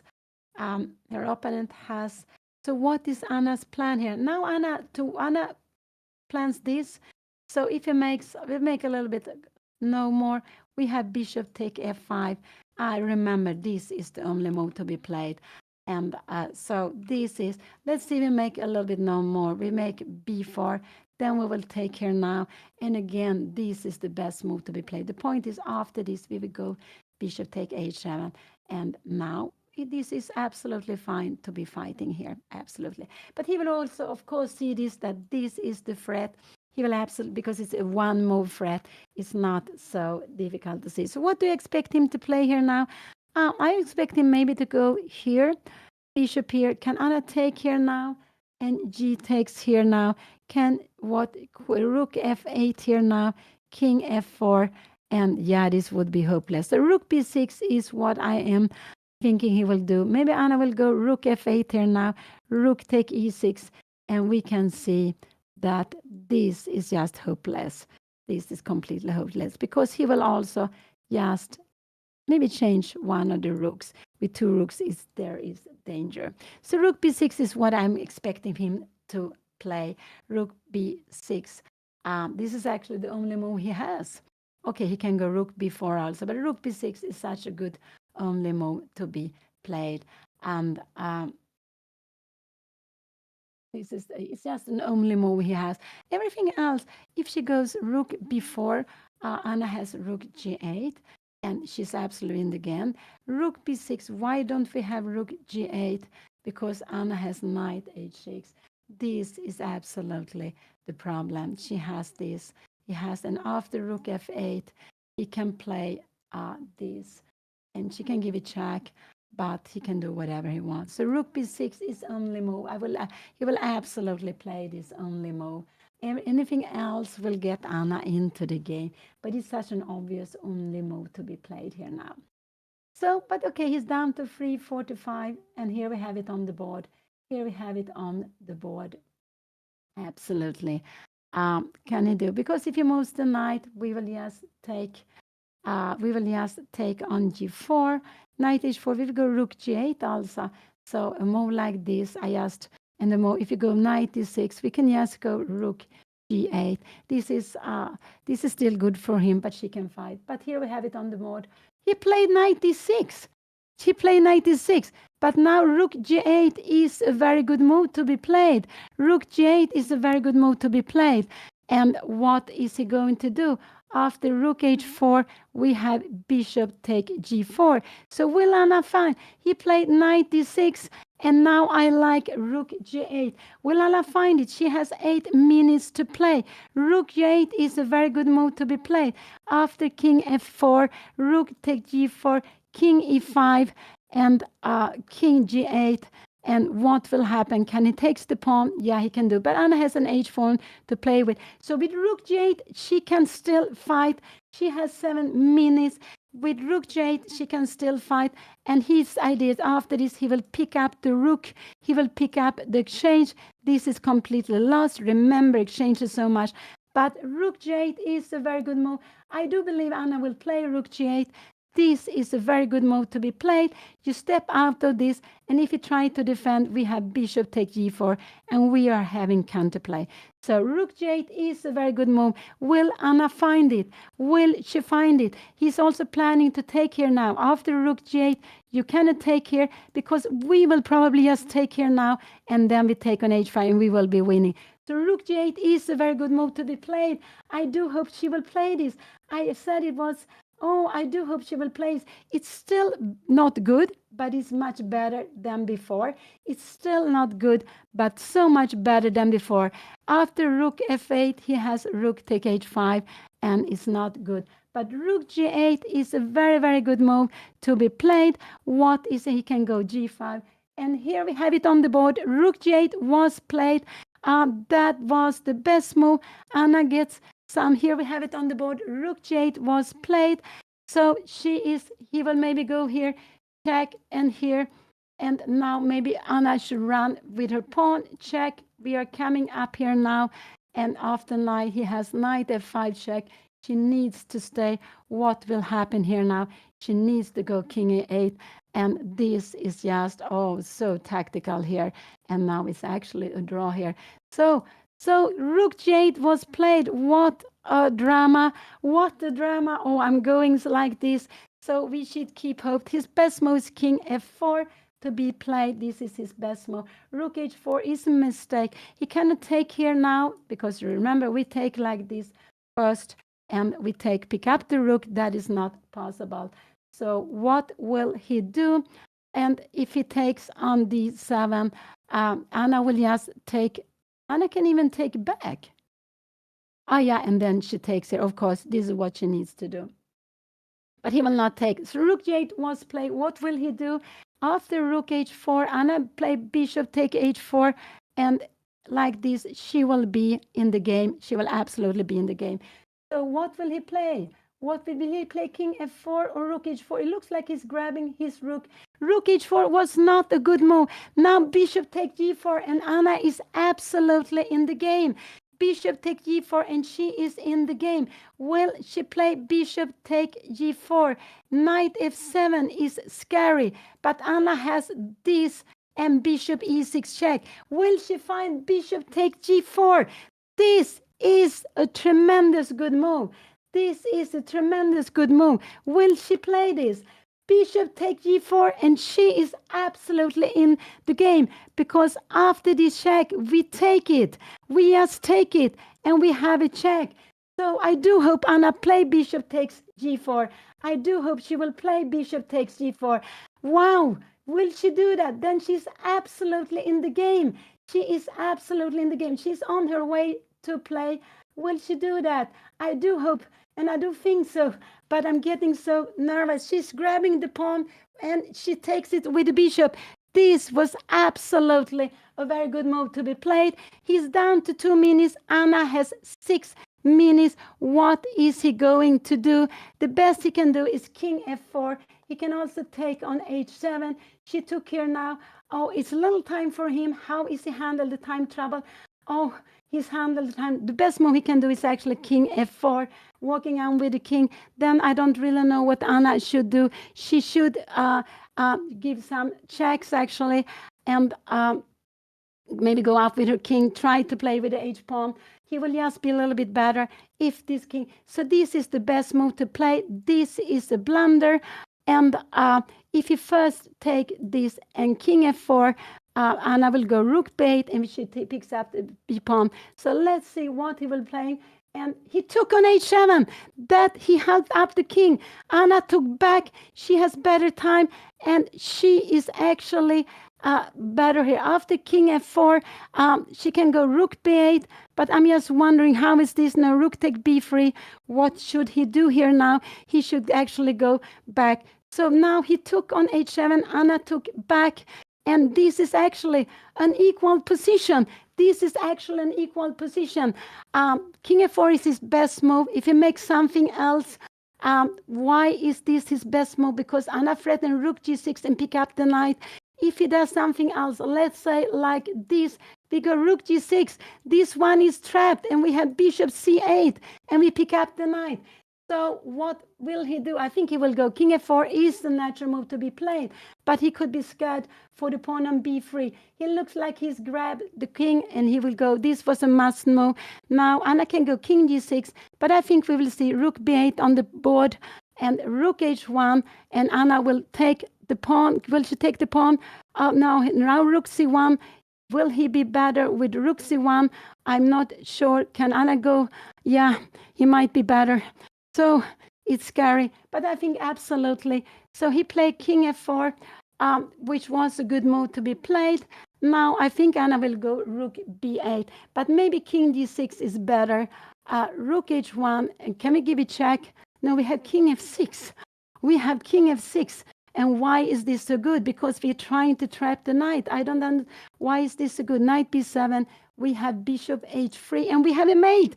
We have a mate. So king g6 is a fantastic move. King g6. There's only one move to do. We have a mate idea. We have a tremendous mate idea. King f5 is the only move to be played, and king d5, rook h1. Can we start walking with the pawn? Yes, we can start, but there's a check here now. Bishop f3, we would lose here, and after this king h4, this is an equal position, but oh, so dramatic. So dramatic because we threaten bishop f3. You need to go rook f1, and this is equal, but this is true. So king g6 is the best move, I would say, but with little time, it's so difficult to see this. King g6, planning. If you come here, we're planning king f6, and we're planning bishop f3. You need to go, if you go b4, we can go bishop f3 maybe, and now we have rook h4. We have bishop h3, and now we have knight here now. So we need to go and rook f8, and we threaten to pick this out. Knight b7, we have rook c8, knight c5, and rook j8. Oh, wow, this is too much. Well, so king g6 is the best move, but it's very, very difficult here. But whatever happened, Anna have been fighting back. I thought it was completely without chance here now to play this. King g6 is the move I like most in the board, just to put the king active, and we are threatening this enormous king here. And also after king e5, we will go king g5, and we will start walking with the pawn. Absolutely, h3.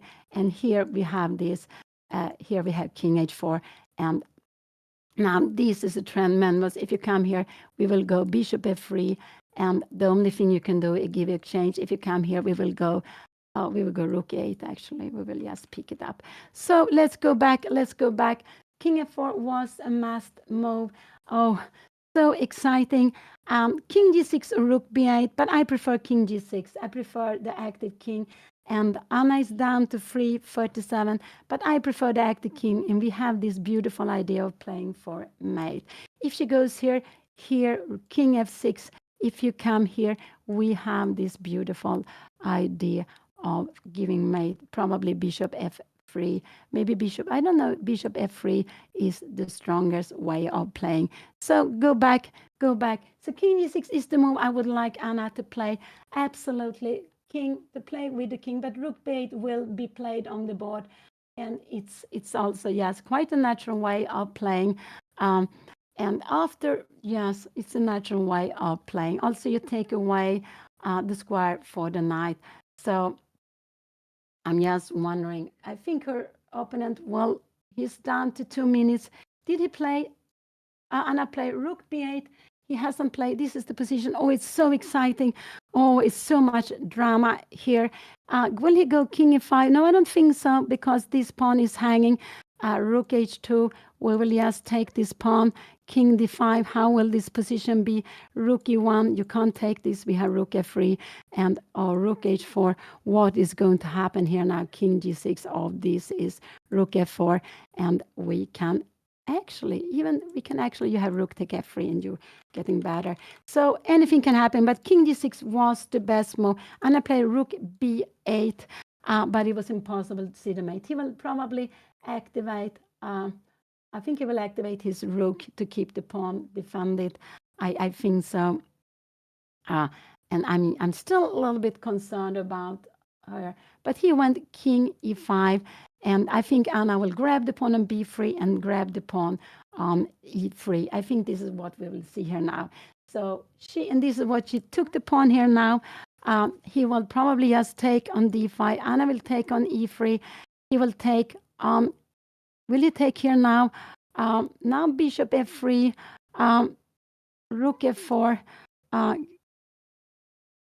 king g6,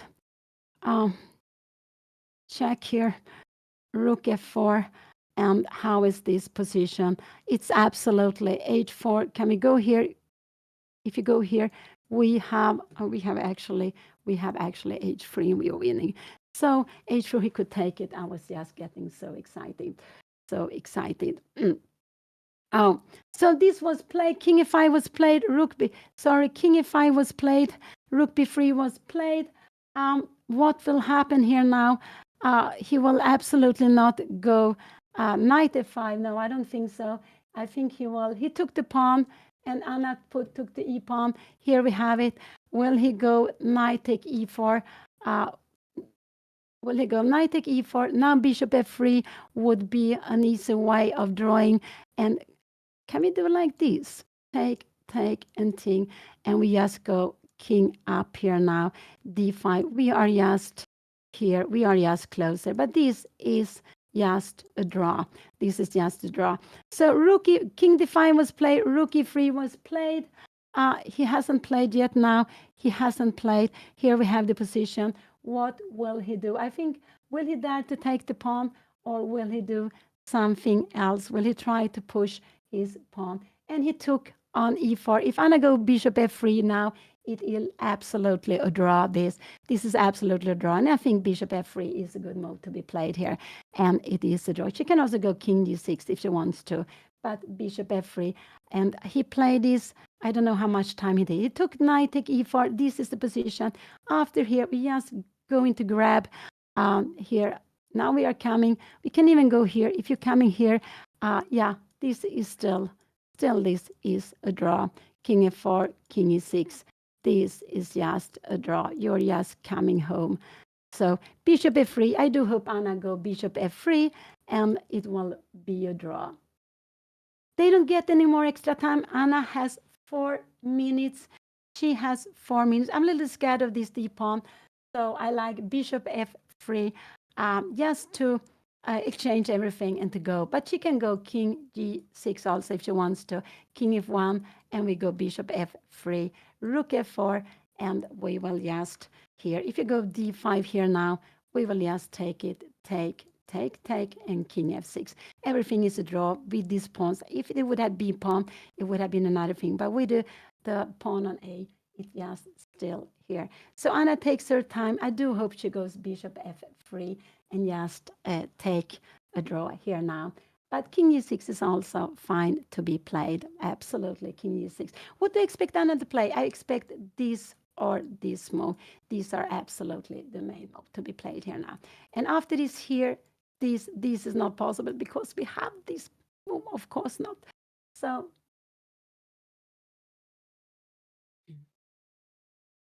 she is down to 3 minutes. She's down to 3 minutes. And they will not get any more extra time, but they get half a minute per move. They get half a minute per move.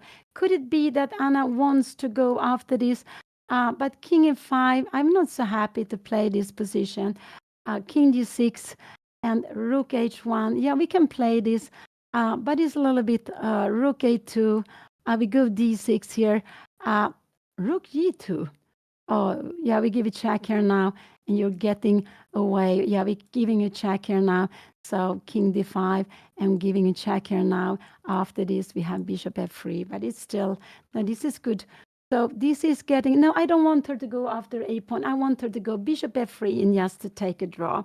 This is what I prefer. I don't want this bishop. And here we have it on the board, I think. Here we have it, bishop f3, and this should be a draw. And if Anna makes a draw, and I think this should be a draw, absolutely. He can go rook f4 with a terrible threat to take this.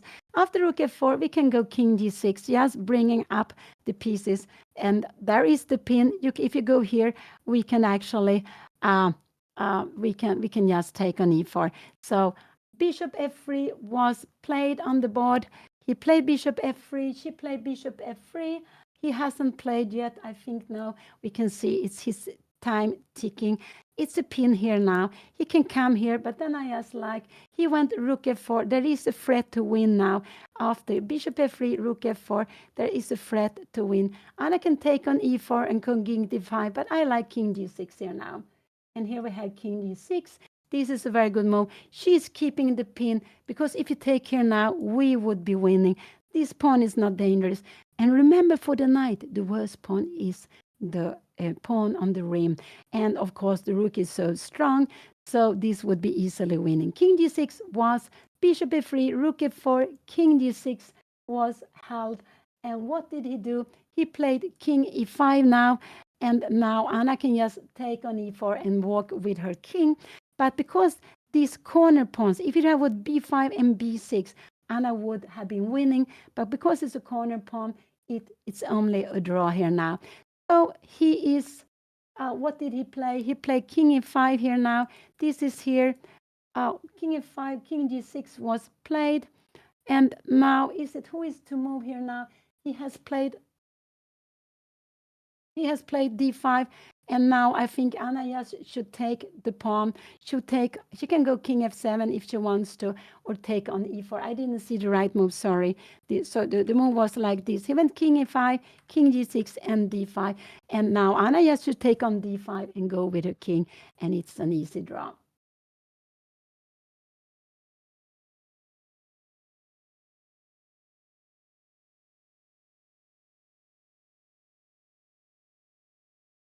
Can she go king f7? And king, yeah, rook f7, and then we just go king e7. Now this is actually good for Anna. This is actually, king f7 is a good move to be played. King e7 is the good move to be played here now, king f7. So I like king f7 actually. I think this is good because after here check, this is actually good for Anna. Now she's winning. So I do hope she goes king to f7, not forcing matters. This is good. After this, king d4 is a good move. And this is a draw here because you have time to. Oh, no, sorry. I went king g5, of course. And here we have this here, here, here, here, here, here, here. And you reach f8, then it's a draw.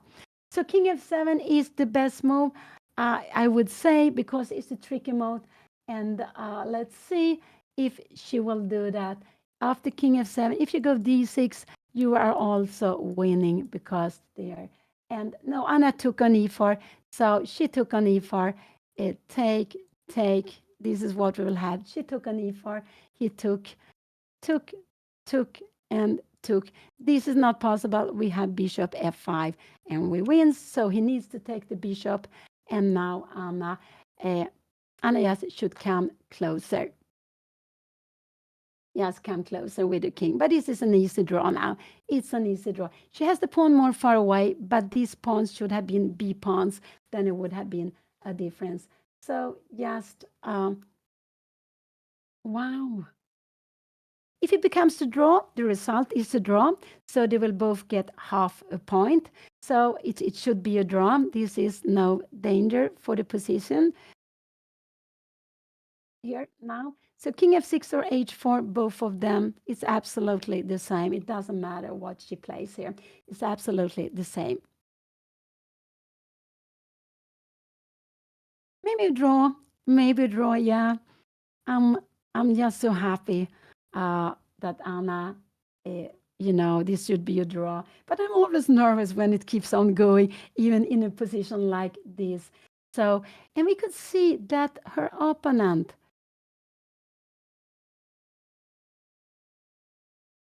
so h4 or move the king. There are only two pieces to move with. It doesn't really matter what she plays. It doesn't really matter what she plays. No, in chess there are free results. I just don't want Anna to lose some time. In this, don't flag now, Anna. Don't flag. Don't flag now. Oh, don't flag. And here we have king f6 was played. Good move to be played. Just put the king closer. He will play king f4. d6 would be a losing move, king e6, but he will absolutely play king f4. There's no point for him. So we saw this would happen. King f6 was played. He will play king f4, and we will see a draw. They will play it out. So you will see it. This is the position. Anna played it. King f4. I don't know how much time she had when she played it.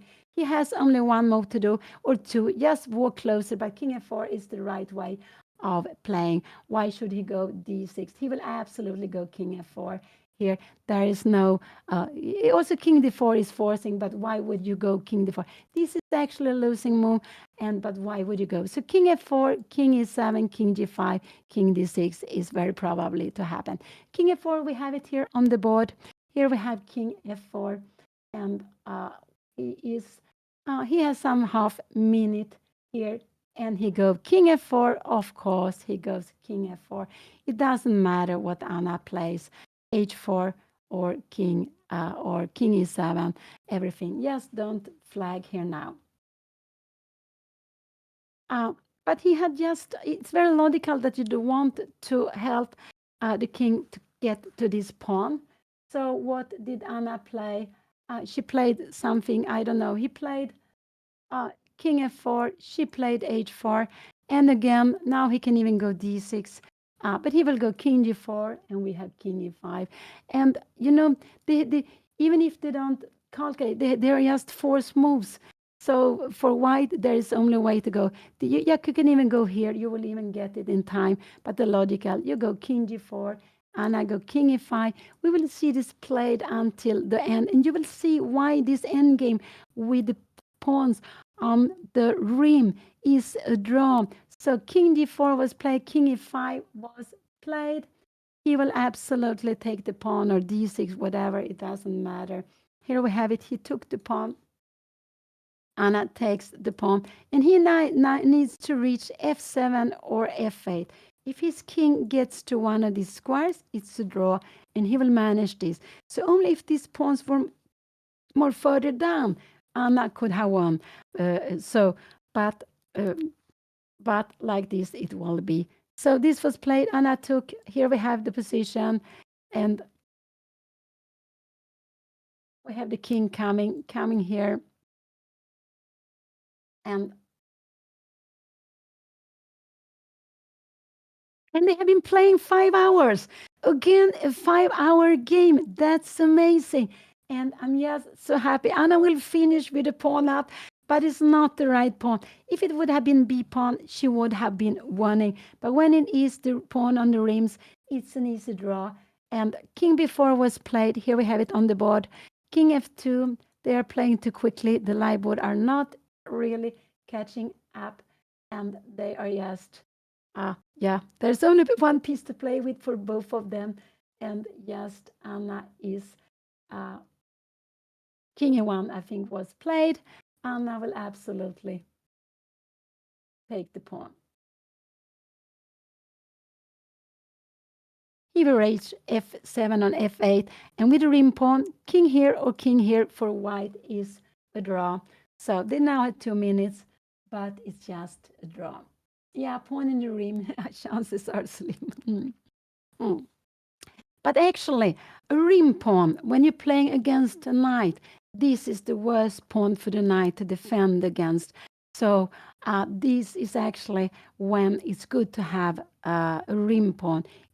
So if you have a rim pawn and you can keep the knight away with the king, and it depends on where the white king is, it could sometimes even be winning with the rim pawn against a knight and a king, actually. Oh, I don't think she's sad. I think she should be very, very happy. This is a draw. She took here now, but they will finish it, play it until the end. Looks here, we have the position. He will come and he will reach one of these 2 squares, and then this is a draw.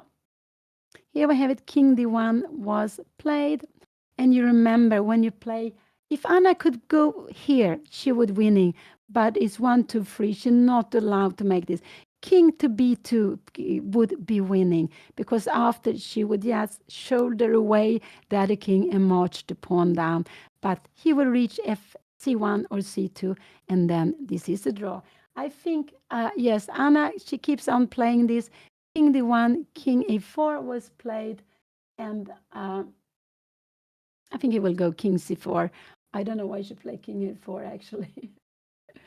But okay. Okay, king c4, and I will go here. But you just go king b1, and you just stay in the corner. It's nothing we can do against that. So, okay, let's see. King here. We have this position on the board. And let them play it out. I think that's very nice to play it out so everyone can see that this is an easy draw. And remember, when you're playing pawn endgame, this is a draw. Only if black could get the king to b2, then it would be winning because it would march down the pawn. But when the king reached 1, now they have signed, and it was a draw. And in the end, I'm so happy that Anna saved the draw. And so after 5 games, Anna has 2.5 out of 5. She had today a fantastic game. She was winning, but she played bishop b5 check instead of just first taking away the escaping squares with, she had a very beautiful queen move. And she could have played in different ways, but I would have loved this queen move. And then after that, she it was equal. Later on, very soon, she started to go backwards, and white got a fantastic position. But Anna, I must say it, in this very, very difficult position she had, she found a way of playing actively, and he made a mistake. And then Anna was in the game, and it became an equal position. So here we see the last position, and it was a draw. So Anna has 2.5 out of 5. I don't know how many points she has had in this when she played in Reykjavik Open before. I do not know that actually, but it was a roller coaster. Absolutely, I'm just so happy that she saved the game.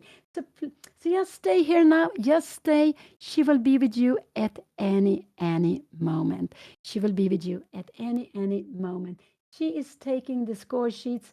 The copies are for the players. The original score sheet are for the organizer, and it's an old tradition. I actually don't know what they're doing with the original score sheets because these games are online, and those games that are not online, I think they will not be put online by the organizer. But for the players, if you don't have your game online, it's nice to keep it, put it in the computer, and you can put the score sheet as a memory to keep forever.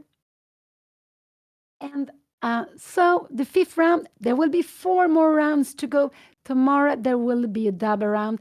There will be a double round, and Anna will have to play 9 o'clock local time, Icelandic time, 9 o'clock a.m. local time.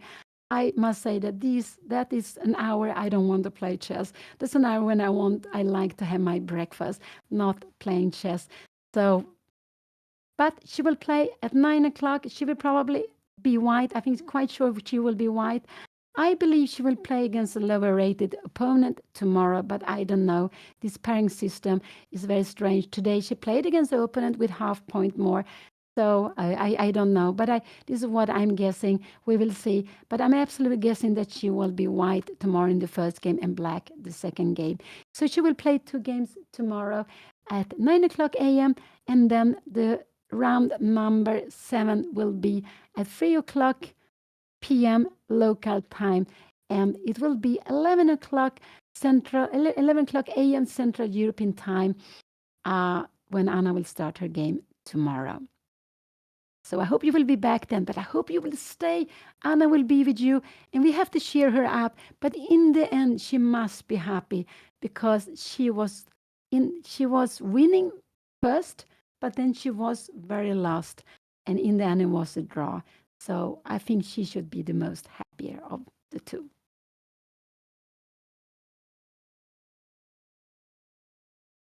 And so just stay a little bit longer. She will be with you and tell you about her thoughts. Also, I will be very curious to listen to what Anna will say.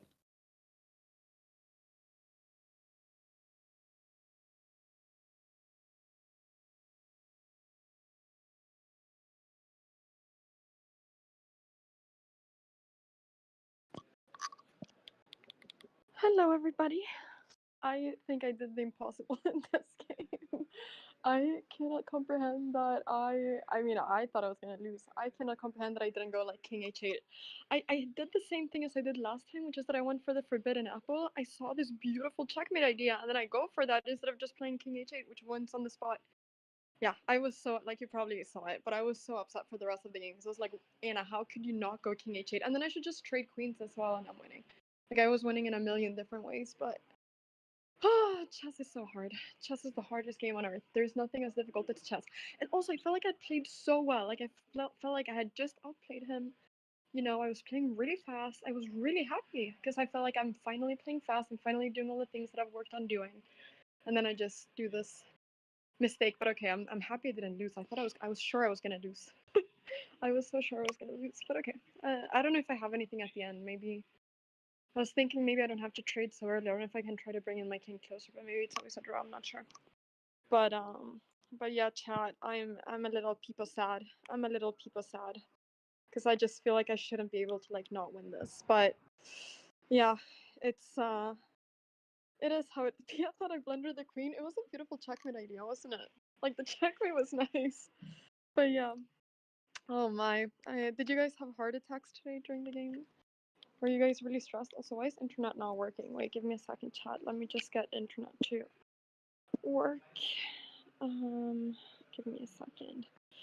Yeah, was my mom like freaking out? Wait, can you all spam like tomato? I want to see if internet is working.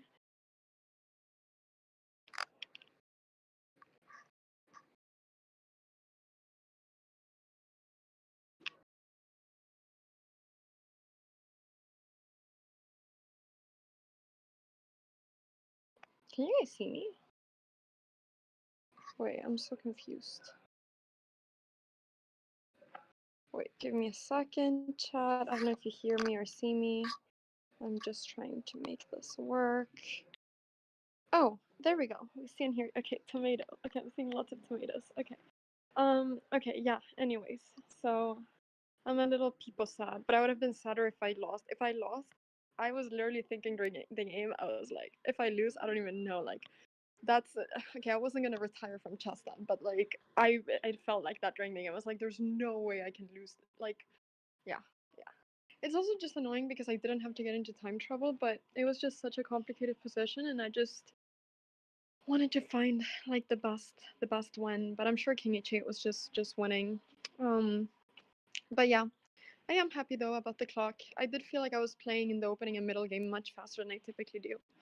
So I'm happy about that. So I do think that there's a lot of improvement that I can do there that I'm seeing that is not so difficult for me to do. So that gives me hope. And yeah, I mean, at least I was able to like make it complicated for him when I was dead lost, which I was happy about. At one point I thought I might win again. I was like, that would be the like comeback of the century if I win this.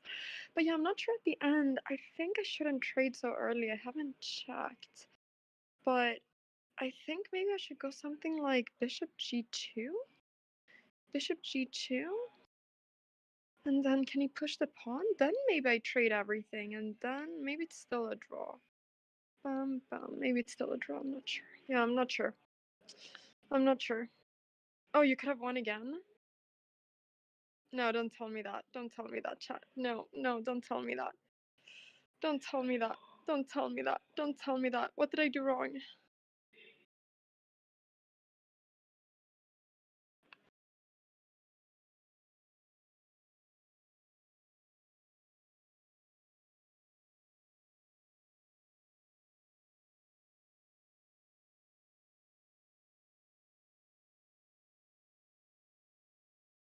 Okay. I'm panicking. King f2? Instead of like going for the pawn or what?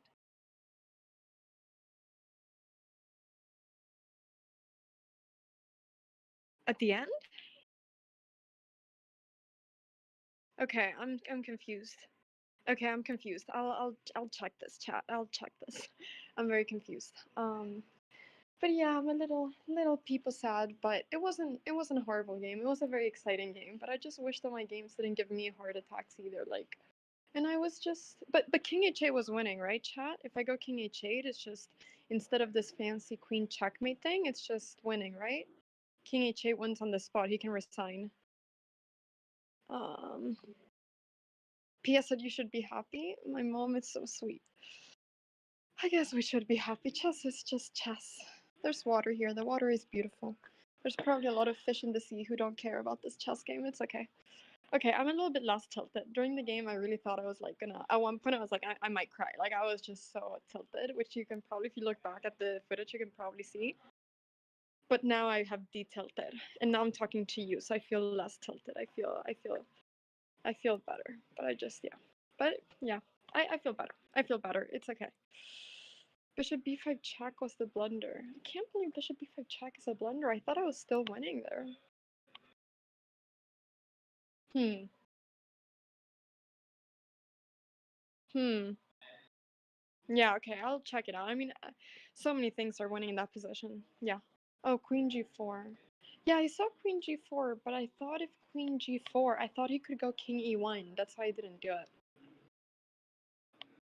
Which doesn't work due to rook takes h4, pawn takes, queen g1 check, king d2, queen takes f2. It's gonna be mate. Yeah, that's why queen g4 works. Yeah, I didn't play it because I thought king e1 is possible. Yeah, okay, I see it now. Yeah. I see it now. I see it now. King e1 was... No, king e1 is not mate in 1 because my bishop is not on b5. That's why I want bishop b5. Yeah. Yeah, that's why, that's why. Okay, I see. I see. I see. Okay, well, chat. Thank you for supporting. Tomorrow we go again at 9 a.m. Tomorrow. This is brutal. This is brutal. But I'm trying to stay optimistic. Maybe me drawing now leads to an easier opponent tomorrow, which leads to me winning, and then winning again, and then doing the greatest comeback of all time. That is what I'm trying to hope for. So that is like the spirit I have to have. I have to just think that it might still lead to a great journey, you know? So it's okay. It's okay. We gotta just think that way, you know? So yeah. Okay, everybody. Thank you so much for watching the stream. Thank you so much for supporting. Thank you, Mom, for commentating. Thank you to everybody that's watching my recaps and everything. I really appreciate it. You know, onwards and upwards. We keep fighting. We keep going. And these things, this is part of chess. We do stupid mistakes and games that we should win. Sometimes we draw. Sometimes we even lose. You know, chess is brutal, but that is part of the game, and that's also the beauty of it. So it's not over until it's over. Okay, thank you so much, everybody, for watching. Have a great rest of your day, and I'm gonna send over a raid to somebody, and then I'm gonna get some sleep because I'm playing chess at 9 a.m. in the morning. That should almost be illegal. It should almost be illegal. Okay, I'm gonna send over a raid to Diana. I'm gonna send over a raid to Diana Mirza. Diana. Okay, there we go. Okay, perfect. Thank you so much, everybody, for watching. Take care. See you tomorrow. Bye bye. Bye bye. Bye bye. Bye bye. Take care, chat. Bye bye. Bye bye.